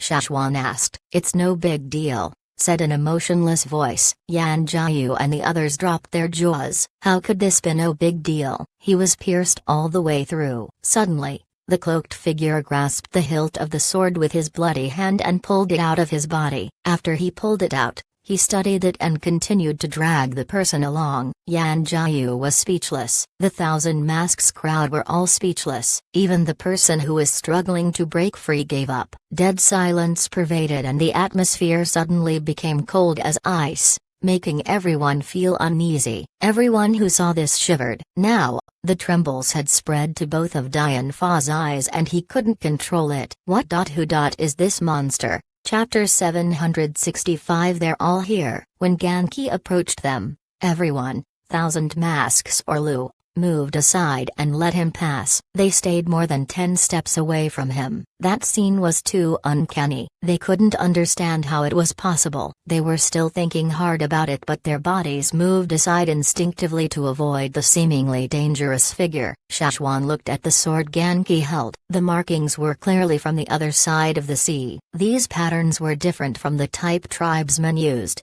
but the forging skills were no match for the Gongjia families. He couldn't tell which group this sword belonged to. "How did they get you?"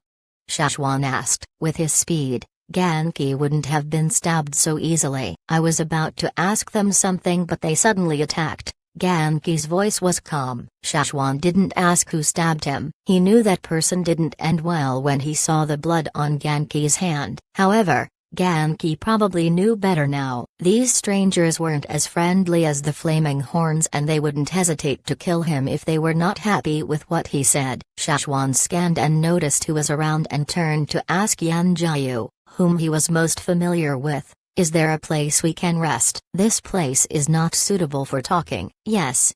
Yan Jiu nodded and replied hurriedly. After notifying Bei Xing, he brought Shashwan to a house nearby. Shashwan, should we tend to your friend's injuries?" Yan Jiu asked after taking a quick glance at Genki. "There's no need for that. This minor injury is insignificant to him," Shashwan said. Bei Xing and the others who stood a distance away heard Shashwan's words and were all shocked beyond words. Minor injury? He was impaled by a sword, And this was a minor injury? Dian Fa's face continued to jerk, but he didn't say a single word. He didn't know what to say. The Lu tribesmen reached out to the Flaming Horns for help. What could they do? Fight the Flaming Horns? Dian Fa had no such plans. He couldn't think of the best solution, so he continued to glare furiously at the Lu tribesmen. Only after Shashwan walked far away did he finally ask, "Are you guys planning to seek refuge with the Flaming Horns?" A few of the Lu elders avoided his eyes and didn't answer his question. They were still hesitant on making a final decision. The Flaming Horns definitely had their requests too. If their requests were even more than what the 1,000 masks asked for, what should they do? Maybe just depend on the Flaming Horns until the worst passed? Some of the Lu elders indeed had such thoughts. To them, migrating and merging their fire seed were two important matters that might cause their tribe to suffer major losses. How could they be hasty in making such important decisions? They had to think longer. Simply put, they would delay and push the limits until the worst was over before making the final decision. Dian Fa was still thinking about whether they should remain in the Lu tribe and wait for their answer. But Yan Jiayu had already told Shashwan everything that had happened. It was just as Shashwan had expected. The Lu tribe's situation was much more critical than what they depicted in the letter. However, Shashwan was confused. They were already in such a critical situation. Why were they still hesitant in making a final decision? What are your chief and shaman even thinking? We won't let you guys over unless your fire seed is merged. Shashwan told him about their requests. Merging their fire seed was a must, the rest came later. Of course, if the Lu tribe decided not to merge their fire seed, they would clean up the troubles in the forest around them and then leave after the job was done. They wouldn't get involved in anything afterwards. Yan Jiayu was stressing over this too. He agreed with merging their fire seed, even though they wouldn't get used to it in a short time. It didn't seem to have affected the other tribes. Quite the contrary, the primitive fire seed was actually their weakness. The only problem they faced now was that the elders were too conservative and obstinate. If that is the case, you can go discuss with your chief and shaman. Also, tell those elders what they want to know about our requests. Shashwan didn't think that the Lu tribe had to come with them, but it would definitely be better for them if they went with the Flaming Horns. However, if they chose not to, the Flaming Horns had nothing to lose. After all, they had everything they needed. Yan Jiayu let Shashwan rest and went back to persuade the others in his tribe. The only thing he didn't tell Shashwan was that the Lu tribe was definitely migrating because they could no longer live peacefully where they were. Besides the troubles around them, something else had happened within their community. Herding was their main way of life. Their ancestors decided to settle here because there was a water hole here that could provide them with the water they needed to survive and rear their animals. This water hole dried out in the last disaster, and the previous chief had suggested for them to migrate, but the elders strongly disagreed. Now, there was a new issue regarding their fire seed, so it hadn't been addressed up till now. Yan Jiayu's head began to hurt at the thought of those elders' condescending expressions and objections. Yan Jiayu told the others what Shashwan told him. Some people agreed with merging their fire seed and going with the Flaming Horns. Some people disagreed because they didn't want to merge their fire seed. Some others were neutral, and they couldn't decide again. Beishing was quiet at the chief's seat. His eyes were staring blankly into space, and he let the others argue while he contemplated silently. After a while, Beishing said suddenly, "When are the other Flaming Horns arriving?" Yan Jiayu was also waiting idly and staring blankly into space when someone elbowed him. He came back to his senses and responded, "In about half a day. They'll arrive latest by tonight." Beishing only responded with an okay and stopped questioning. He continued to contemplate. After Beishing's sudden interruption,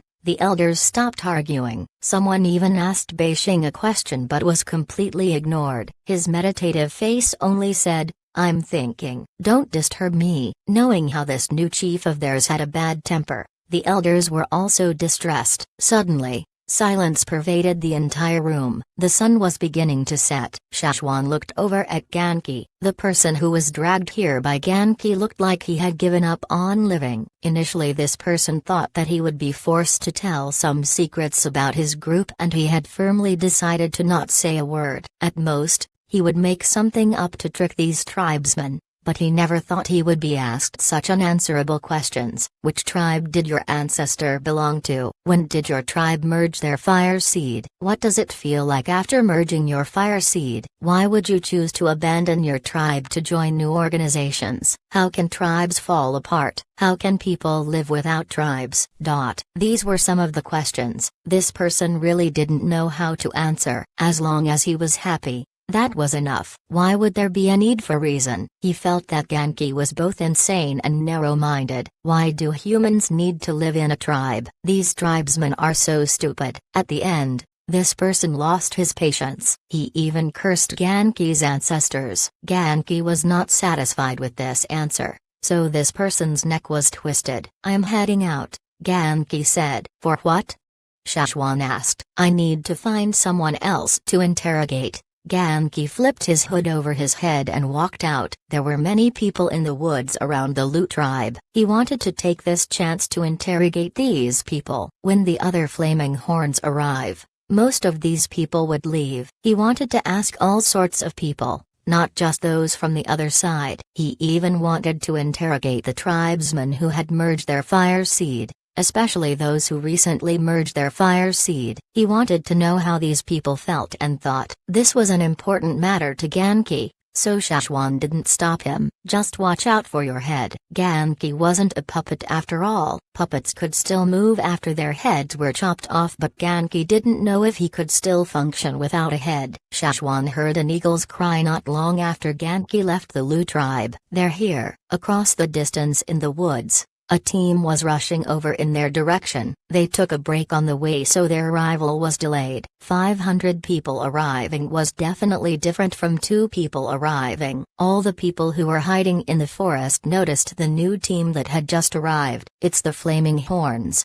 Some of these people could tell by judging the totemic markings on their bodies. "Are the Flaming Horns strong?"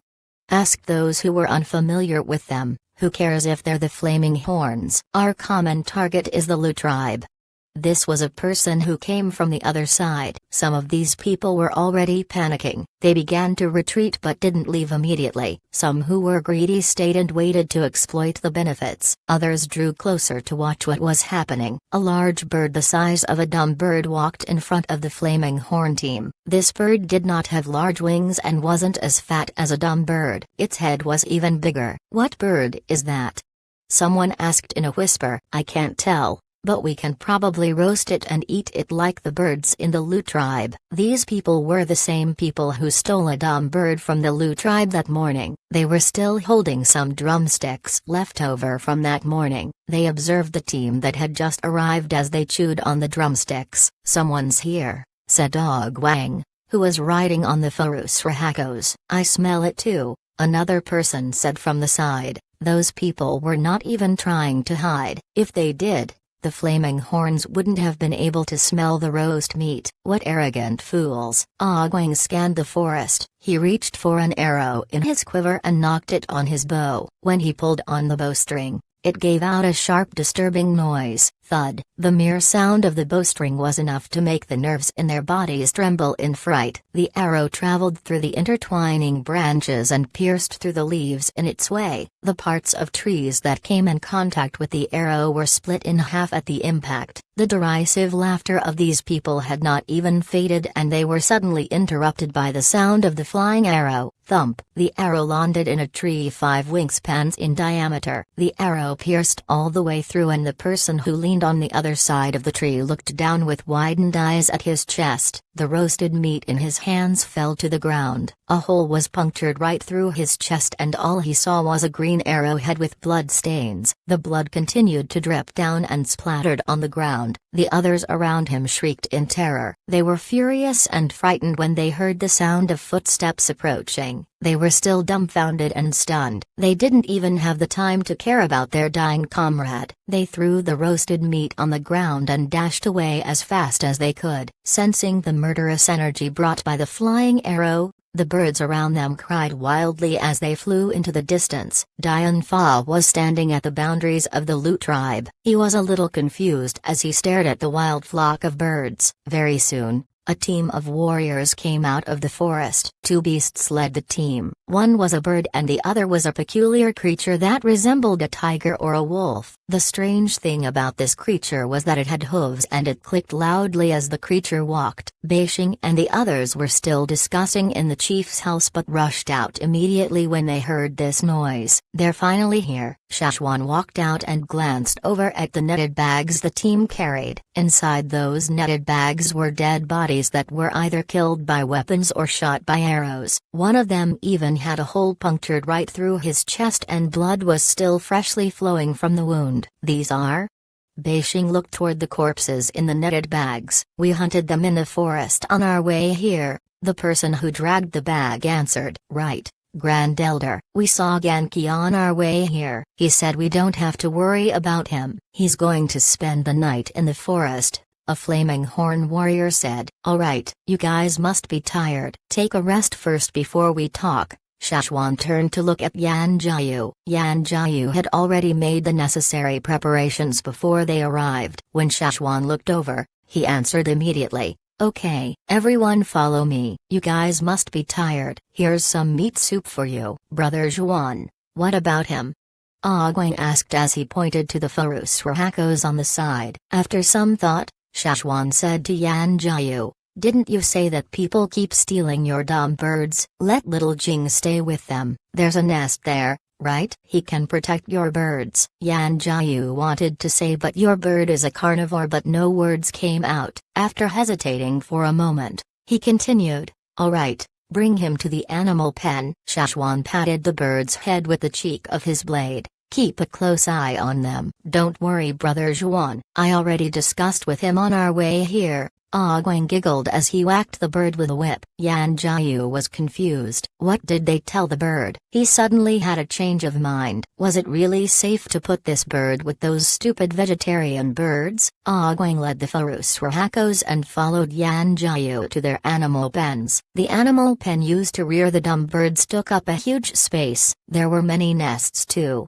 but due to the thefts that happened recently, many of these nests were empty. When Guang led the Furusrahakos into the animal pen, a flock of dumb birds hurriedly ran away and even those that were crouching in their nests ran off. More nests were emptied. "Pick one to sleep in," Guang said as he patted the Furusrahakos. Yan Jiayu was worried that the giant fearsome beast might stomp and destroy the nest, but the creature looked around and picked the largest nest. After a few gentle steps, it settled in the nest. "All right, let's go." Guang didn't look back anymore. He turned and left immediately. "Is this really okay?"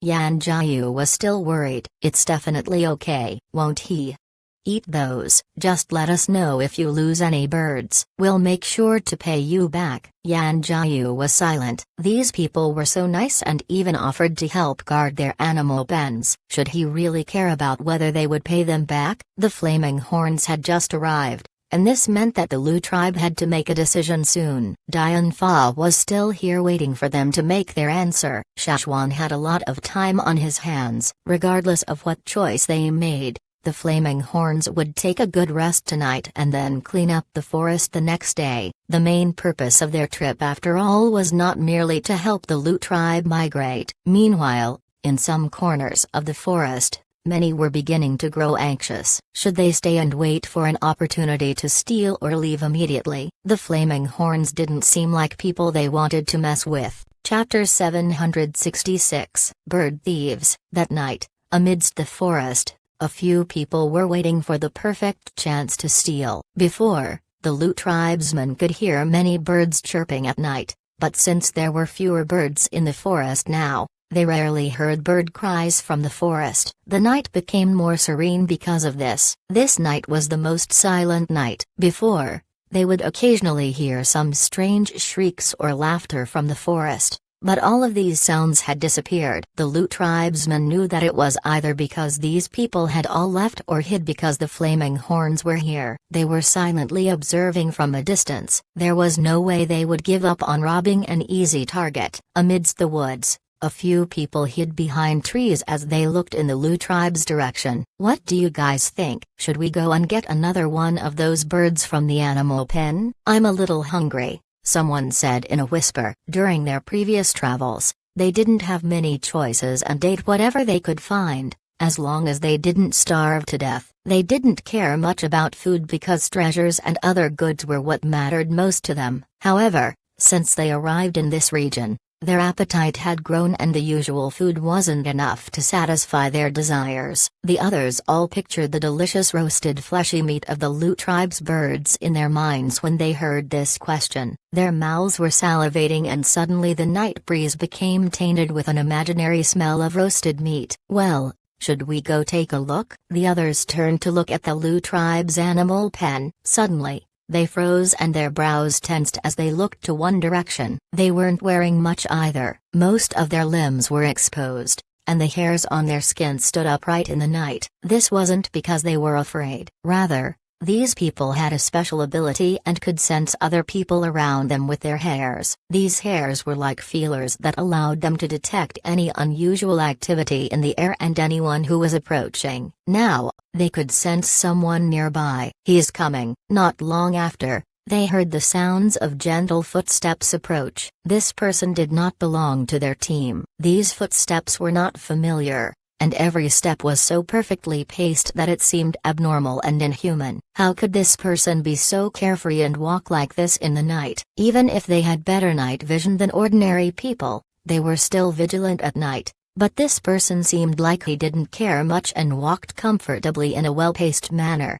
What was his motive for suddenly appearing here? Very soon, they saw a figure walk out slowly from the forest. Besides the frictional sound made by his feet's contact with the ground, there were no other sounds. They couldn't even hear a single breath from this person. It was as if he wasn't alive at all. This person didn't wear much either, and he was bald. They didn't know who he was. Whoosh! A branch was shot out from behind a tree like an arrow and landed right at this person's foot. This was a signal to tell him not to go any further. Genki looked down at the branch. He lifted his head and scanned the trees around him. He couldn't see anyone, but he knew that there were people hiding behind those trees. "I have a question," Genki asked in a calm and unhurried voice. There were no sounds nearby. He could only hear the sound of a bug crawling on a tree nearby. Genki continued, "Are you guys a newly formed group of people who left your original tribe?"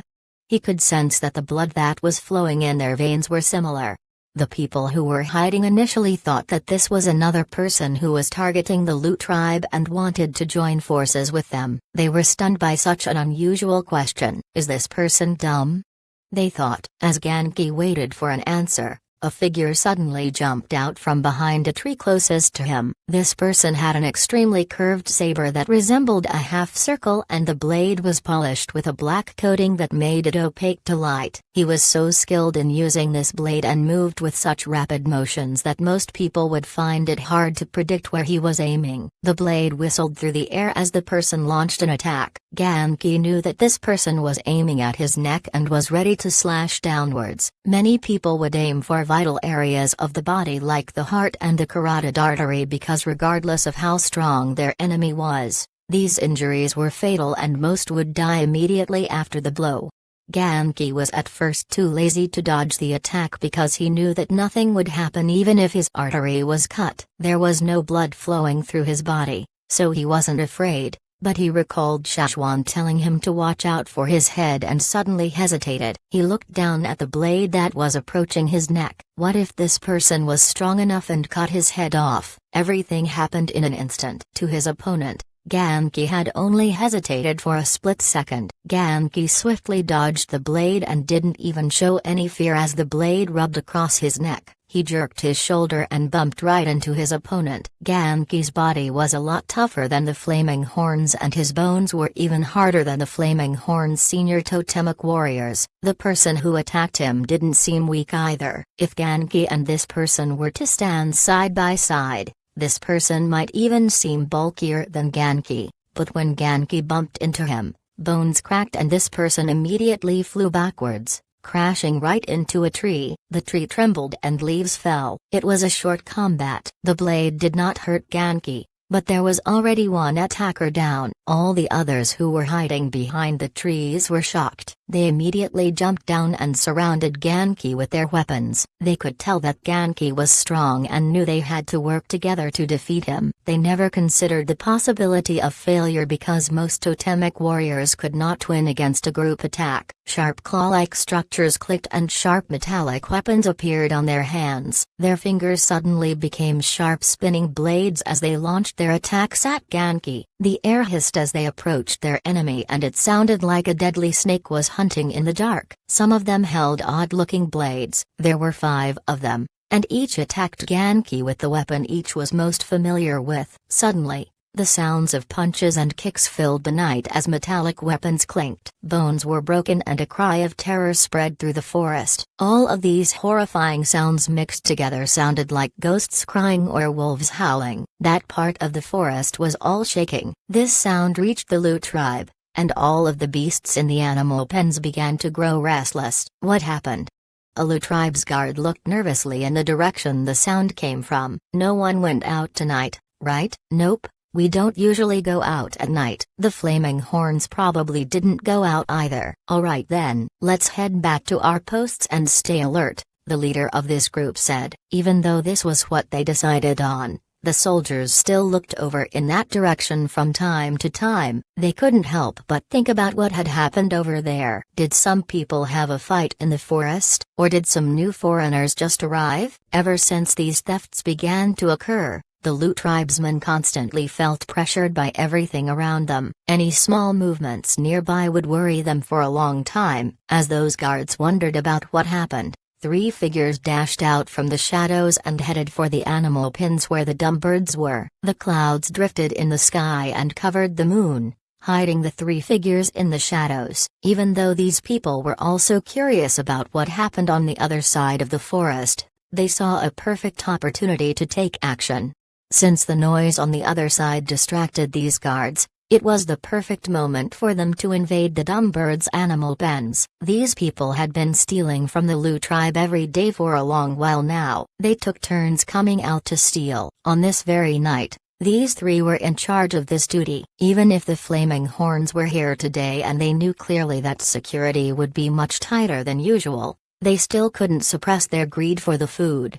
They were living the best lives, and they really didn't care whether the Lu tribe's fire seed disappeared. They were just used to stealing from the Lu tribe's animal pens whenever they became hungry. All they needed to do was bait the birds with fruits, hunt them, and then eat their delicious roasted meat. Initially, these thieves were more vigilant. Back then, they even made sure no one saw them and tried to be as discreet as they could when they stole. At first, they even avoided any Lu tribesmen who came out to chase after them. But after noticing that more people were targeting the Lu tribe, they lowered their guard. The Lu tribe no longer chased after them. They would only remain in their tribe and watch over their animal pens because coming out to chase them would mean risking their own lives. That was why they got braver and began to push the boundaries. Sometimes they even dared to laugh loudly in the forest during their meal and throw the bones and remains of the dumb birds back into the Lu tribe's grounds after they finished eating. After throwing their garbage, they would even mock them. This made the Lu tribesmen very pissed. Since the Lu tribesmen were not bold enough to even step out of their own territory, these thieves had no reason to fear them. As for this day, even though more guards had come to help, they didn't care and still came over to steal. They were too hungry. They were just testing the waters. It'll probably be okay, they thought. They entered the animal pen when the guards looked away. They looked around before finally taking the route they were most familiar with into the fenced land. I knew it. They were just trying to scare us. Nothing changed. One of them laughed silently as he caught an aromatic fruit his companion threw to him. He tied the fruit with a rope and made a few cuts on it to let the scent of the fruit spread far and wide. The wind carried this scent to a bird nest nearby. They could see this nest from the tree on which they hid. There was only one bird in that nest, and the other birds stayed far away from this one. They were very cautious. They knew that they couldn't attract too many dumb birds at once or else the guards would notice. The Lu tribesmen caught them a couple times before because too many birds were attracted by their fruit. When the guards noticed them, they ran as fast as they could and barely managed to escape. Since then, They became cleverer and went for the birds that were closer to the edges. They made sure to target birds that were alone in their own nests. The person with the fruit slowly approached the fence and skillfully threw the fruit towards the figure in the dark. The fruit flew across the air with a curve, landed 10 meters away and rolled near the bird nest. It wasn't loud because the ground was all grass and the fruit was rather soft. Even though dumb birds were dumb, they had a keen sense of smell. These thieves were already skilled and experienced enough to know how far the fruit had to land. With a single throw, the fruit landed perfectly on the spot they intended for it to land. Tap, tap, tap. This was the sound of the bird getting to its feet. The thieves waited excitedly. It's coming. Many times when they stole, they tried to stay away from flocks because the smell of the fruit would attract more than 3 birds and they had to put in more effort to catch all of them. However, only one bird was attracted by the smell this time and no other birds noticed the fruit. Nice. It saved them from all the trouble. Judging by the sound, this seemed like a large bird. These thieves waited with excitement. He waited behind the fence and judged the bird by the sounds because he couldn't see clearly what was inside. There was no one else around. The guards had not noticed and the bird had already stopped in front of the fruit they threw. The person who was holding the rope felt a jerk on the rope. He knew that the bird was already eating it. He immediately began to pull on the rope. This skill might seem simple, but it required a lot of practice. Pulling too fast or too slow wouldn't work. If he pulled too fast, the bird couldn't catch up to the fruit. If he pulled too slow, the bird might finish eating the fruit and all of their efforts would then be wasted. After thinking about all these, this person felt a little proud of himself. One of them focused all his attention on pulling the rope and judging the bird's actions by the tension in the rope and the sounds. The other person started breaking the fence while the third person waited to blow the whistle just in case any guards came. Hurry! The person behind them pressed on. The 2 figures beside the fence were also anxious. The guards were already walking in their direction. He pulled even faster, but stopped once in a while to make sure there was still tension in the rope. The other person had successfully made a hole in the fence. This fence was always broken and the Lu tribe couldn't fix all of these broken parts in time. Now, most of the wood they used to fix the fence wasn't the best quality, so the gaps became wider. This made it more convenient for these thieves to break. All they needed to do was cut the ropes that were tying the wooden fence together and pull the wood out of the ground. If they couldn't pull it out, they would saw it. They just had to wipe a special ointment on the saw to muffle the frictional sound. The tapping sound was getting closer. I can tell from the sound that this is a big bird. Hee hee. The person who was sawing the wood smiled and said in a low voice, "Actually, wouldn't it be easier if they had the strength to carry a bird out from within?" Well, too bad they didn't have the strength. It would take too much effort. The person who pulled the rope didn't laugh. Somehow he felt that this bird was a little unusual and different from the previous birds. He craned his neck to look through a hole in the fence. It was indeed a bird. Even though this one was a little different and wasn't as fat, there shouldn't be a problem. At least that's what he thought. They hadn't seen any other Flaming Horn teams arrive that day. They only caught a glance of a few members who were walking in the back, so they couldn't make the connection quickly. His companions in the forest continued to press on. "Okay. It's almost ready. Prepare the rope." The person who was pulling the rope didn't even get to finish his sentence. Suddenly, a strong force pulled on the rope from the other side and he was pulled forward. His face clashed into a part of the fence that hadn't been broken. Bang! What happened? The person who had just finished sawing the wood asked. As soon as he said this, a figure suddenly dashed out as fast as the wind and stepped down on him with its giant feet. Ah! A terrifying cry spread across the fields. All of the dumb birds in the animal pens rushed to the center and gathered in fright. After Chaka stepped on this person, he didn't give the other party time to get up. He had an advantage and he would not let his opponent get back at him. This was the way he hunted in the forest too? Or else how did he manage to defeat and kill beasts that were stronger than him? The night clouds drifted across the sky and the moon was suddenly revealed. The person who was pulled back by the rope bumped into the fence. As he turned his head, he watched as the bird jumped wildly on his comrade. Under the bright moon, he finally saw a clear view of this bird. A sudden shiver went up his spine. This was not the same dumb bird they stole before. This bird was about the same size as the dumb birds, but its claws were much sharper and it was stronger than the dumb birds. Its claws were like sharp hooks and easily clawed off their skin. Quick, over here! Someone came to steal the dumb bird again. The Lugards rushed over when they heard the commotion. The people in the forest immediately rushed to rescue his comrades. However, as soon as he ran out of the woods, the giant bird jumped out and kicked one of his comrades into the air. His other comrade was still struggling to get up. Seeing this, the person who wanted to rescue his comrades immediately halted and turned to escape. The Lu tribesmen were already here. His comrades were already severely injured, so if he brought them along with him, he definitely couldn't escape from the Lu tribesmen. It's better if he escaped alone. Chapter 767 Clearing the Grounds Using Violence. When the soldiers on patrol hurried over, they only saw two severely injured men on the ground. One of them passed out after the bird pecked him. They didn't know if he was still alive. After fixing the broken fence, the Lu tribesman turned back to take a few more glances at the bird. The flaming horns bird was already back in his nest. Initially they thought this bird might mistreat their dumb birds,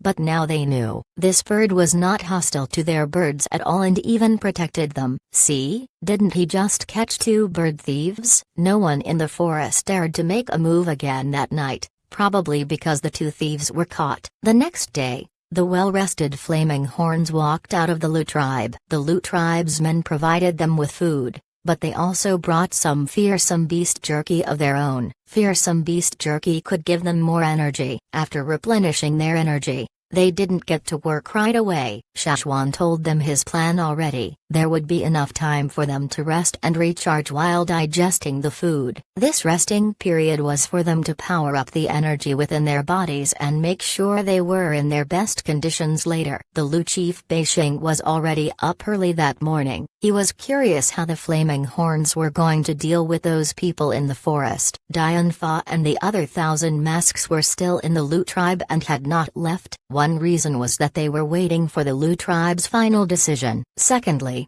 they also wanted to watch the flaming horn's next move. Shashwan stretched his arms and looked up into the sky. Cha-Cha had already finished hunting and was already flying in circles in the sky. Shashwan blew a whistle and he flew down immediately. Hopping onto the eagle's back, they lifted off the ground. As they ascended, Shashwan's vision grew wider and he could see far into the woods. After inhaling deeply, Shashwan shouted loudly, "Listen up, all of you in the forest." By noon, only flaming horns are allowed to remain in the forest. Everyone else must leave by then. If you don't, we'll kill all of you. His voice thundered across the forest like the roar of a fearsome beast. Shashwan made sure to shout the same message again in the language used on the other side to make sure these people understood what he said.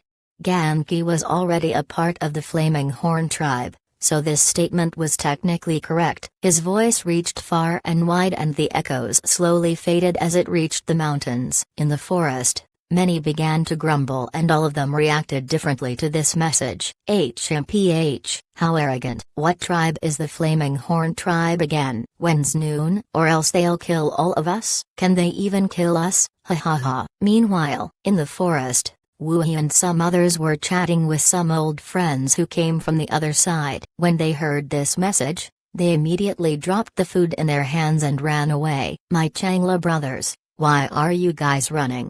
the person who was boasting to Wu He and the others asked when he saw their reactions. "If you don't, you'll really die." Wu He blew a sharp whistle and waited for his long-winged birds to arrive. As soon as their birds arrived, they would immediately escape from the forest. No matter how much they wanted to watch the commotion, they had to stay far away and make sure they were not involved, or else they would be in big trouble if the flaming horns got the wrong idea. They weren't afraid of any other flaming horns, only Shashwan, and he was the person who shouted this message. Hearing this, they suddenly recalled the painful sensation they felt back then when they were slapped down by the giant hand in the sky. Those friends of theirs were surprised when they saw the Changla's reactions. It was as if they saw their deadliest enemies. When did the Changlas become such cowards? Someone asked doubtfully. Didn't they used to enjoy watching drama? Leader, what should we do? Someone turned around and asked his leader. This was the person who was talking with Wu He just now. Their leader thought deeply for a moment and then said, let's wait and see for now. If something doesn't seem right later, we will leave immediately. Even though the Changlas were known for their love for drama, they were also very alert and sensitive to dangers. It didn't seem at all like Wu He and the others were putting on an act. As he thought about this, his brows knitted with concern. It hadn't been long since they arrived on this continent, so they weren't familiar with the Flaming Horn tribe. However, since this concerned their lives, they were going to take it seriously. They came here to exploit the benefits, not to lose their lives. After Shashwan shouted his message, he looked for a spot to rest. The Lu tribesmen all looked at him with widened eyes. Is it really okay to yell it out to them so directly? A Lu elder whispered. It was clear he didn't agree with what Shashwan did. There are many other methods to get rid of these people in the forest. They could have been less direct with their message. The Flaming Horns were too uncivilized and barbaric. Dian Fa also felt that these Flaming Horns were out of their minds. Did they really think this was their territory? It was clear that those people in the forest came here long enough and knew everything about the forest. The Flaming Horns had just arrived the day before and weren't even that familiar with the forest. Obviously the Flaming Horns were at a disadvantage. Yan Jiayu wanted to ask Shashwan what his plan was and wondered if the Flaming Horns thought about changing their minds. However, seeing how Shashwan was resting on the side and how the other Flaming Horns seemed to have no objections, he could only sigh while he waited. He was still very concerned about this plan. The sun was slowly rising above their heads and their shadows shortened as the sun rose. Shashwan opened his eyes and looked up at the sun. He got up to his feet and motioned for the others to rise. It's time. The Flaming Horns were all prepared and energetic. On Shashwan's command, they all headed out of the Lu tribe together. At the boundary, some Lu tribesmen were already pulling the gates open for the Flaming Horns to exit. They watched the Flaming Horns curiously. Were these people really planning to head straight into the forest like this? As soon as he stepped out of the boundary line, Shashwan summoned the totemic energy in his body. This energy was like boiled water within his body, immediately bubbling to the surface. Totemic lines surfaced and red flames covered his body. Suddenly, everyone behind Shashwan began to transform in the same way. 2, 3, 5, 10, 100. From far away, these similar totemic lines and flames made them seem connected as a group. It was as if someone lit a match and threw it into a pot of hot boiling oil. Instantly this pot erupted like a volcano. Their fighting spirit was ignited and this strong energy was constantly rising and spreading across the land. The Fire Seed's energy.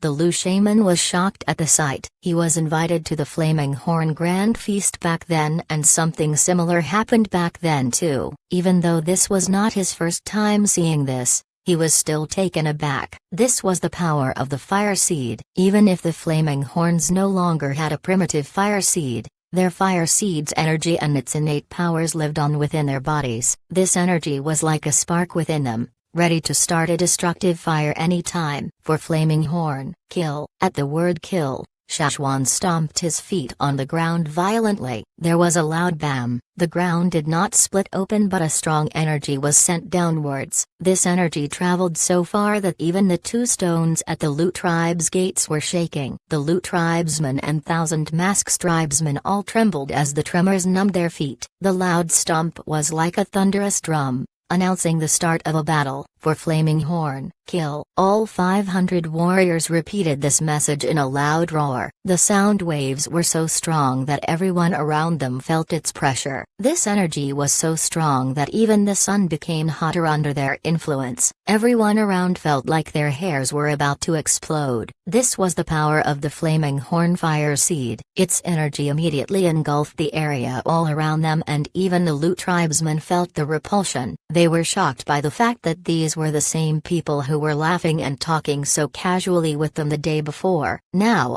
they suddenly became beast-like, with their fangs bared, ready to pounce on their prey. Beishing looked at the flaming horns all around him. It all felt like an illusion to him. There were just 500 totemic warriors here, but it felt like there were 1,000 or even more, like the entire flaming horn tribe was gathered here. Their roars were so loud. The Lu shaman's eyes widened and his pupils began to dilate. He gasped nervously. This fire seed's energy is so strong. Even their fire seed in their fire pond was feeling a slight repulsion. Even if they were in battle mode, their energy shouldn't be this strong. A few elders gasped for breath besides the Lu shaman. Is this the power of emerged fire seed? Don't they only have 500 people? How come this energy is so strong? Shashwan raised his hand and the team immediately split into two. Like tigers and wolves, these warriors dashed towards different directions. They already knew their advantage. They were not familiar with these grounds, but this was not a forest full of fearsome beasts. They only had to pay attention to those people who were hiding in the dark. Since they were the ones in the light, why not force them all to come into the light? Weren't these people familiar with the grounds? Weren't they skilled in hiding? Great. We'll force all of them out of the dark. The two teams were like two sharp spinning blades cutting across the entire forest. Each member was like a fearsome beast dashing across the forest, sending trembles down into the ground. They were not trying to hide their strength at all. As the people in the forest felt the trembles in the ground, they felt like they were hearing the rumbles of a thunderstorm. They began to feel afraid. Some of the people who chose to stay began to regret their decision. Should they leave now, or stay longer? They might be able to make it out alive if the flaming horns don't notice them in this first search. Many people who thought this way would find out very soon that they didn't know the flaming horns well enough. Boom! Crack! A branch 5 wingspans wide broke in half when a flaming horn warrior hopped onto it. Half of the tree flew up into the air at a flaming horn's kick. Even the trees are falling. Let's see where you guys can hide. To another tree? Go ahead. Let's see if you can run faster than us. The bits of sunlight passing through the branches were reflected in their axes. Their sharp blades whistled through the air as this reflected light traveling rapidly across the forest grounds. These damned flaming horns. Before the heavy branches fell to the ground, countless figures were forced to come into the light. Waves of arrows were shot across the forest, splitting the air as they flew to their targets. The warriors immediately chased after these people with their blades, axes, spears, and hammers. Amidst the chaos, the team of flaming horns worked efficiently, each knowing their duty. Some were in charge of chasing and scaring these people out of the dark. This group of warriors was like a pack of wolves chasing after deer. Another group was in charge of launching attacks in the wide open field, while a third group hid and waited for the perfect chance to launch secret attacks. Imitation is an innate skill in humans. Their ancestors learned how to hunt in the forest from observing predators and imitating their actions. These predators hunted using different methods, and the tribesmen also learned these same methods from them. After learning these skills, they improved the techniques and perfected it for their own use. The Flaming Horn tribe could actually live a well-off life by feeding off the taxed goods in the trading point and the plants and animals they owned. They had more than enough to feed their entire tribe, but they never stopped hunting. That was why they were able to stay in shape and were ready for battle anytime. Thud, thud, thud. The sound of a bowstring rang across the distance. Every arrow pierced through the air and landed on the targets that were forced out of the shadows. Some of these arrows were used to force their enemies into the light, while others prevented them from taking any steps in a direction they pursued. The final kind of arrow was the type that intended death. These arrows landed rapidly across the forest and puffed up all the grass and dust from the ground. A person who was forced to come to the light ran as tears flowed from his eyes. The ground was shaking, but he still managed to hold the hilt of his sword tightly. He was about to turn and cut at his enemy when his sword clashed with another. The person behind this sword was so strong that he felt like he was about to be blasted away the next moment, but with a sudden clink, his blade snapped.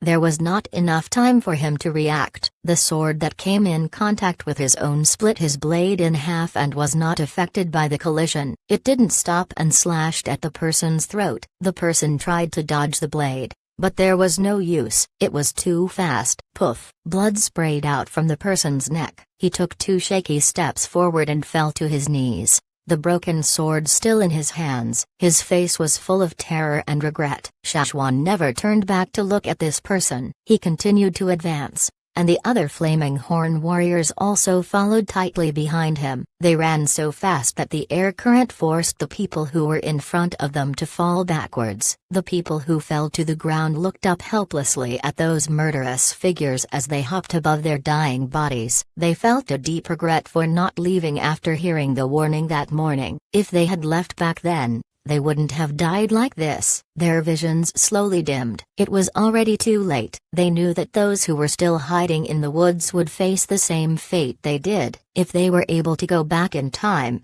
they would have stayed far away as soon as they heard the words Flaming Horn. All of these temptations meant nothing compared to their own lives. The Flaming Horn warriors didn't turn back to look at those who were dying. They didn't care at all what these people thought at the brink of their deaths. The only thing these warriors had in their minds were to kill those who were still in the forest. The bloody stench in the forest grew thicker and the wind carried this smell farther into the distance. Those who stayed behind waited nervously as these warriors approached them. Even their bones were trembling now. Could they make it out alive if they escaped now? Far away, some scavenger birds smelled the blood and were flying over. In the Lu tribe, those who were watching by the wooden fence observed the massacre as their faces twitched. In the woods, an uprooted tree would fly up into the sky once in a while. Back in the days when the Flaming Horn tribe still lived in fearsome beast forest, Yan Jiayu was often assigned to the task of delivering young beasts to the Flaming Horn tribe,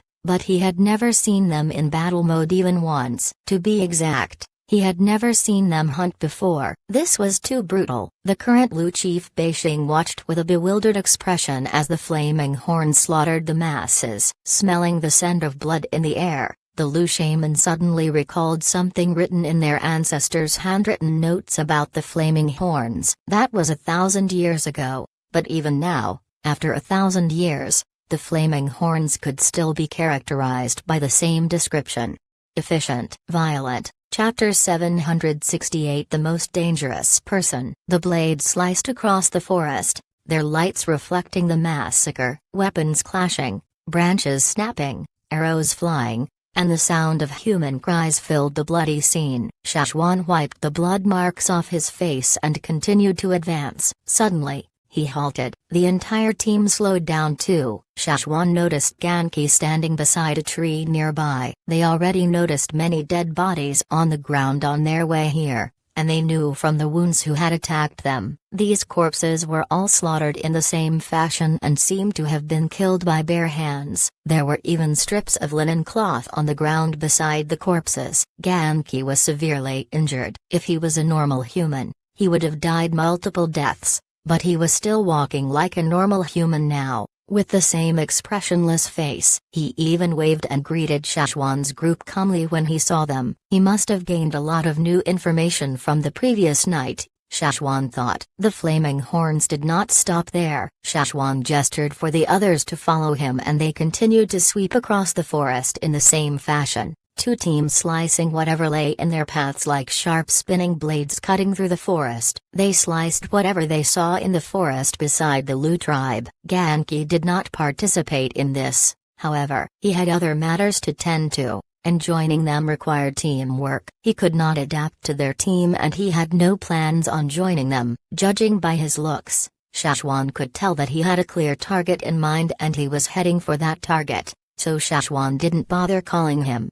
After Shashwan's group advanced, Ganki lifted his head and glanced up at the sun. It was not shining as brightly as noon now and it was getting closer to sunset. Ganki's cloak was already ruined and tattered. What remained of his cloak hung loosely on his body and he didn't care one bit about its condition. He sniffed the air around him as he managed to trace a faint bloody smell. This was the scent of his current target. Ganki didn't know how he was able to discern different smells in the air. Perhaps his organs had changed and made him him more sensitive to smell. However, the scent he was smelling now was different from the usual smells. This smell was not carried here by the wind. It was a smell that belonged to people whose bodies had merged with fire seeds. It was different from the smell of ordinary beasts. Even if those people stood in the wind and their scents were carried to a different direction, Genki could still sense it clearly. After he had woken up from his long sleep, his senses became keener to smell and taste as his body slowly recovered. There were no blood stains on the ground. It was clear that the other party did a good job in concealing their deed and even considered which direction the wind was blowing.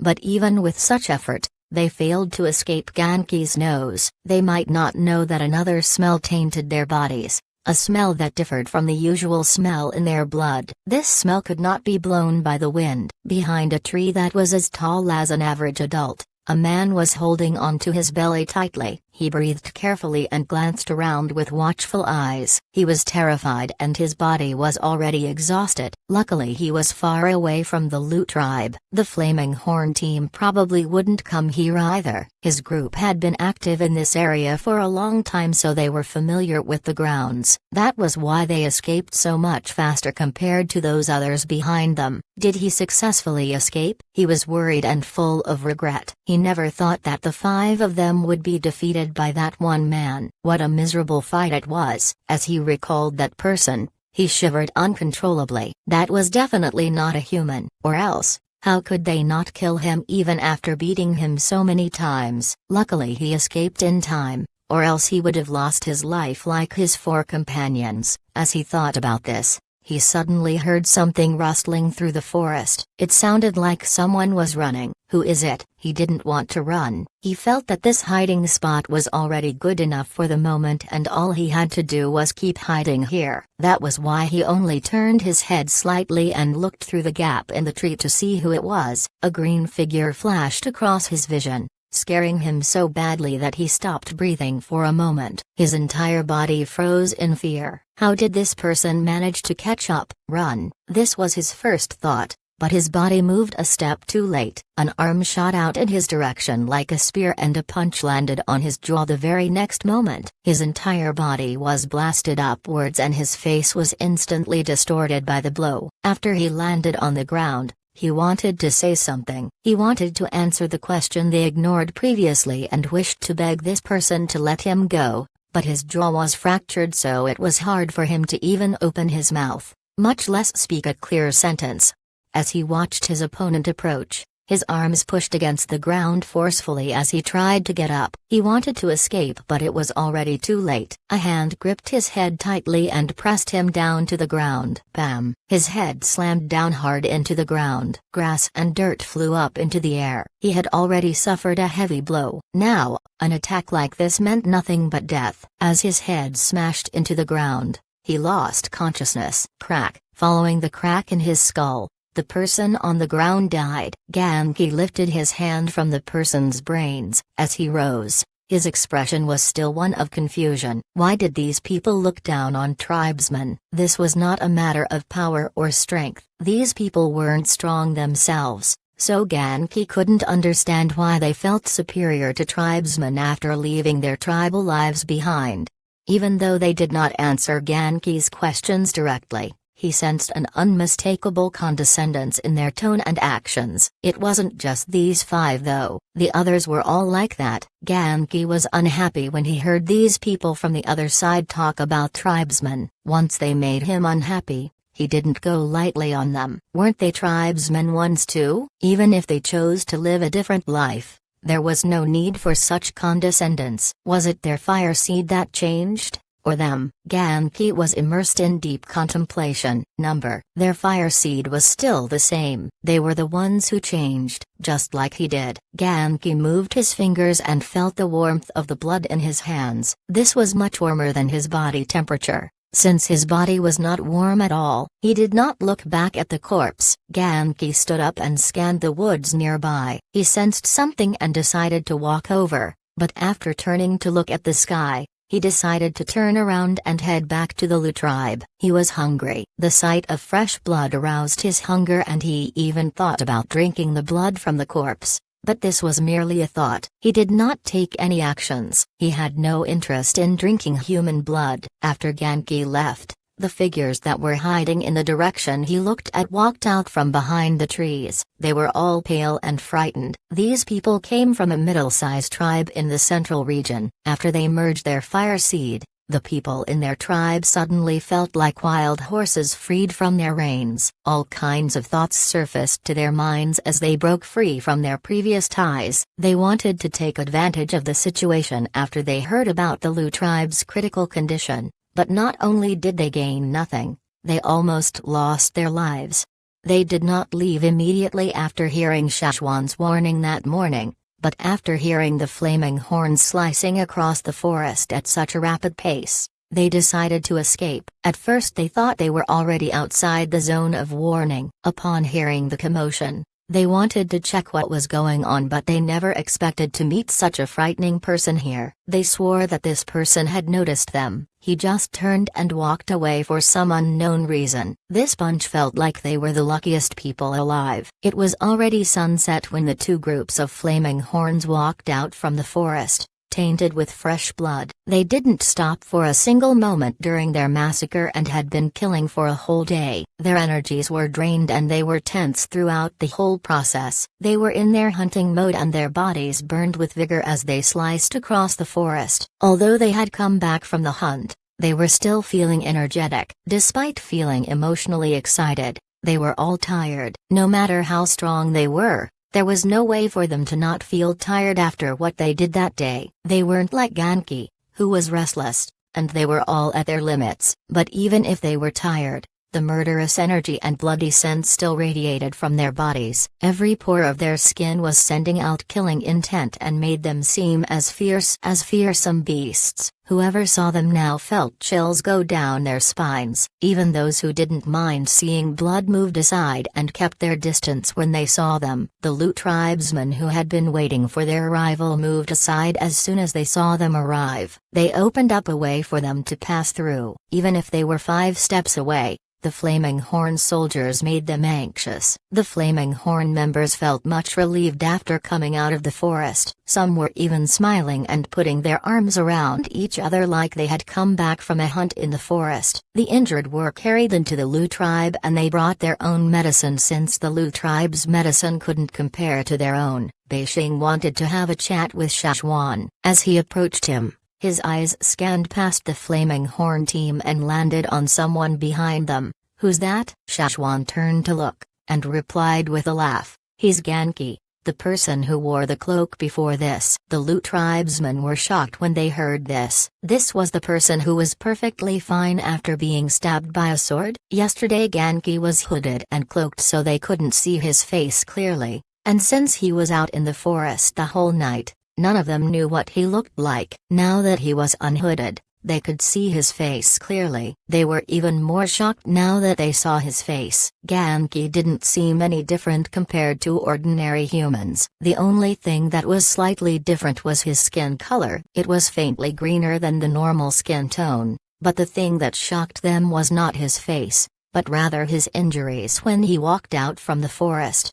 Genki did not look strong, and if they compared him to the Flaming Horns, he seemed skinnier and weaker. His cloak was torn and tattered, so it could not hide his injuries. Countless scars crossed his body, covering his chest, back, and even his limbs and neck. There were even some on his face, but all of these wounds had closed up and began to heal. New and old scars crossed his face and it was all very frightening. Some of them were highly impressed with these injuries. He was definitely a strong warrior, but they could also tell how dangerous the forest was just by judging his wounds. Besides these, some of the Lu tribesmen also noticed something else on Genki, and this shocked them even more. They were impressed by the look in Genki's eyes, but more than that, they were scared of him. More than half of the injuries on his body meant death for ordinary humans. Those who could survive these blows had to be very lucky. Some of these wounds were impossible to survive from,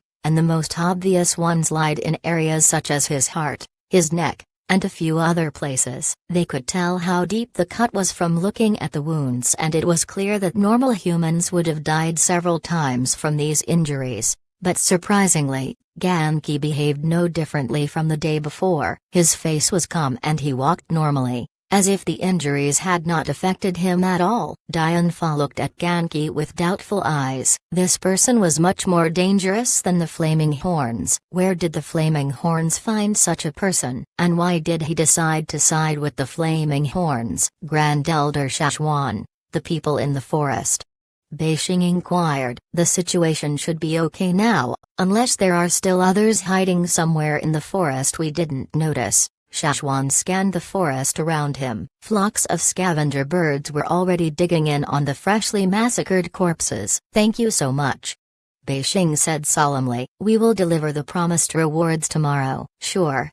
He had to accept what was promised in the deal. Shashwan continued. We'll leave once the reared beasts are ready. Hearing this, Beishing suddenly stopped in place and stayed silent for a moment. We already did what we came to do, so we won't stay here any longer. We won't intervene with your decisions, but if you decide to migrate, these 2 days are the best days to merge your fire seed. They had already cleared the threats in the forest and those who escaped wouldn't return anytime soon. So this was clearly their best opportunity to merge their fire seed. If they missed this chance, they wouldn't know when the next opportunity would come. It was best to not have too many threats or disturbances near them during the merge. I understand. Beishing made a firm decision in his heart and replied through gritted teeth. Seeing Beishing walk away with heavy steps, Guang Yi asked Shashwan, will the Lu tribe really merge their fire seed? They will. But I'm not sure where they'll go if they choose to migrate. I just know for sure that they won't stay here anymore.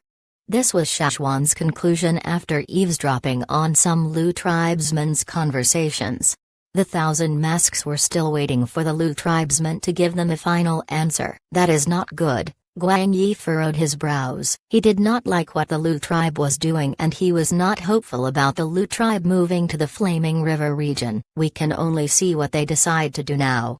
If the Lu tribe still can't figure out the problem after all this, they might be able to withstand the threats this time, but it's not likely for them to survive the next. Even if they merged their fire seed, they wouldn't be able to handle the threats. Shashwan went to check on the injured soldiers and arranged for their night shifts and duties. He told Dogwang to bring the Farus Rahakos to the animal pens again to keep guard. Even though they had already cleared away a huge group from the forest, there might still be people who were bold enough to come steal the birds. That night, the Flaming Horns slept soundly while the 1,000 masks and Lu tribesmen all suffered from insomnia. Chapter 769 The Lu Tribe's Migration. The next day, Beishing went to look for Shashwan. The Lu tribesmen had not selected the reared beasts that they were giving the Flaming Horns from their animal pens. We decided to merge our fire seed and will head to the Flaming River region after that. Please help us on the way, Grand Elder. Beishing had not slept the previous night. He looked unwell but his eyes still gleamed. He was rather relaxed as he spoke. They had finally made a decision after so long. Shashwan studied this new Lu chief closely. He didn't mind when they were getting their reared livestock. If the Lu tribe decided to migrate to the Flaming River region, there was no need to hurry. He wouldn't mind even if they gave the reared beasts they promised to the Flaming Horn tribe after they migrated. It was better that way. However, Shashwan still had a doubt. Where will you guys go? The Flaming River region is quite large, Shashwan asked. We've actually decided on the location a long time ago, Beishing laughed. Back then when we went to attend the grand feast at the trading point, our chief already brought us there. Beishing was talking about the previous chief who had passed away. That chief was not the strongest member in their tribe, but he was prudent and far-sighted. When he was invited to the Flaming River trading point, he brought a few warriors over with him to survey the grounds and even drew a map to mark out the area they wanted to migrate to. The Lu tribe's water source was drying up and there was no way for them to keep living here. Water insufficiency would affect their reared beasts greatly. The previous chief had such thoughts about settling in that area, but he also found a few other locations nearby, so he had more than a few options. Now, Beishing decided to settle in the location near the Flaming River trading point. Shashwan studied the map Beishing took out. There were a few simple strokes on the area near the trading point. On the map, The trading point was clearly marked, as well as the estimated locations of the Rain tribe and the Drumming tribe. The Lu tribe had their eyes set on a location upstream from where the Rain tribe was. That location wasn't too close to the Flaming River, but it wasn't too far either. What's most important to them was that there was a small stream in that area that flowed into the Flaming River. Shashwan knew about that stream. He had been to that location upstream and he guessed that stream probably appeared after the disaster since it wasn't there before. This stream was about 10 meters wide and 20 meters long. The water there was more than enough for the Lu tribe. Plus, this stream flowed into the Flaming River, so it wouldn't dry up easily. Even if it dried up one day, they could still walk down to the Flaming River to get water. Simply put, if something big happened again, they could immediately migrate to a better location because they didn't have to worry about their fire seed anymore. When will the merge begin? Shashwan asked. Tomorrow, but latest on the day after. Beishing said. The Lu shaman had already consulted Shashwan about the merging process. Even though they acquired much experience from understanding the merging process of different tribes, they still had to be careful since they were changing their fire seed.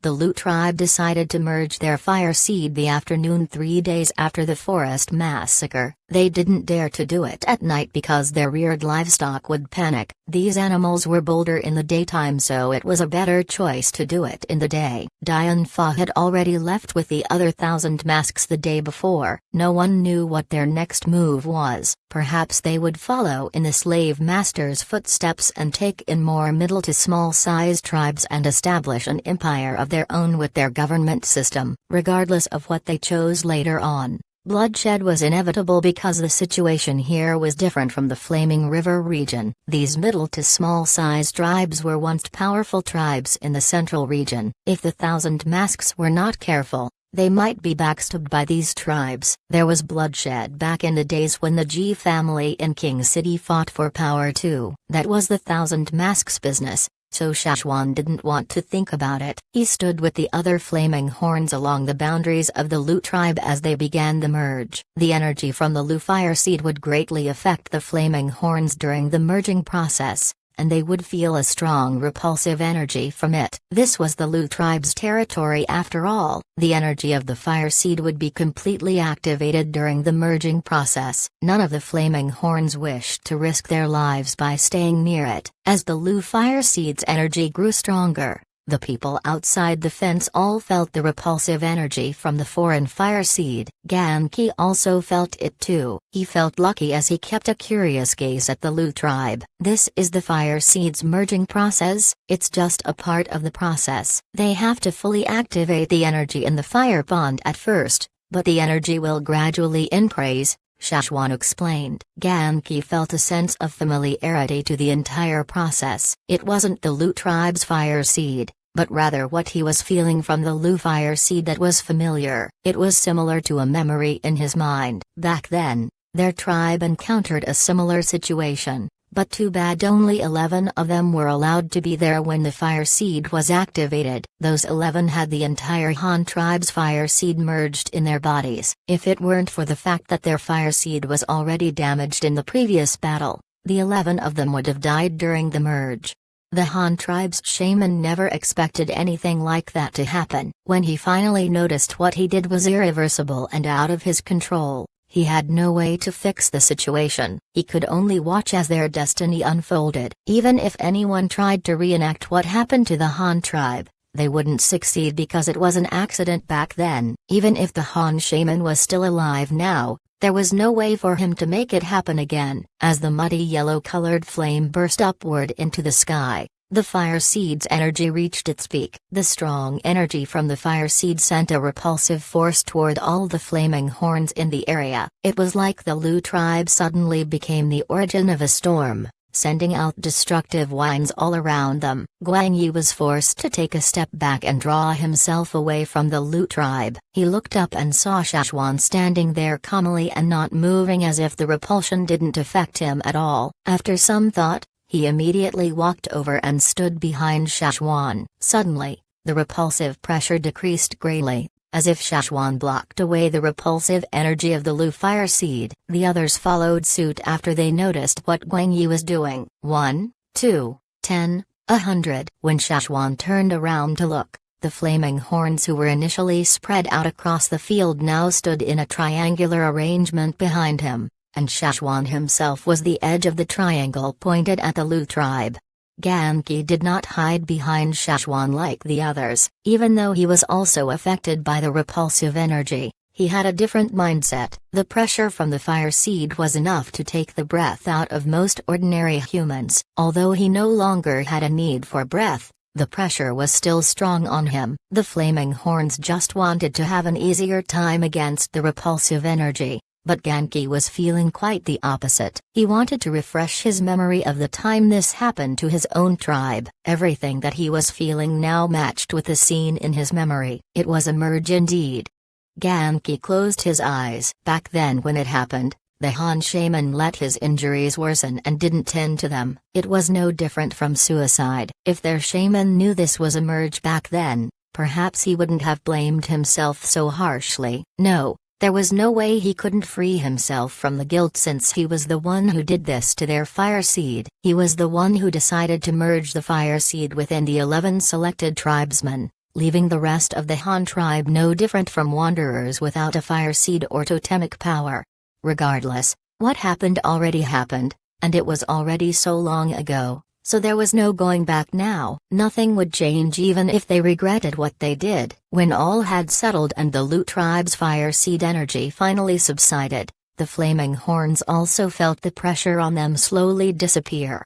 It's done. The Lu tribe had successfully merged their fire seed. All tribes needed some time to adapt to their mixed emotions after a merge. Everyone felt differently about merging the fire seed after all. From this moment on, they were no longer the Lu tribe from before. If they encountered dangers, there was no longer a fire seed to shield or protect them. But regardless of how they felt, the flaming horns couldn't give them too much time to adapt. They could not wait for them to adapt to new changes. If the Lu tribe still wished to migrate and travel with the flaming horns, they had to get ready immediately. The reared beasts that were promised to the flaming horns were selected and people were chosen to tend to these beasts on the way back, just in case they broke away from the herd and went astray.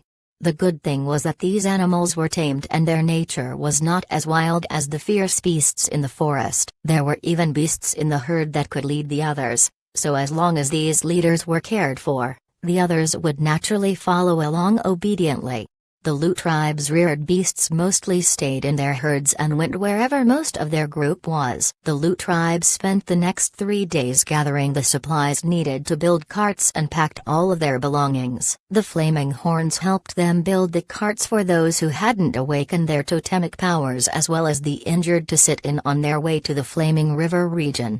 As soon as everything was ready, the Lu tribesmen started a fire and burnt down all the houses they previously lived in. They couldn't bring these houses and some tools away with them, and they didn't want anyone else to use what they previously owned, so they'd rather destroy all of it before they departed.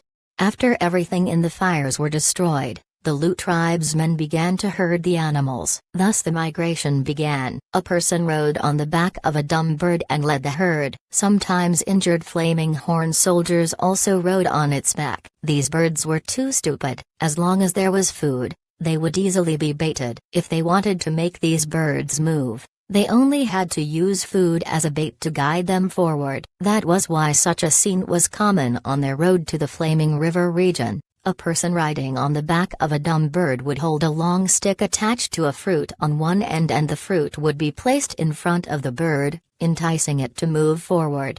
The herd of cows and other animals were also segregated and watched over by some soldiers. The soldiers rode on horses and cattle and traveled back and forth, leading those that were astray back to the herd. When other tribes migrated, they only brought people. But the Lu tribe was different. Many beasts traveled with them. As they walked on the trail, sand and dust swept up into the air. It was fine where the grounds were grassy, but when they walked across places that were less forested, so much dust would be kicked up that they wouldn't even be able to see people through the dust.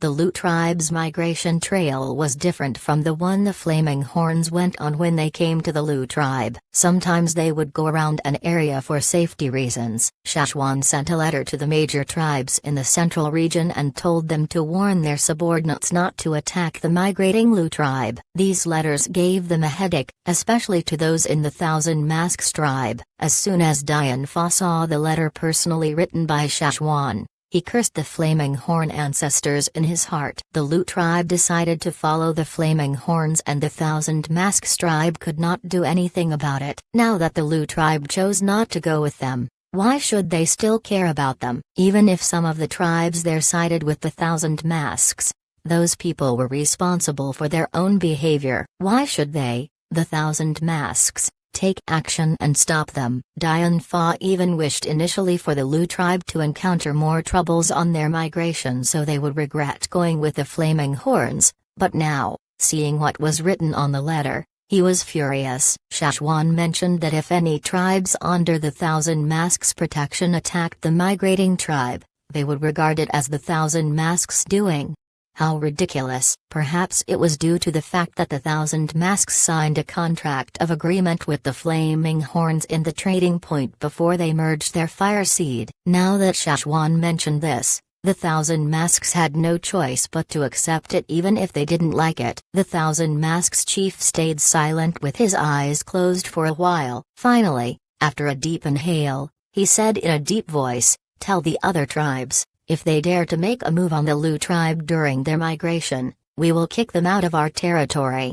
The Flaming Horns made the Thousand Masks mad, but they couldn't fight back. They could only direct their anger on these other tribesmen. Dian Fa's mouth jerked as he cursed, but he still went and carried out his chief's orders and sent the message to all the tribes under their protection.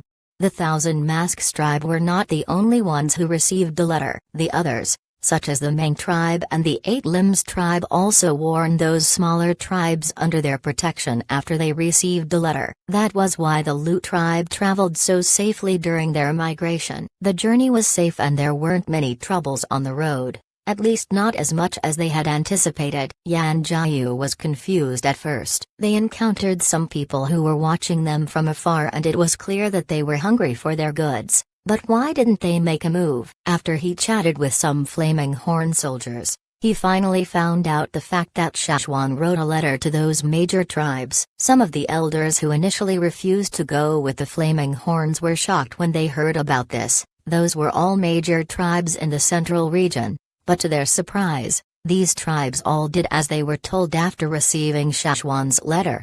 Ganki had been sprinting at a high speed alongside the party. Some of the Lu tribesmen told him that he could ride on a dumb bird if he felt tired, but the other birds would stop moving once Ganki rode on one of them. They would all group together and stop where they were, unless Ganki left. They were all afraid of him. Ganki didn't mind. He hardly felt tired anyways. As he ran with his new cloak flying behind him, Ganki's head turned and looked in one direction. His expressionless face suddenly changed. Chapter 770 Dead or Alive? As the Lu tribe's migrating team left the central region, fewer people came to trouble them. Initially, the Lu tribesmen thought that they would encounter more troubles in the central region, but that wasn't the case. Their large team walked for so long, and even though they also encountered some small troubles along the way and were sometimes ambushed by people in the central region, they safely made it out of the central region. However, they might encounter more troubles now that they were out of the central region and the population was more sparse. In the central region, there were many people watching as the Lu tribe migrated. If anyone decided to make a move on the Lu tribe, they had to be careful not to be noticed or recognized by anyone else because getting caught would mean the end for them. However, in places with fewer people, they could do whatever they wanted and people might not even notice, and even if the Lu tribe wanted to seek help, they wouldn't be able to receive any in a short time.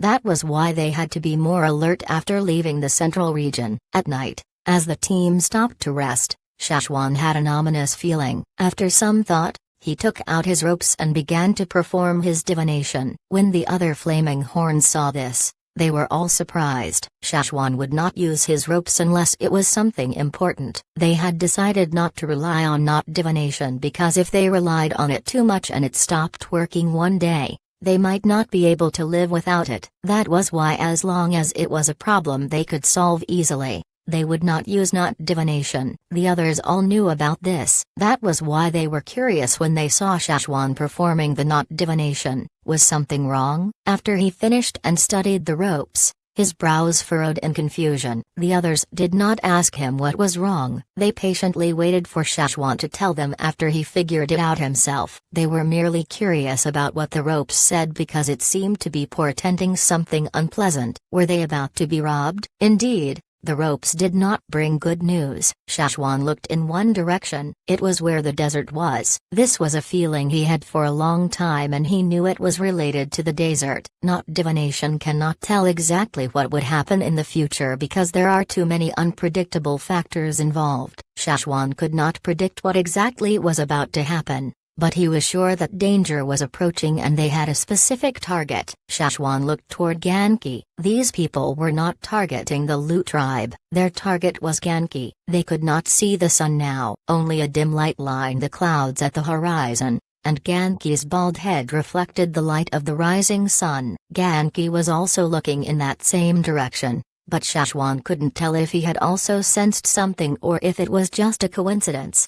Guang Yi, lead the team with Xiang Chen tomorrow. You guys have to leave first. Shashwan turned around and said to Guang Yi, who was resting beside him. Guang Yi frowned deeply. Is something going to happen? The Lu tribe is not their target. Shashwan's finger pointed in the desert's direction. People might be coming from over there, so you guys must leave first. Guang Yi couldn't tell faces apart, but he had a good sense of direction. He knew where Shashwan was pointing. At first he wanted to ask if they should stay and help, but after recalling the desert monsters they couldn't kill, he hesitated. He asked, "You're going to be alone? Do you need more people to stay with you?" "He'll definitely stay." Shashwan's head turned toward Ganki's direction. Ganki is most likely their target. Those people were targeting Ganki, not Shashwan. Hearing this, Guang Yi felt much assured. Ganki was not part of their tribe and he wouldn't care even if anything happened to him. He didn't have to worry about Shashwan either because he could escape even if there was a difficult enemy. Chaka was with him and it was easy for him to escape. All he had to do was hop on Chaka and fly away, but if more people stayed with him, they would have a hard time escaping. Since Shashwan was already so firm on this decision, Guang Yi remained silent. The next day, the team set off for their destination again, and this time, Guang Yi and Xiang Chen were the leaders of the team. They would bring their people as well as the Lu tribesmen to the Flaming River region. With them leading the team, Shashwan didn't have to worry about anything going wrong. Many in the Lu tribe were doubtful when they saw Shashwan and Ganki stay behind. The Flaming Horns did not tell them why Shashwan chose to stay back, and after they asked and received no answers, they eventually gave up and stopped questioning. They could tell Shashwan stayed behind to fend off some trouble. After the sounds of the reared beasts faded into the distance and the team could no longer be seen, Shashwan sat on a tree nearby and waited for the people to arrive. Those people definitely had a way to track them. Back then when Robber 11 entered the secret chamber in the Flaming River Castle, he also brought an insect box to track Ganki. The people from Rock Hill City always had a way to track their target. They were in the middle of a forest, but the trees here were not dense. Perhaps it was because people came here often so there weren't many ancient and tall trees nearby. There were hills here but they weren't high. This place was nothing compared to the forests in which fearsome beasts resided. Everything was green around them. The morning dew gave the grassy ground a moist appearance. Shashwan rested on a tree nearby as he waited for those people to approach. As long as they stopped here, those people would definitely be able to find them. If they don't arrive today, they will definitely arrive tomorrow. The Flaming Horn and Lu tribesmen were already far away. No matter what happened here now, it wouldn't affect them. Ganki sat on a giant rock under the shade of a huge tree. Some soldiers once rested in the same spot before. There were some carvings left behind on the stone he sat on, but it was already indiscernible. He couldn't tell what was written there. The hood covered a huge part of Genki's face. His eyes were hidden, and he looked in the same direction for an entire day. Once his eyes fixated on something, he would stare at it unblinkingly for a whole day, like a stone statue, and he wouldn't even move or change his position. This was not something an ordinary person could do. The sun rose and set. The clouds were painted at the edges by the setting sun, casting a glow of red on the ground beneath them. They heard an eagle's cry in the sky. Shashwan got up and looked toward the sound. "They're here." Not long after, 4 birds appeared in the sky far away. As the figures approached them, Shashwan recognized these birds immediately. They were birds tamed by the slave masters in the desert, specifically known as desert eagles. Their claws were identical to other eagles, but they were larger in size and their talons were sharper. When they hunted in the desert, their claws were so sharp that they could dive into the sand and drag their prey out of the sand even if they tried to escape. They fed on poisonous snakes, scorpions, and lizards in the desert. Not many of them came. There were only 4 eagles, and 3 of them carried 1 person each. The 4th eagle carried 2 people. Shashwan became more vigilant. The fewer the people, the more difficult they were to deal with. Shashwan recognized the 2 people on the eagle. It was Sula and another cloaked puppeteer. The other desert eagles each carried a person. Sula and the puppeteer were both holding tightly to their eagle while the other 3 merely stood on the backs of their eagles. They were very stable too. They were dressed the same way as the desert monster, but Shashwan could tell that these 3 were much different from the ones he encountered in the desert.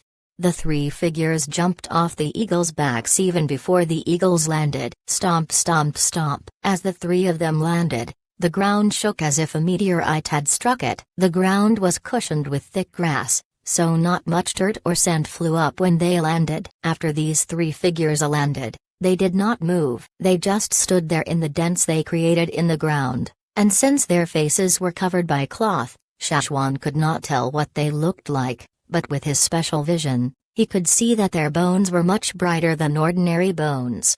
They did not breathe and had no heartbeat. Even after they landed, they did not pant. They were like wooden chunks that had no feelings. Reanimated corpses. These were special human puppets. Shashwan looked at Genki. These 3 were very similar to Genki when Shashwan first saw him. Perhaps they also came from the same tribe as Genki. The only thing that differed was that these people had red energy flowing through their bones controlling them. Their bones were infused with the fire seed's energy. Someone injected a foreign fire seed's energy into their bones and used this energy to control them. This was not the doing of the person who stood beside Sula, or else Genki would have been made into a puppet back then. The strange thing was that Shashwan could not sense anyone else nearby. Where was the person who controlled these 3 puppets? Or did they not require someone to control them? Shashwan froze at the thought. He had seen the puppets in the desert. Those could only be considered puppets of a high grade,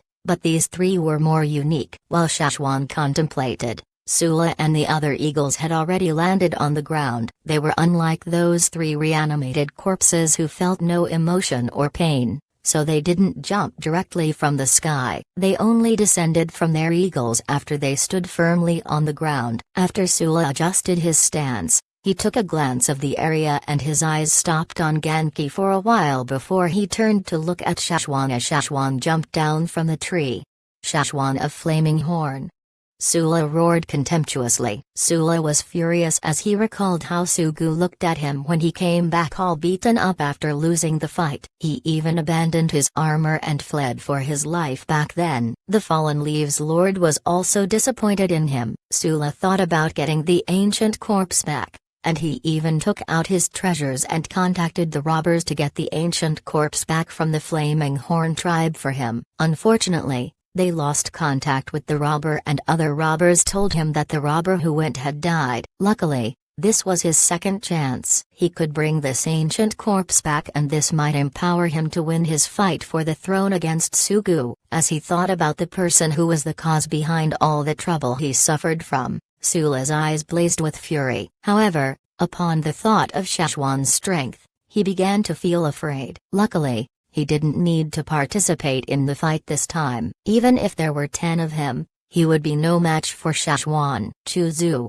Sula turned to look at the person who stood beside him. The person in the yellow cloak didn't bother to look at Sula. His gaze had been set on Ganki even before they had landed. He knew that the person sitting there was his target, but he just felt something was wrong. He looked again at the person's side view and his greenish-looking hands. Startled, he glared at Shashwan. "What have you done?" Shashwan laughed but didn't speak a word. Chuzu's cloak carried some sand from the desert. As the wind blew the sand off his sleeves, they suddenly felt the energy of the desert. It was totally different from the energy of the environment they were currently in. Chuzu turned to look again at the cloaked figure on the rock. The grayish-white linen sailed in the wind and flapped as the winds blew. He was also cloaked. This person on the rock was even more unique compared to the 3 puppets that came with them. If it weren't for the fact that he didn't breathe and that the tracker in Chuzu's hands pointed to him, Chuzu would have been doubting his own judgment.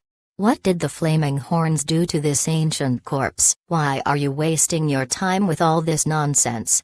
Sula was impatient seeing how Chuzu was just standing there, not taking any action. Shashwan, give that ancient corpse back to us, and we'll let you go. With these 3 helpers here, even his tone sounded more confident. Shashwan replied, "Ha ha." Shashwan's attitude and tone fueled Sula's anger. His eyes and tone clearly showed his mockery and rudeness. He clearly looked down on him. But after thinking about the numerous times he was defeated by Shashwan, he inhaled deeply and continued, "Let's stop the nonsense. Just kill him and get this done with." The latter sentence was an order directed at Chuzu. He wanted to kill Shashwan so he could take the ancient corpse back with them. He never wished to meet Shashwan here. If he lost his life here, then everything he planned would be meaningless. But seeing Shashwan's attitude, Sula wasn't able to let him go easily. His father, the Fallen Leaves Lord, once said, "These 3 puppets are different from normal puppets. If they are used against Shashwan's flaming sword, there shouldn't be a problem, right?"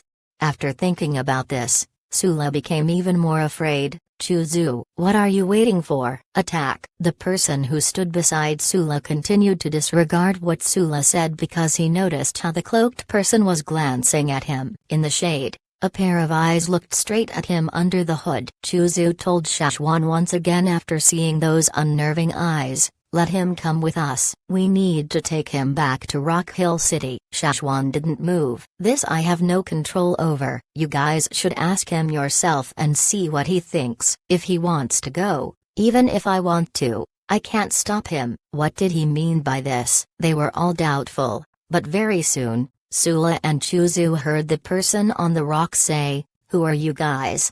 His tone was calm and did not carry any emotion. He spoke. Sula felt the numbness spread across his skull. Chills traveled down his spine. Wasn't this an ancient corpse? How was it able to speak? Chuzu was even more shocked. It was impossible for puppets to speak because they were dead. Who was this sitting on the rock? Chuzu had personally set him under an animal cart before and he knew this corpse very well. How come he became a completely different person? He's definitely under the Flaming Horn's control. Chuzu, attack! Sula was so scared that his voice became ear-piercingly loud as he screamed. Chuzu did not hesitate any longer. He also wanted to find out what happened to the ancient corpse. Attack!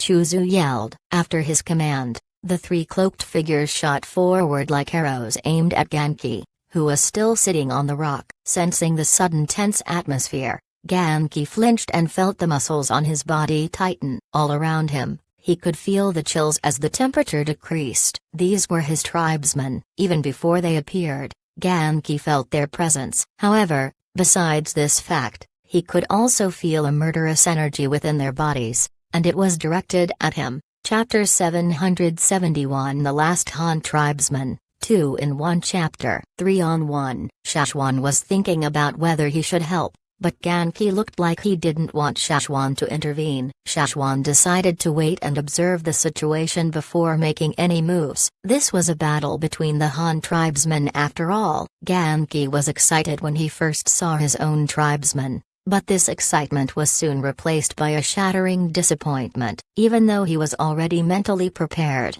He couldn't help but feel disappointed at this sight. The greenish-black fist enlarged as it approached Genki's eyes. In the blink of an eye, it would hit him. This fist carried a powerful energy capable of landing a death blow. The owner of this fist had summoned all his energy and punched like he was launching a spear. No words were exchanged, but the message was clear enough: kill. Even though his opponent's face was veiled, Genki could still recognize him. He could recognize all three of them, even though they had been asleep for very long and couldn't remember anything. He remembered them. The other two were also ready to attack. The sharp brown claw-like nails on their hands slashed through the air and caused a sharp whistling sound. Their hands were like the fangs of a venomous snake, ready to bite down any moment. Genki did not dodge the attacks. Facing such powerful attacks, he stood still against the other three and let them clash directly into him. Bang! Fists and arms bumped. The energy emanating from the impact disturbed the air all around them. Strong winds shot out in all directions. The three men in yellow cloaks had arms and fists that were like carefully designed spears and hammers. They easily cut a deep scratch on the rock Genki sat on. Shashwan even noticed how those brown fingernails caused sparks to appear as they scratched across the rock. These claw-like fingernails were about to cut at Genki's face in the very next moment. The three of them attacked together, forcing Genki to constantly retreat. These four clearly had no weapons, but when they fought with their fists and kicks, it sounded no different from the clinking sound of metallic weapons clashing together. When their arms rubbed, it sounded like the scratchy sound of metal, and the fierce way they fought was not a feat any ordinary human could achieve. They were like fearsome beasts that were tearing at each other, disregarding their own lives. With every stagger, Genki looked like he was withstanding a strong pressure. When he tried to withstand the force by pushing with his feet deeper into the ground, the grass was lifted into the air and the ground sank in. Stones and dirt crumbled at his feet and some rocks were blasted up into the air. Where the ground was dry, deeper cracks formed upon the impact. Within a few moments, trees began to split and crack. They were either bumped by Genki or broke during their fight. The initially flat ground was now full of dents. Most of the lush green grass that previously cushioned the ground had been uprooted. Only patches were left here and there, scattered as they awaited their destiny. Stones and dirt constantly flew up into the air and it felt like the entire ground was shaking. Strong winds filled the atmosphere as the four fought amidst chaos. Genki was already wounded quite badly. Some flesh on his body was clawed by the sharp nails and many of his bones were either fractured or broken. If these injuries happened to an ordinary man, his expression would turn sour due to the pain. But Genki seemed to not have noticed it at all. The other three also had no feelings. Genki's kick blasted them into the air and caused the bones to crack in their bodies, but they were still able to fight in the next moment like nothing had happened. Sulo kept hearing a rumbling sound by his ear. He shivered as he thought about how the fallen leaves lord beat him up before and the pain he endured. Even the sounds made his body hurt. These three were indeed different from the normal puppets he usually saw. They were truly powerful puppets his father hired. They were undefeatable and undying monsters. Chuzu watched beside Sula as the four of them fought. He knew clearly that Genki was the true unkillable monster, but at the same time, he was unhappy that the ancient corpse was stolen by the flaming horns. Chuzu's heart sank as he watched the four fight. That ancient corpse once belonged to them, but it was stolen by the flaming horns. Seeing how the three puppets were attacking Genki, Chuzu wasn't sure if he was able to bring Genki back fully intact. Their main goal was to get rid of the ancient corpse that was stolen. But Chuzu felt that this was too unfortunate. He didn't know how the flaming horns managed to change the ancient corpse, but since they already took control of the ancient corpse, they had no choice but to destroy it. How unfortunate. With that body of his, he would make such a powerful puppet. As Chuzu sighed, he glared at Shashwan. Suddenly, his mouth split into a smile. In his mind he thought, once we get rid of this ancient corpse, you won't be able to escape. Shashwan also sensed Chuzu's glare. He could kill these two right away if he wanted to, But what he cared most at the moment was the battle between the four Han tribesmen. Chuzu and Sula were just side characters. If Chuzu was indeed the person controlling the three reanimated corpses, Shashwan would have made a move on him right away. But Shashwan could tell that Chuzu didn't have such power. Those three puppets were too powerful. They weren't something someone like Chuzu could control. Those three puppets fought with such speed and power that even Chuzu was no match for them. After recalling the puppets he encountered back in the desert and comparing those with these, not only were their energies different when they attacked, the energy source that controlled them were completely different from Chuzu's. The person who truly had control over these three puppets were even more powerful. Who else was around? Shashwan scanned his surroundings even more carefully. There were indeed no others around. If the controller of these puppets hadn't come over with this group, could it be that these three puppets could function without their master's direct control? Perhaps these three had been programmed to obey some command and Chuzu merely had the switch that could turn that command on. He wasn't the puppeteer. Shashwan could tell with his special vision that the three puppets had two energies within their bones. These energies were from two separate fire seeds. One was the Han tribe's fire seed while the other belonged to the person who controlled these puppets. The strange thing was that this energy was different from the one Shashwan had seen in the desert puppets before. It wasn't from the same fire seed and it didn't seem complete. It was as if someone had deliberately filtered their energy so that what was left did not repel the Han tribe's fire seed. This was the only way it could coexist with the Han fire seed's energy. The two energies within the bones of these three puppets functioned differently. Let's say that if the Han tribe's fire seed energy was like the trunk and limbs of a person's body, then the other fire seed played the role of the brain, controlling the movements of their bodies.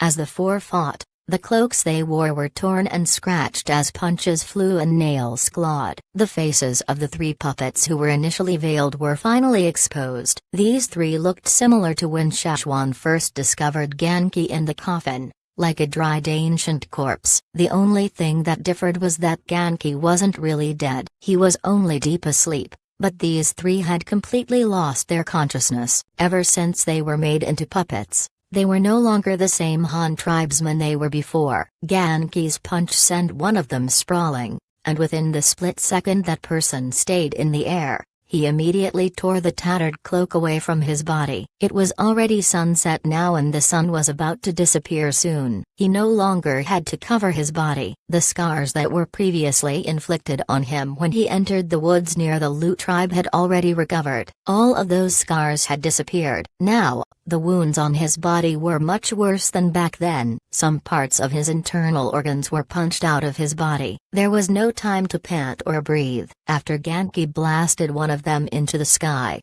the other two continued to follow him tightly. Every blow was fatal and their attacks were as fast as raindrops in a heavy storm. They hit Genki in the shoulders, abdomen, and limbs. Shashwan's brows tightened as he watched the battle intensify. Genki's mindset wasn't right. Even though these three were strong and fought like skilled soldiers, there was no way Genki couldn't return a blow. He wasn't even putting in his all and his punches were rather weak. It was as if he was purposely letting them beat him up. If he used as much power as he did when he killed those people in the woods outside the Lu tribe, maybe just half, he wouldn't have ended up in such a critical condition. Not good. If he continued to let them beat him like this, he wouldn't last long even with his strong physique. Shashwan took a step forward and his hand reached for his blade as he rushed to help, but Genki said, "Don't come over." Shashwan immediately halted and returned to where he was. Since Genki decided to fight alone, he would not interrupt, but if anything happened as a consequence, Genki had to accept his fate. Actually, Shashwan wasn't exactly planning to help him. All he intended was to let Genki know that he had to change his strategy. If he continued to fight like this, he would only be defeated. Genki continued to retreat under the pressure. Even though no one could tell what he felt by his expression, He was actually filled with a sense of helplessness and anger. He knew that these three were going to kill him and had even thought about how he should face his own tribesmen before after hearing the news from Robber 11 that they had been enslaved. He was still hesitant against these three since they were once part of the same family. They were all Han tribesmen and they were most likely the only ones left in this world. The others had all died away in history. As Genki immersed himself in thought,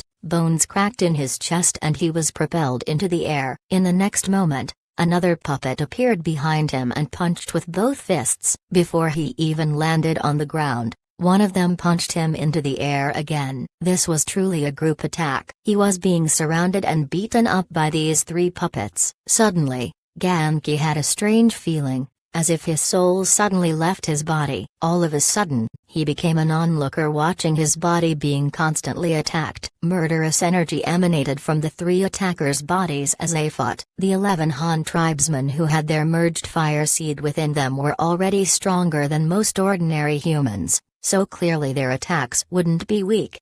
Actually, Genki had lost hope on living. His tribe no longer existed. In this world, there were no other Han tribesmen besides him. What meaning was there if he was the only one left? But deep down in his heart, he had another thought. This was the same consciousness that pushed him to question those who had merged their fire seeds and those who had left their tribes and no longer lived like tribesmen. This thought was what made him seek for an answer that could convince him. In this near-death moment, he was about to be killed by the three puppets. This was when a conclusion entered his mind. In the sudden blackout, he suddenly flashed back to a moment in the past. 11 colorful figures appeared in his memory and they were discussing something. He knew that this was the time when their shaman had called them over to have a final discussion on their fire seed's fate. At that time, they were ready to sacrifice their lives for their tribe and their fire seed. Suddenly, in the abysmal space, the colorful figures began to fade. The first few to disappear were the ones who were already badly injured. One after the next,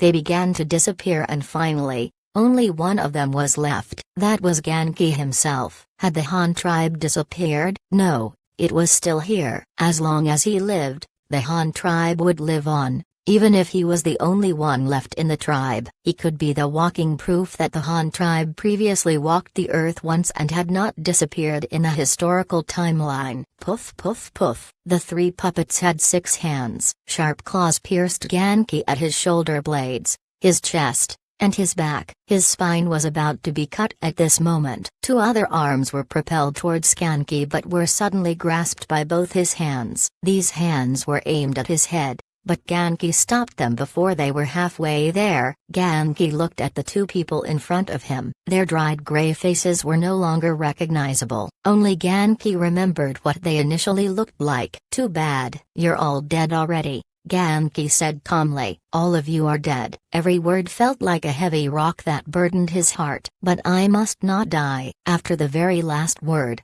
the last bit of sadness in his eyes faded and disappeared. What replaced it was a murderous glint portending bloodshed. Seeing how everything suddenly halted, Sula and Chuzu had no clue what had happened. "What's going on?" Sula was stunned. How come they stopped fighting? Chuzu's eyelids jerked wildly as chills traveled down his back. It was an ominous feeling. Something was wrong. Very wrong. Behead him.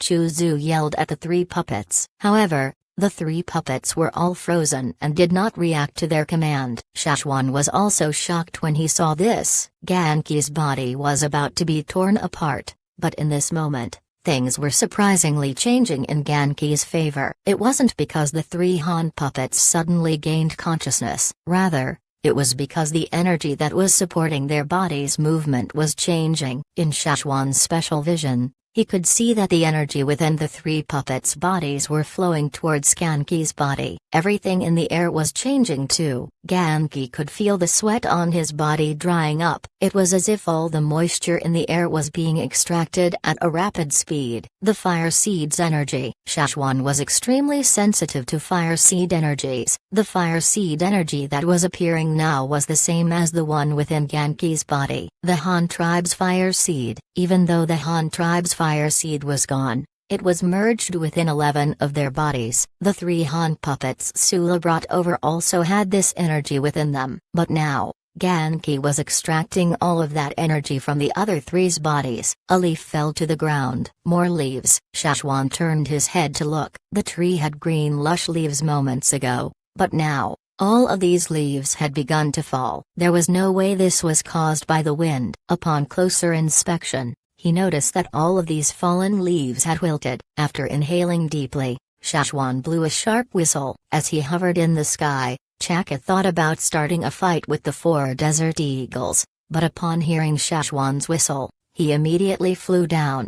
Szechuan jumped on the eagle's back and said, "Hurry, we must leave now. Something bad is about to happen." Genki, who was standing there silently a while ago, suddenly widened his eyes and let out a loud shriek very different from the one he let out in the Flaming River Castle. This time, his shriek sounded like the beginning of a storm, but also resembled strong winds, blizzard, and a tsunami, all at the same time. In his shriek, one could hear the sounds of many beasts roaring at the same time. It was extremely unusual. As he let out this loud roar, the energy around him began to surge. Not far away, a mountain began to shake. Suddenly, the entire earth was shaking. Even Szechuan, who had been carried away by Chaka, could feel the cold air currents flowing past the sleeves of his clothes. A strong energy was heading in their direction, ready to descend on the forest. Sula could tell that the situation had changed. This was not what they had expected. Their foreheads were wet with cold sweat after hearing the long shriek. Sula got to his senses after seeing Szechuan's actions. "Hurry, let's leave." Sula blew a sharp whistle and waited for the desert eagle to descend.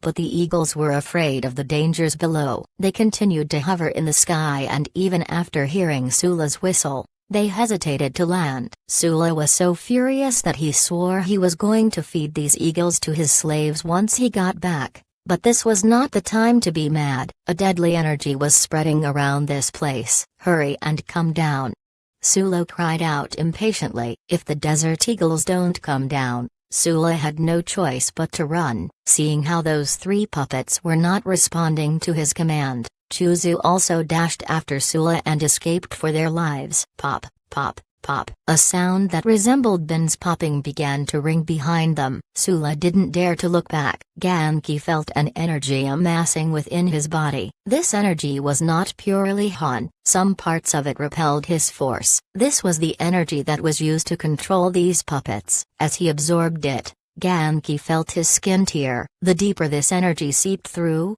the deeper it tore within him. It pierced him all the way into the bone, but he had to stand strong against it. Perhaps the person who injected this energy also considered this possibility too, and thus made the decision. If Genki forcefully sucked in all of the energy within the 3 bodies, not only might he fail, he might even lose his own life. Just as this sharp energy current pierced through his body, Genki suddenly sensed another energy appear. This energy blocked away the foreign energy's repulsion, allowing Genki to continue absorbing this energy. This new energy was the one Szechuan used to summon him awake. It had always been within his body. It used this chance to transfer all the energy Genki had absorbed to all parts of his body. Every meridian, every bone, and every small inch of his body received this energy. Live. I must live. I must take back what belongs to the Han tribe. Our fire seed's energy. Genki felt the strong waves of energy pulsing through his body. It felt like the collective power of thousands of fearsome beasts. The connective tissues on his arm evolved and began to reshape themselves. Every strand of muscle began to bulge and dance. All of his bones cracked loudly and sounded like they were constantly being extended and contracted,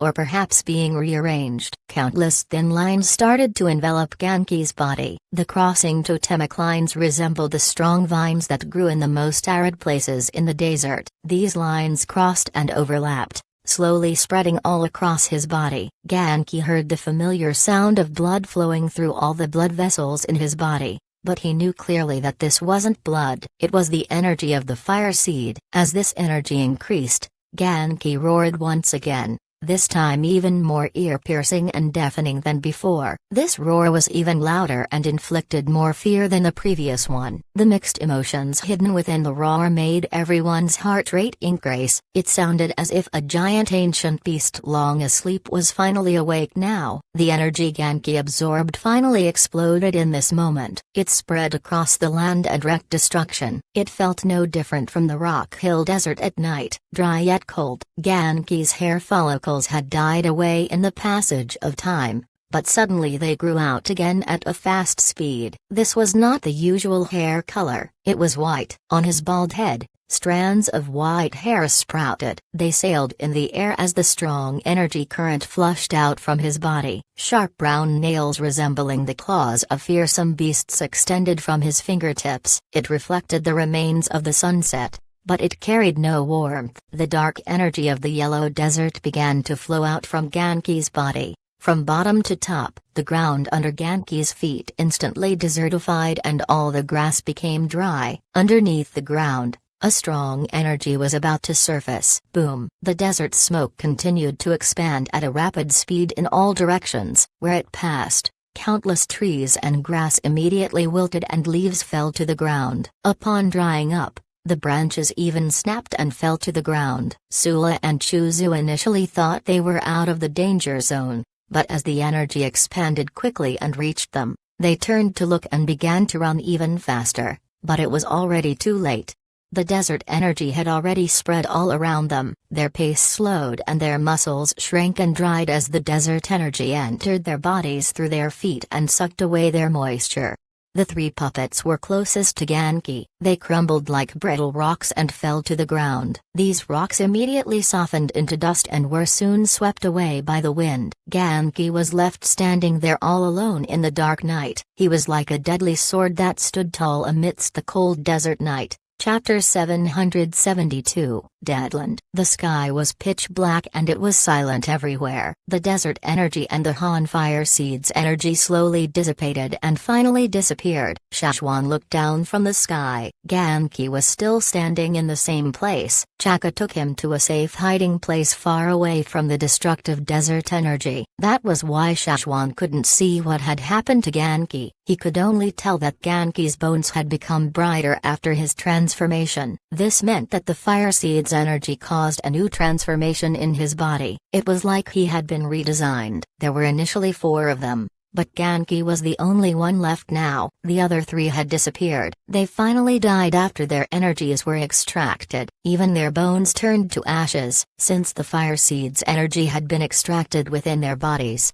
there was no longer a driving force propelling them forward. However, Shashwan wasn't sure if Genki was rational or not at the moment, so he planned to wait for a while before going down to check on him. If he wasn't conscious, he might attack Shashwan like he did with the others. Meanwhile, Sula and Chuzu were still on the run. They seemed to have been affected by the desert energy. They stumbled on their way and their pace slowed over time. Genki finally moved. His footsteps produced tip-tap sounds as he walked. The Han puppets were nothing but ashes now. The tattered remains of their cloaks drifted across the sandy ground as the wind carried them away. Genki took a glance at the cloaks before his eyes turned towards the direction in which Sula and Chuzu escaped. Tip-tap. Tip-tap tip-tap tip-tap. The sound of footsteps grew louder and faster. Sula and Chuzu recalled what they saw moments ago and trembled in fear and hopelessness as the footsteps accelerated in their direction. They had no courage to fight at all. The murderous energy traveled so fast in their direction, they could even hear the sound of Genki's arm slicing the air. Chuzu,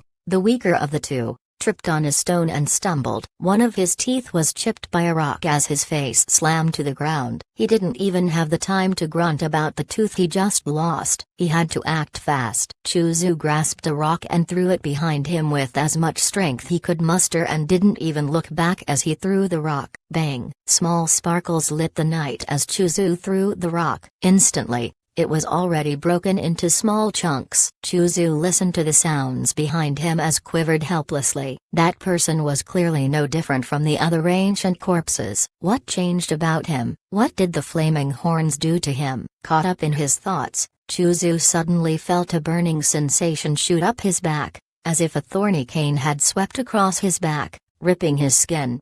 Ah! The cry of terror sounded through the night. This sound made Sula shiver and run even faster. He thought he could escape if Chuzu managed to hold Genki back for a while, but after the terrifying cry, Chuzu became completely silent. The shifting tip-tap sound was getting louder behind him and it was approaching him at a very high speed. His feet were sore. Perhaps it was because of the yellow desert energy from moments ago. The energy was so strong that it prevented him from traveling at his maximum speed. However, the person behind him continued to run like a wild, fearsome beast chasing after its prey. Sula thought that he was already very far from Genki and even had high hopes of escape. Now, he knew that he had underestimated his opponent. Shashwan knew after hearing the terrifying cries as well as the trembling sounds rattling across the ground that Sula and Chuzu would not be able to live until tomorrow. Genki's main intention wasn't to kill them, rather, he was trying to vent his anger out on them. Even though the three Han puppets had lost their consciousness and became killing machines, they were once Han tribesmen. Perhaps they even had a close connection with Genki a long time ago. Let's look for a place to rest. We'll come back and check on him tomorrow, Shashwan said to Chaka because he didn't know how long Genki would stay in this condition. He wanted to let Chaka rest on a mountain nearby for the time being. Chaka was already exhausted after flying for an entire day. Plus, Chaka felt how dangerous Genki was and did not want to stay anywhere nearby. That was why he lifted off instantly as soon as he heard Shashwan's words. No trees survived the desert energy explosion. Perhaps some plants and animals managed to survive, but a long time would pass before they recovered from the damage. At least it would be hard for them to fully recover in a short time. The next day was still a bright sunny day. Shashwan went over to take a look at the place. Genki was still there. Now, he was sitting on a rock, deeply immersed in thought. If it weren't for the white hair on his head and the dark brown claws that extended from his fingers, Shashwan wouldn't have noticed any other differences. The energy around Genki seemed stable now. Hearing footsteps approaching, Genki turned to look. As he turned, Shashwan saw a new fresh look in his bloody eyes as well as two beast fangs in his mouth. Shashwan was speechless. So much had changed overnight. Seeing Shashwan's surprised look, Genki looked at the claws on his hands, gaining control over the new energy in his body. The totemic line slowly faded and his brown claw-like nails also retracted. The fangs in his mouth also disappeared. Now, no one would be able to tell how much destructive energy was contained in his seemingly weak body. Genki's physique had also changed. There were some newly evolved structures in his skeleton now. Every inch of his bone was extended and new bones appeared in his arms and feet. Some of these changes weren't as obvious because they were covered by his skin, but they were still noticeable. Fire seed can bring changes to a person's body and can even change a person's internal structures. This was the first time Shashwan noticed this on a person's body. Many warriors could also transform after activating their totemic energy,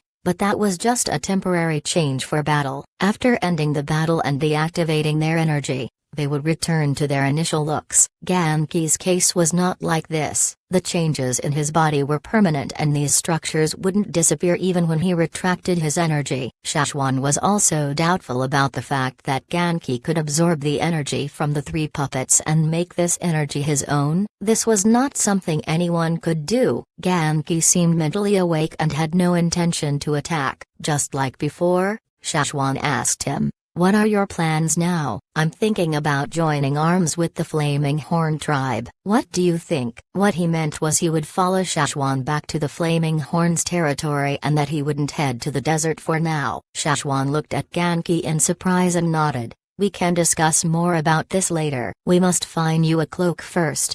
After yesterday's battle, Genki's cloak had been destroyed. Shashwan felt he shouldn't bring him around uncloaked. Upon hearing this, Genki noticed that he wasn't wearing his cloak. No wonder he felt so uncomfortable. The sun was out. Genki looked up at the sun. The sun could not do him real damage and could only make him feel uneasy at most. He just didn't feel good under the sun, and after he absorbed the other three's energies, this feeling grew even stronger. Not far away, Chuzu and Sula's corpses were already covered by a thick layer of sand. Their corpses could no longer be identified even if they were found because they were so badly damaged. Even if people from Rock Hill City came here, they might not be able to recognize these two bodies. Yesterday when Genki attacked them with fury and hatred, his energy was scorchingly dry. The sun was already up high when Shashwan and Genki left the desertified land. 5 figures appeared on a mountain nearby. They were tribesmen who lived in this region. "What do you guys reckon happened here last night?"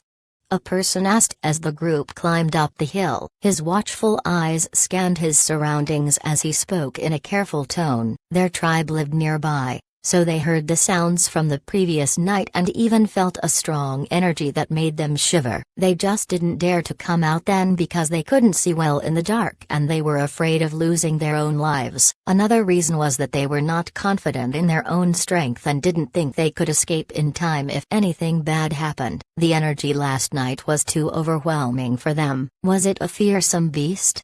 Someone guessed. No way, there are no fearsome beasts in this area. Unless someone brought them here. Our shaman even said that the powerful energy belonged to a fire seed. But no one knows what happened last night. Was a tribe merging their fire seed? We came here so many times. How can there be a tribe we don't know about? The truth is there are no tribes here. As he said this, the group of 5 arrived at the peak of the mountain. Their tribe was quite some distance away, so every time they returned home, they would have to go up a mountain on one side and travel down the other. Since there were fruits at the mountaintop, they often picked some on their way back home. These tribesmen panted and wiped the sweat on their foreheads as they carried bamboo baskets on their backs. The place in front of them was where the energy came from the previous night. As they watched the damage done to the land there, they were so terrified that their arms froze midway as they wiped away the sweat on their foreheads. Their eyes widened in shock and their jaws dropped. They stayed speechless for a while. After rubbing their eyes, they looked again. Indeed, it was still the same. What happened here? The 5 people on the mountaintop were all shocked by what they saw. As far as their eyes could see, everything that used to be green dried and wilted. It was springtime and flowers should be blooming. But everything here was dry and dead. There was no color and life here. Everything from the green in the trees to the colors in the flowers and grass was now dry and yellow. It was as if the life force had been stripped from this land entirely. This land was now a dead land. When they finally got to their senses, they ran wildly back to their tribe. They had to spread the message and let everyone in their tribe know to not come here. What if people came and died just like the trees and grass did? Very soon, word spread about this land and different versions of stories were told about this desertified region. Some stories said that a king beast appeared and others claimed that some tribe had deliberately caused this. Some even said that it was the people from the other side who did this. Well, there were many stories told about this desertified land, but no one knew the truth since nobody was there when it happened. Chapter 773 Flaming River Basin. Shashwan and Genki ran quickly. Shashwan on Chaka's back in the sky, so he was faster than people who traveled by foot. There were no mountains in their way either. Genki was different from most ordinary humans and he could run for a whole day without rest and not feel tired. It hadn't even been 3 days when Shashwan caught up to the rest of their team. The Flaming Horns finally felt at ease when they saw Shashwan come back safely. Is everything alright?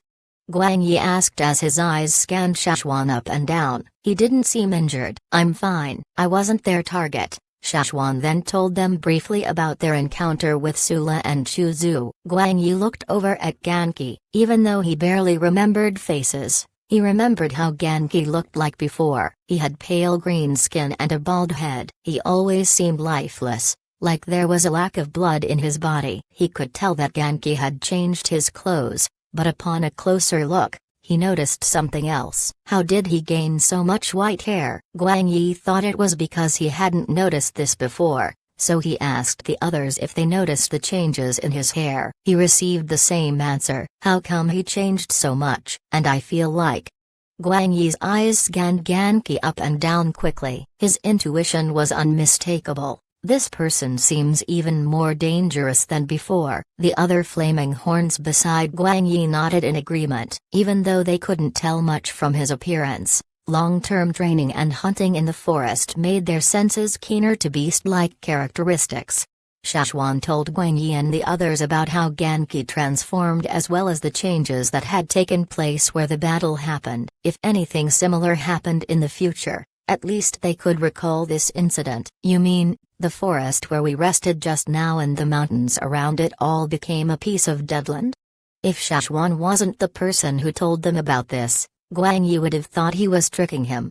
The fire seed's energy is truly powerful. If you guys recall our ancestors' power, this all makes sense. Guang Yi recalled the power Shashwan summoned when they crossed the sea a long time ago. That wasn't something any ordinary human could do. That's true, right?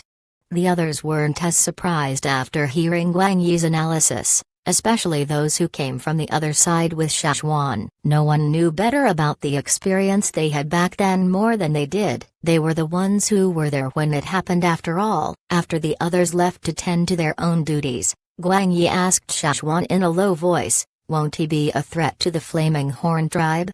After speaking, his finger pointed to where Ganqi was, but he tried not to make it seem obvious. "His enemy is Rock Hill City, and he's no match for them right now," Shashwan said. To Ganqi, the Rain tribe was less of an enemy compared to Rock Hill City. "I understand." Guang Yi didn't need to hear the rest of Shashwan's explanation to understand what he meant. Since Ganqi's enemy was Rock Hill City and the Flaming Horns were such a powerful group, they could work together. He didn't want a powerful tribe like the Flaming Horns to be his enemy anyways. He needed an ally, and the Flaming Horns didn't mind having an additional ally against Rock Hill City. The team encountered some problems on the way, but they had all been solved. Even though the Lu tribe lost some of their reared beasts on the way, the losses weren't significant. The reared beasts that were too weak and couldn't keep up with the rest of the team were slaughtered and fed to the team of warriors. The cubs were locked in cages and carried by carts. Some expedition teams wanted to rob the Lu tribesmen when they saw the number of reared beasts they had, but upon noticing the Flaming Horns, they immediately ceased to have such thoughts. As they looked closer, they noticed that even the Grand Elder was with them. It was better not to mess with them, they thought. People who went to the trading point often had to know some important individuals there. Even if they didn't know any other Flaming Horns, they had to remember Elder Zhengluo, who was in charge of guarding the trading point, and the Grand Elder Shashwan.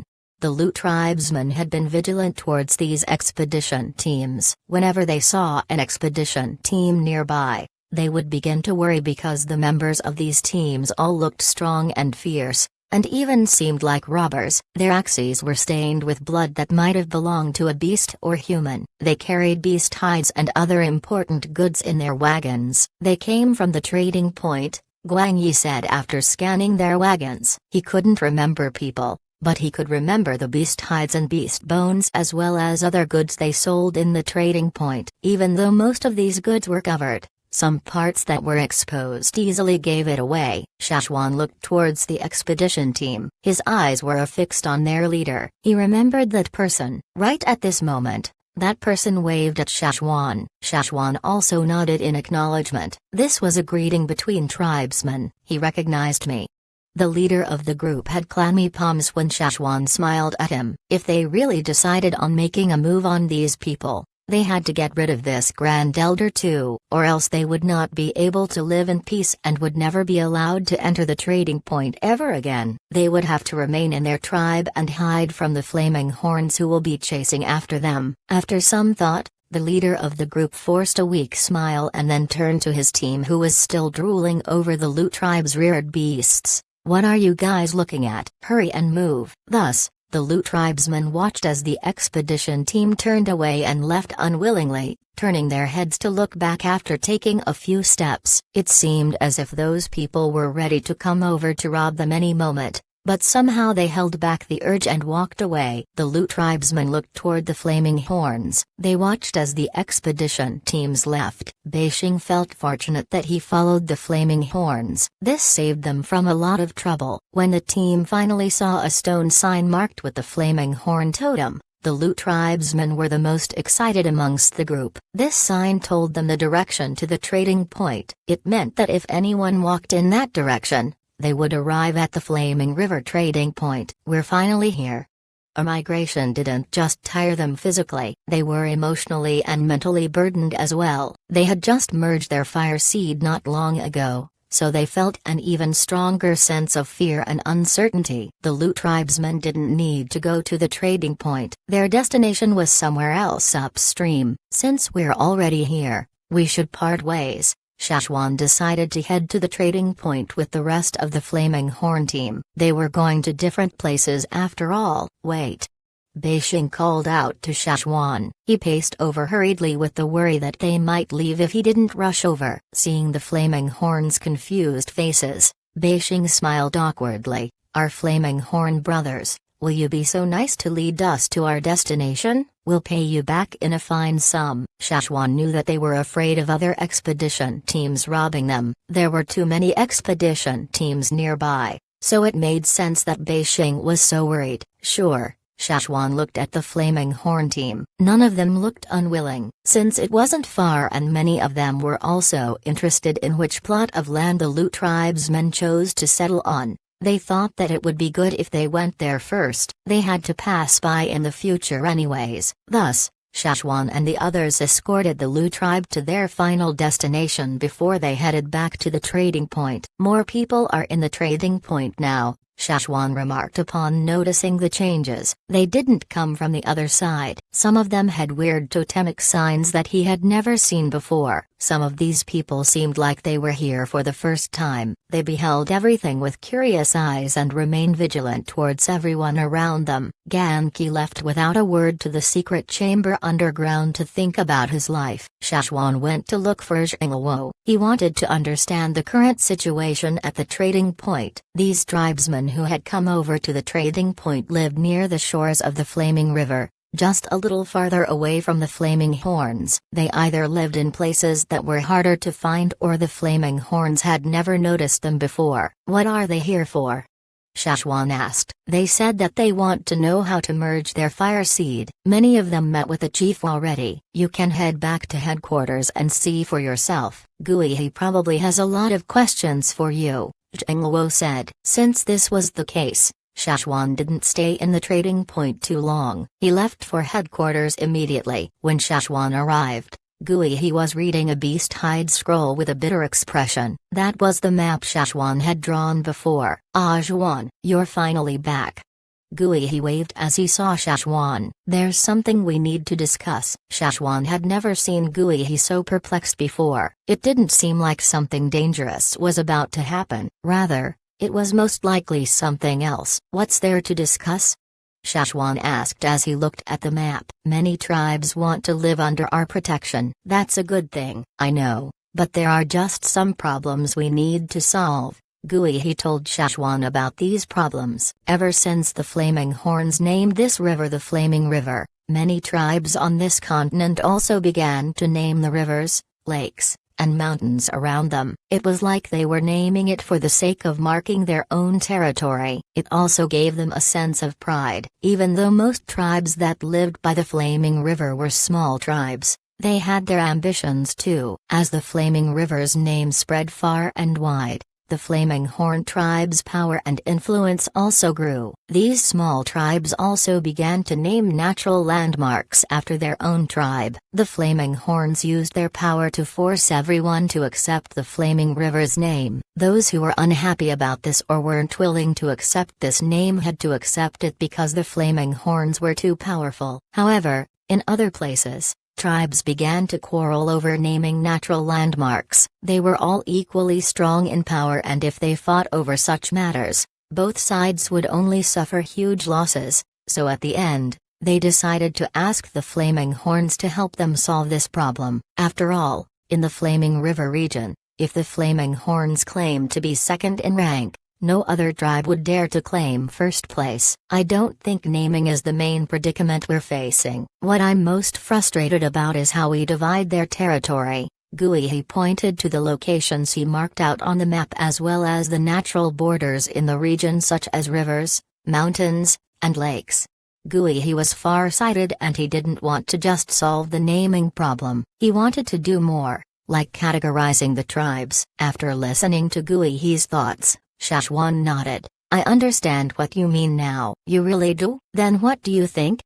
He asked expectantly. Do you have some new beast hides to ride on? Yes. He immediately brought over some beast hides, ink, and brushes. Shashwan drew lines on this beast hide and compared it with the map in He's hands. The lines that he drew were the streams in the region. The thickest line on the map was the Flaming River and the others were all tributaries that flowed into it. Most of these tribes live near water. Shashwan pointed to the lines he drew. He used red ink to mark out the Flaming River and blue to mark out the tributaries. We can call this entire area the Flaming River Basin. His eyes glinted when he heard the 4 words. What Shashwan said next was exactly what he wanted to find out. As for the problem you mentioned, we can use these tributaries to divide the territories. Chapter 774 The Great Alliance. Tributaries?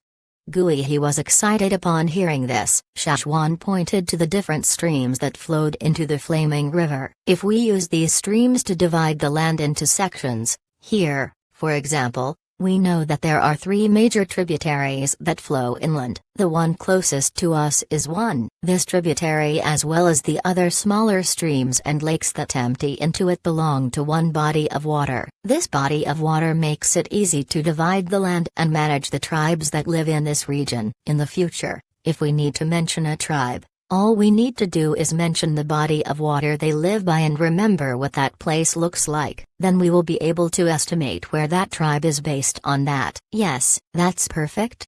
He didn't know how to express his doubts, but noted Shashwan's water system made it clear and solved He's problem. Before, when they tell me their tribe without showing me a map, I wouldn't know where it is. If we need to relay some information, we need to have proper methods and systems to effectively communicate. Plus, there are so many tribes that wish to rely on us. If more tribes join our alliance, we can keep adding them onto the map. The increase in the number of tribes made them realize how many small tribes lived in hidden regions. Even though there weren't many people in this region, there were many tribes here. These tribes didn't live in large territories and had very few people. Many of them only had around a few hundred members. Small tribes had to stay together to survive against external threats. Many were competing and fighting for survival inland, and most tribes that lived in the Flaming River region weren't big tribes. If they continued to isolate themselves, they might be able to survive for a while, but they won't be able to maintain a stable uninterrupted life. Very soon, they would be attacked by all types of people. Shashwan had warned the Ya tribe before the Flaming Horn team left for the Lu tribe. He told them that more people were coming from foreign places and some were from the other side of the sea. He also told the Ya tribe to pass this message to all the tribes in this region so they were aware and knew to watch out for these people. People who came over this time of the year were not here to tour around. Even the Changlas, who weren't exactly robbers, were enough to give the Flaming Horns a hard time, so they must watch out for these others who had clear intentions in mind even more. The Lu tribe's case was the best example. If the Flaming Horns didn't help them, they would have followed Dai and fought to the Thousand Masks tribe, or they might have been robbed and attacked by people like this. Now, even the Hua tribe and the Tanshan tribe, who once detested each other, formed an alliance to fight against those foreigners. On the grassy plains, they were the only 2 tribes worthy of leading the tribes in that region. The tribes in the central region were already prepared, so they had nothing to worry about. The Flaming River region should start to take action soon. This was the problem he had been musing about during this time. Some smarter tribes in the Flaming River region had reached out to larger tribes to protect them. They wished to live under the Flaming Horn tribe's protection. Thus, the Flaming Horns had to start preparing for this. He told Shashwan his thoughts about the other side. He currently had no plans on implementing the slave master's government system here with the tribes. The tribes here were more complicated compared to those on the other side, and many of these tribes had only very recently merged their fire seeds or only begun to have such thoughts. The people here had been living under tribalism, and their tribe was the most important thing to them. There was no way the Flaming Horn tribe could change the way these people thought in a few years' time and make everyone agree with their ideas.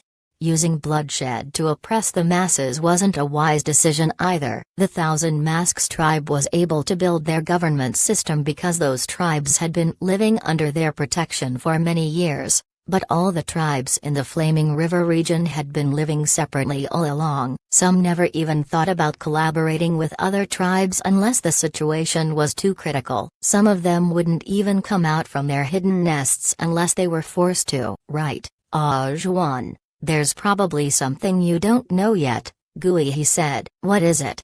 Shashwan asked. I only heard about this after you left for the Lu tribe, Gui, he said in a deep concerned voice. Some slave masters have come over to this side. Slave masters?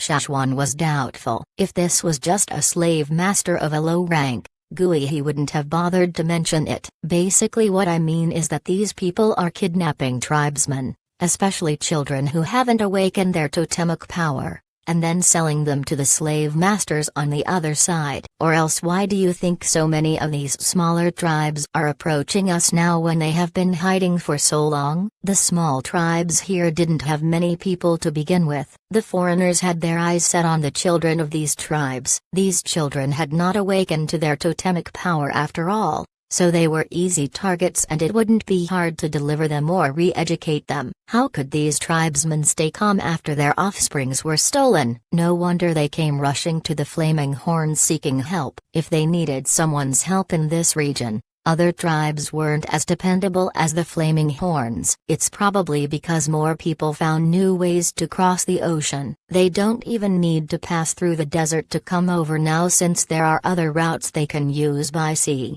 Shashwan said. The Longboat tribe only established one of these routes. Since they already established one, others naturally could do the same. If they traveled by sea, they could deliver more humans, so it was much better for them. Compared to back then when the disaster had just ended, more people had come over to this side from the other side. The tribes here had only recently broken free from the reins that previously bound them. On the other side of the sea, many groups had been established and these groups had stronger teamwork compared to the tribesmen on this side. Even if many of them realized that their children had been kidnapped, they wouldn't be able to come up with a solution in a short time, much less find the children that were kidnapped. It was hard for them to prevent this from happening again. That's why we need an alliance now, Gui, he said. A tribal alliance?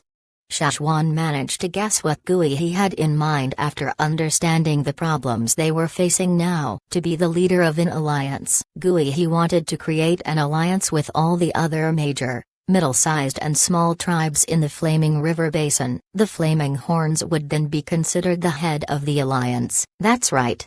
Burning passion flared in Gui he's eyes. We don't have enough people ourselves. Even if we add the people from Tay tribe, Drumming tribe, and Rain tribe, it still wouldn't be enough. When the trading point was first established, I already thought about this, but it never seemed to be the right time. Now's the best time for this. Indeed, many of these tribes were deeply influenced by their firm beliefs. Even if Gui he had such plans, it would be hard to successfully build an alliance. Now, they already came knocking on the Flaming Horn tribe's doors before the Flaming Horns even approached them. Under the threat of danger, these tribes were forced to look for ways to survive. For the sake of their tribe's survival and expansion, they were forced to come out. This was the first step these people took. Before this, they had isolated themselves from other tribesmen. However, if we want to build such a big alliance, there's a lot we need to do. Gui he finally found someone who could understand his ideas so well,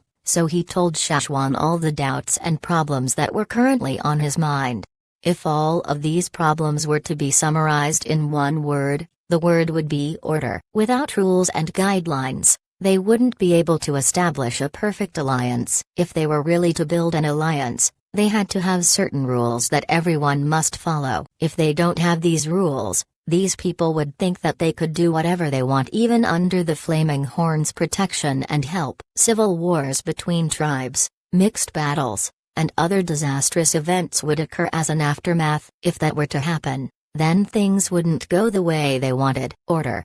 Gui, he murmured, we should indeed agree on some rules. Since we decided on helping them, we must set some rules to let them know what could be done and what was prohibited. If they don't abide by the rules, they would be forced to leave the alliance. The purpose of this alliance was to strengthen their forces. Its main goal was survival and expansion. This wasn't a non-profit organization. Under such dangerous living conditions faced with growing external threats, if they don't stay strong, they would all be destroyed. Here, only the strong gained respect from the rest of the world. Shashwan and the other senior members of the tribe discussed for 3 days straight about this new project. Eva Chengluo and Duo Kang, who had been guarding the post at the trading point, had been summoned for this meeting. This was a time when many different groups of people were in the trading point. More foreign tribesmen were here now. Technically speaking, Chengluo should be staying at the trading point every day, but it was not actually the case. All the tribesmen in the trading point had been paying close attention to the Flaming Horn tribe's movements. They couldn't go to the Flaming Horn headquarters,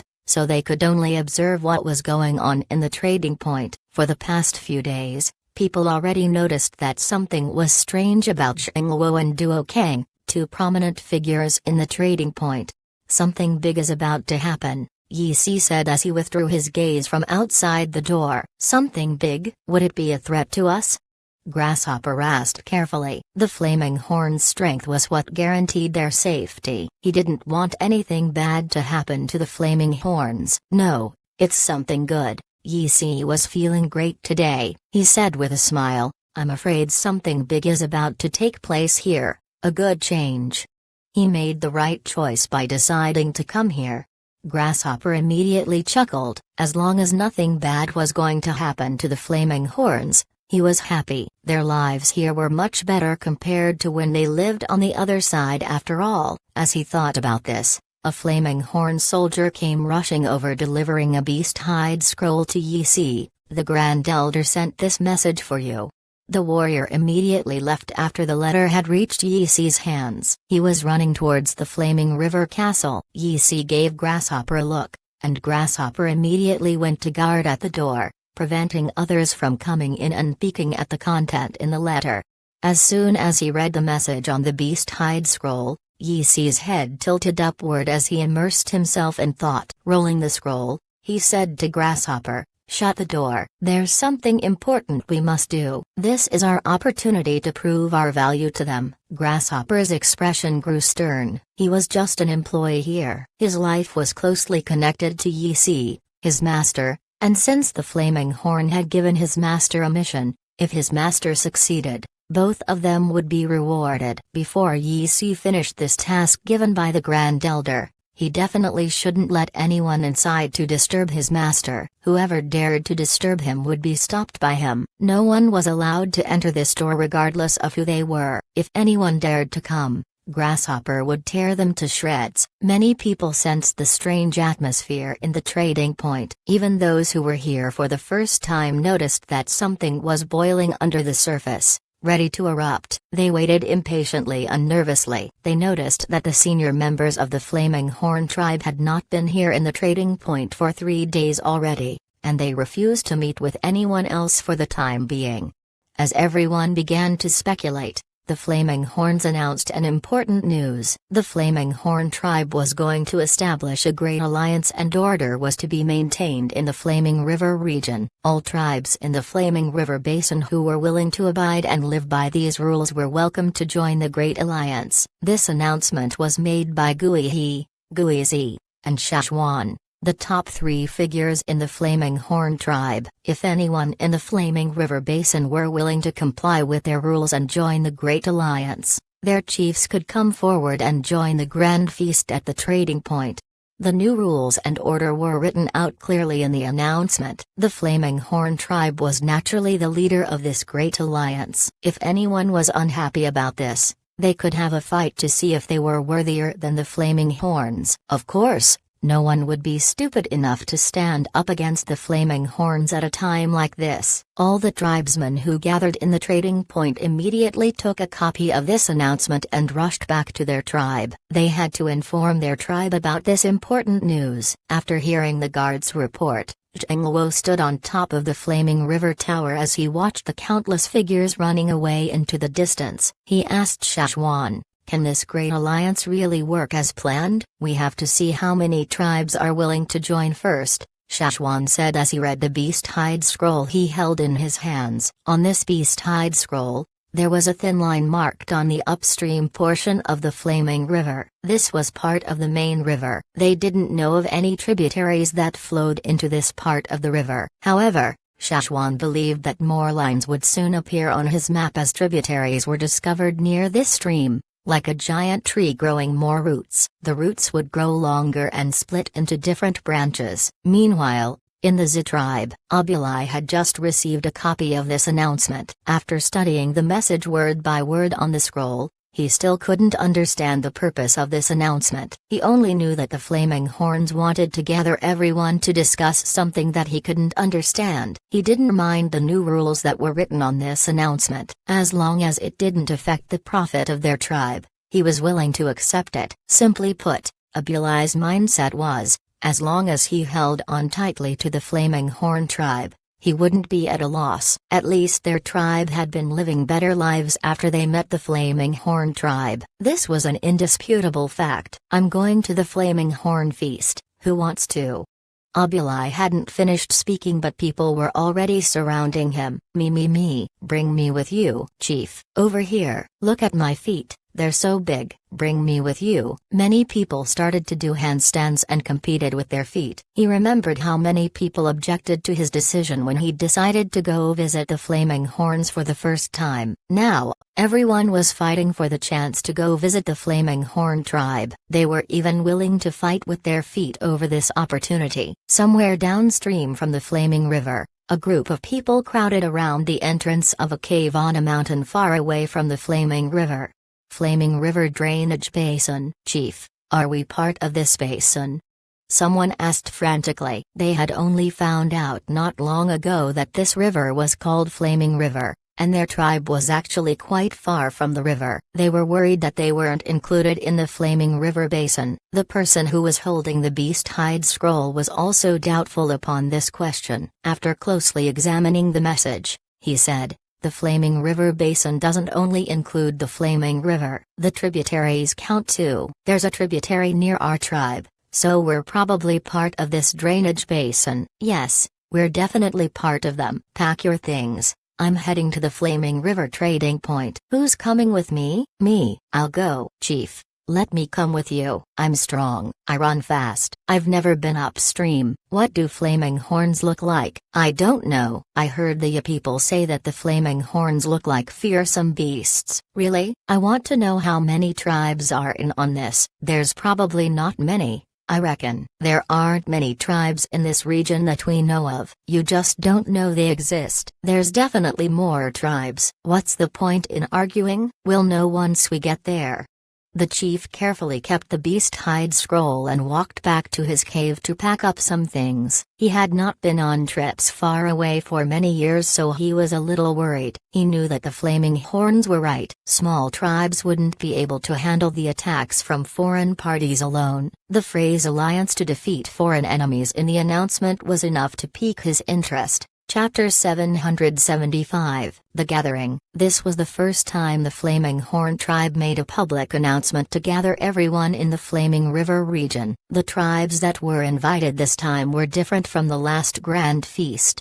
Back when the trading point was first established, back then, even tribes from the central region were invited. This alliance was going to influence the future of the Flaming River Basin. Something huge was about to happen in the Flaming River Basin, and no one could deny it. Anyone with eyes could tell. Some were happy while others fretted. The Flaming Horns, especially the senior members, hadn't slept for a few days now. They couldn't help it. It was too stressful. What if only a few tribes came upon hearing the announcement? Wouldn't that be embarrassing for the Flaming Horn tribe? All of them were extremely worried. Gui he included. Shashwan was the only one who was still able to do what was supposed to be done. "Leader, how many tribes do you think will come over?"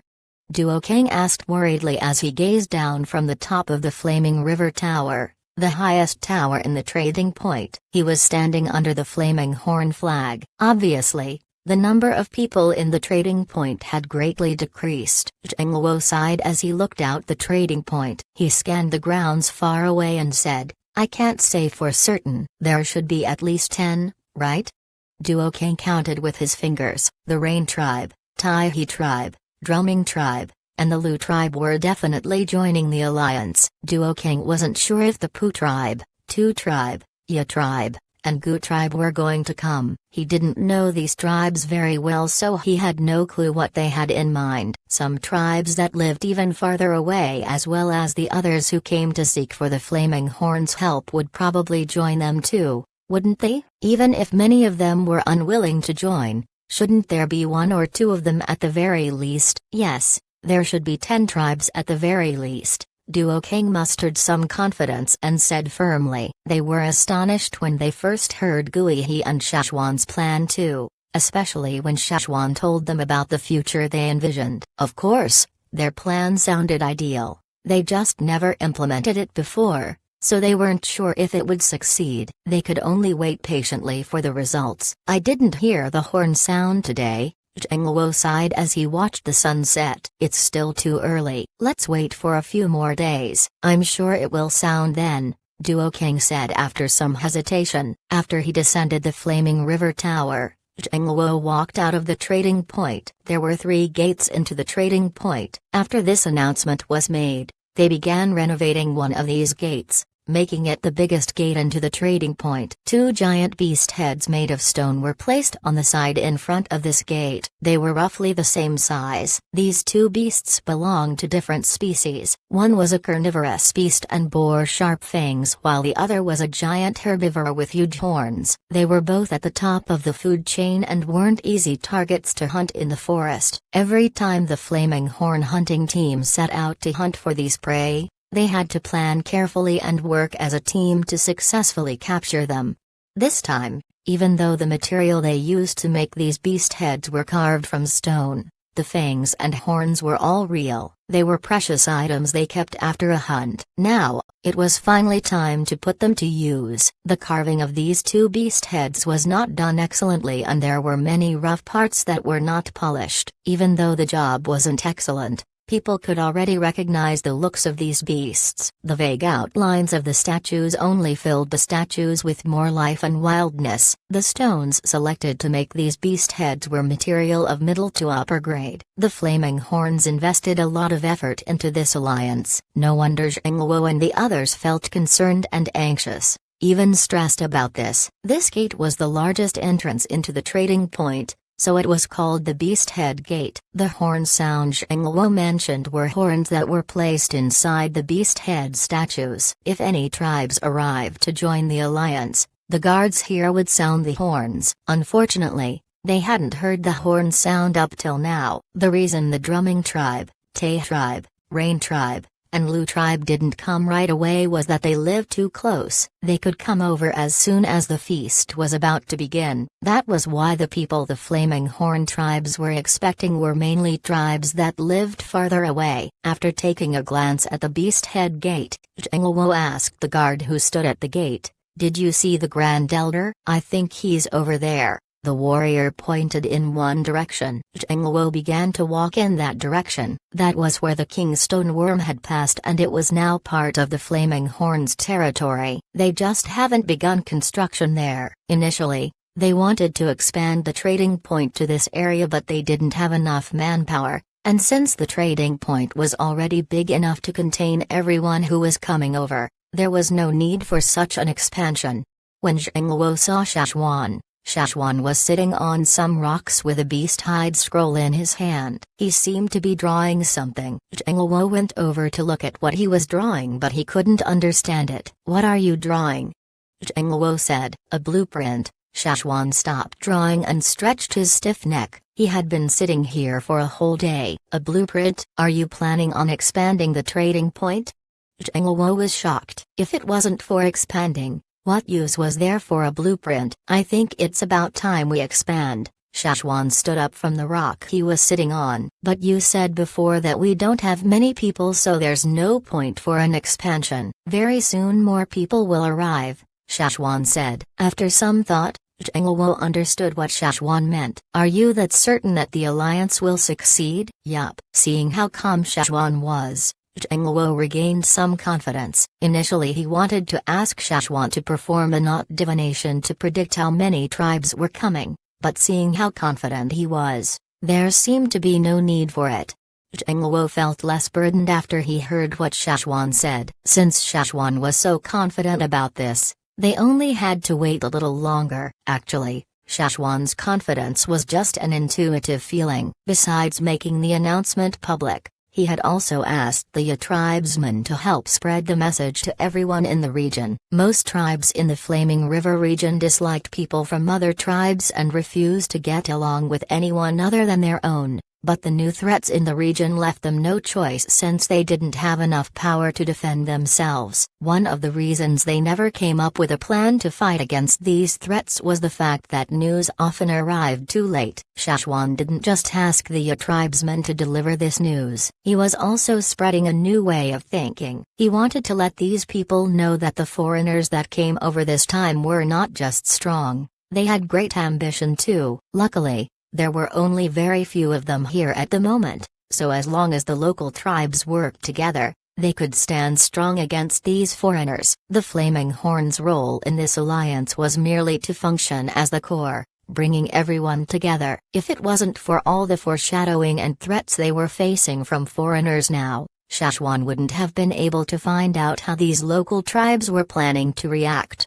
He already did what he had to do. Now, all that's left was to wait. After Zhengluo left the trading point, some Flaming Horn soldiers who were guarding at the Beast Head Gate also began to discuss how many people were coming. They didn't have to take turns guarding here to find out how many tribes were coming. As long as they heard the horn sound, they would know that a tribe had arrived. How many tribes do you guys think are coming? 5? Nonsense. If you count all the tribes that are already on our side, there are already 4. There can't be just 5, 7, 9, 10. I'm guessing 20. There probably won't be 20. I'm guessing 15. The Flaming Horns were not the only ones discussing this though. The expedition teams that had come to the trading point were all discussing it in the inns. Initially, many of them planned to leave as soon as they finished trading, but after hearing the Flaming Horn's announcement about the alliance, all of them became curious and decided to stay for a few more days to watch how successful this alliance was. Some couldn't wait to see the Flaming Horns become the laughingstock of the region. Let's make a bet. Let's have a guess of how many tribes are going to join this alliance. I'm betting for less than 10 tribes. I agree with him. I think the Flaming Horns will do well. I'm betting less than 15. I'm betting 20. 20? Have you gone crazy? Since the Flaming Horns are so strong,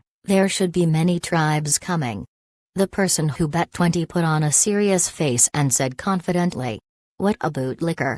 The others thought. He knew that there were Flaming Horns watching around them. He purposely said it to flatter them, or else why did he only place one beast fang on the table? If he was so confident, why not place a bigger bet? All the foreigners and Flaming Horns in the trading point perked up their ears and waited for the horn to sound. Unfortunately, they didn't hear any horn sounds for a few days straight. However, they knew that many of these tribes were coming from distant places, so they wouldn't be able to make it here so soon. Plus, this was a huge matter, so they had to discuss before deciding whether or not to come. Days passed by, and yet the horn remained silent. Up till the 7th day, the horn finally sounded. The 2 tribe arrived. On the 10th day, the chief also appeared at a tunnel nearby and entered the trading point with around 100 tribesmen. This was the 2nd time the horn sounded. On the 15th day, the Gu tribe and Jing tribe both arrived at the same time, so the horn sounded twice at the Beast Head Gate. After the 15th day, the horn sounded even more frequently. It would sound every day, sometimes even continuously within one day. Some of these smaller tribes were allies after all, so they felt safer traveling to the trading point together. These weren't the only tribes that were in the Flaming River drainage basin. The number of tribes that were deciding to join the alliance and abide by the new rules were increasing day by day. Perhaps there were still some who were watching the commotion and hesitating on joining, but many had commenced to take action. On this very day, Shashwan was taking a walk outside the petrified grounds. The man-made canal surrounded the trading point and the petrified grounds. This canal served as a waterway for people to go around the giant bridge and also functioned as a line of defense. The suspension bridge across the man-made canal was lifted upon sunset every day. As soon as the bridge was lifted, people would have to wait till the dawn of the next morning to cross it. When Shashwan crossed the suspension bridge, he saw some green-black colored figures in the river. Some even had protruding bone plates on their backs. As these fishes swam across the waters, ripples spread out from their bodies. These were the fishes gifted to Shashwan by the D Mountain tribe. Shashwan had stopped caring about them ever since he dumped them into the canal. After he came back from the trip to the Lu tribe, these fishes were already as long as his arm. It was shocking to see how rapidly they grew. The warriors who were guarding at the post here told Shashwan that the pterosaur had been feeding these fishes all this time, and it hadn't stopped.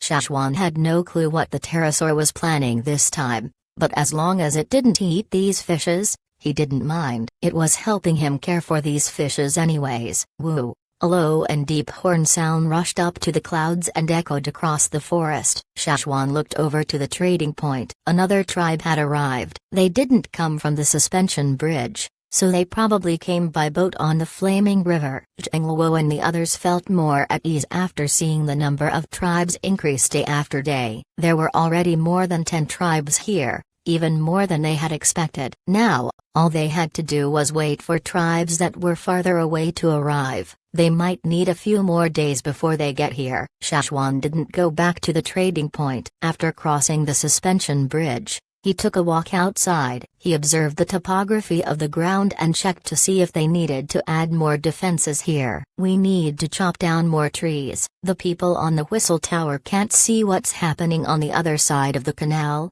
Shashwan muttered to himself. He suddenly halted and looked toward the trees not far away. Someone else had arrived. There were quite a lot of them too. Whoosh! The sound of their bodies rubbing against the bushes. It was barely audible. It was clear that these people were vigilant and careful about their movements. Cling, cling, cling.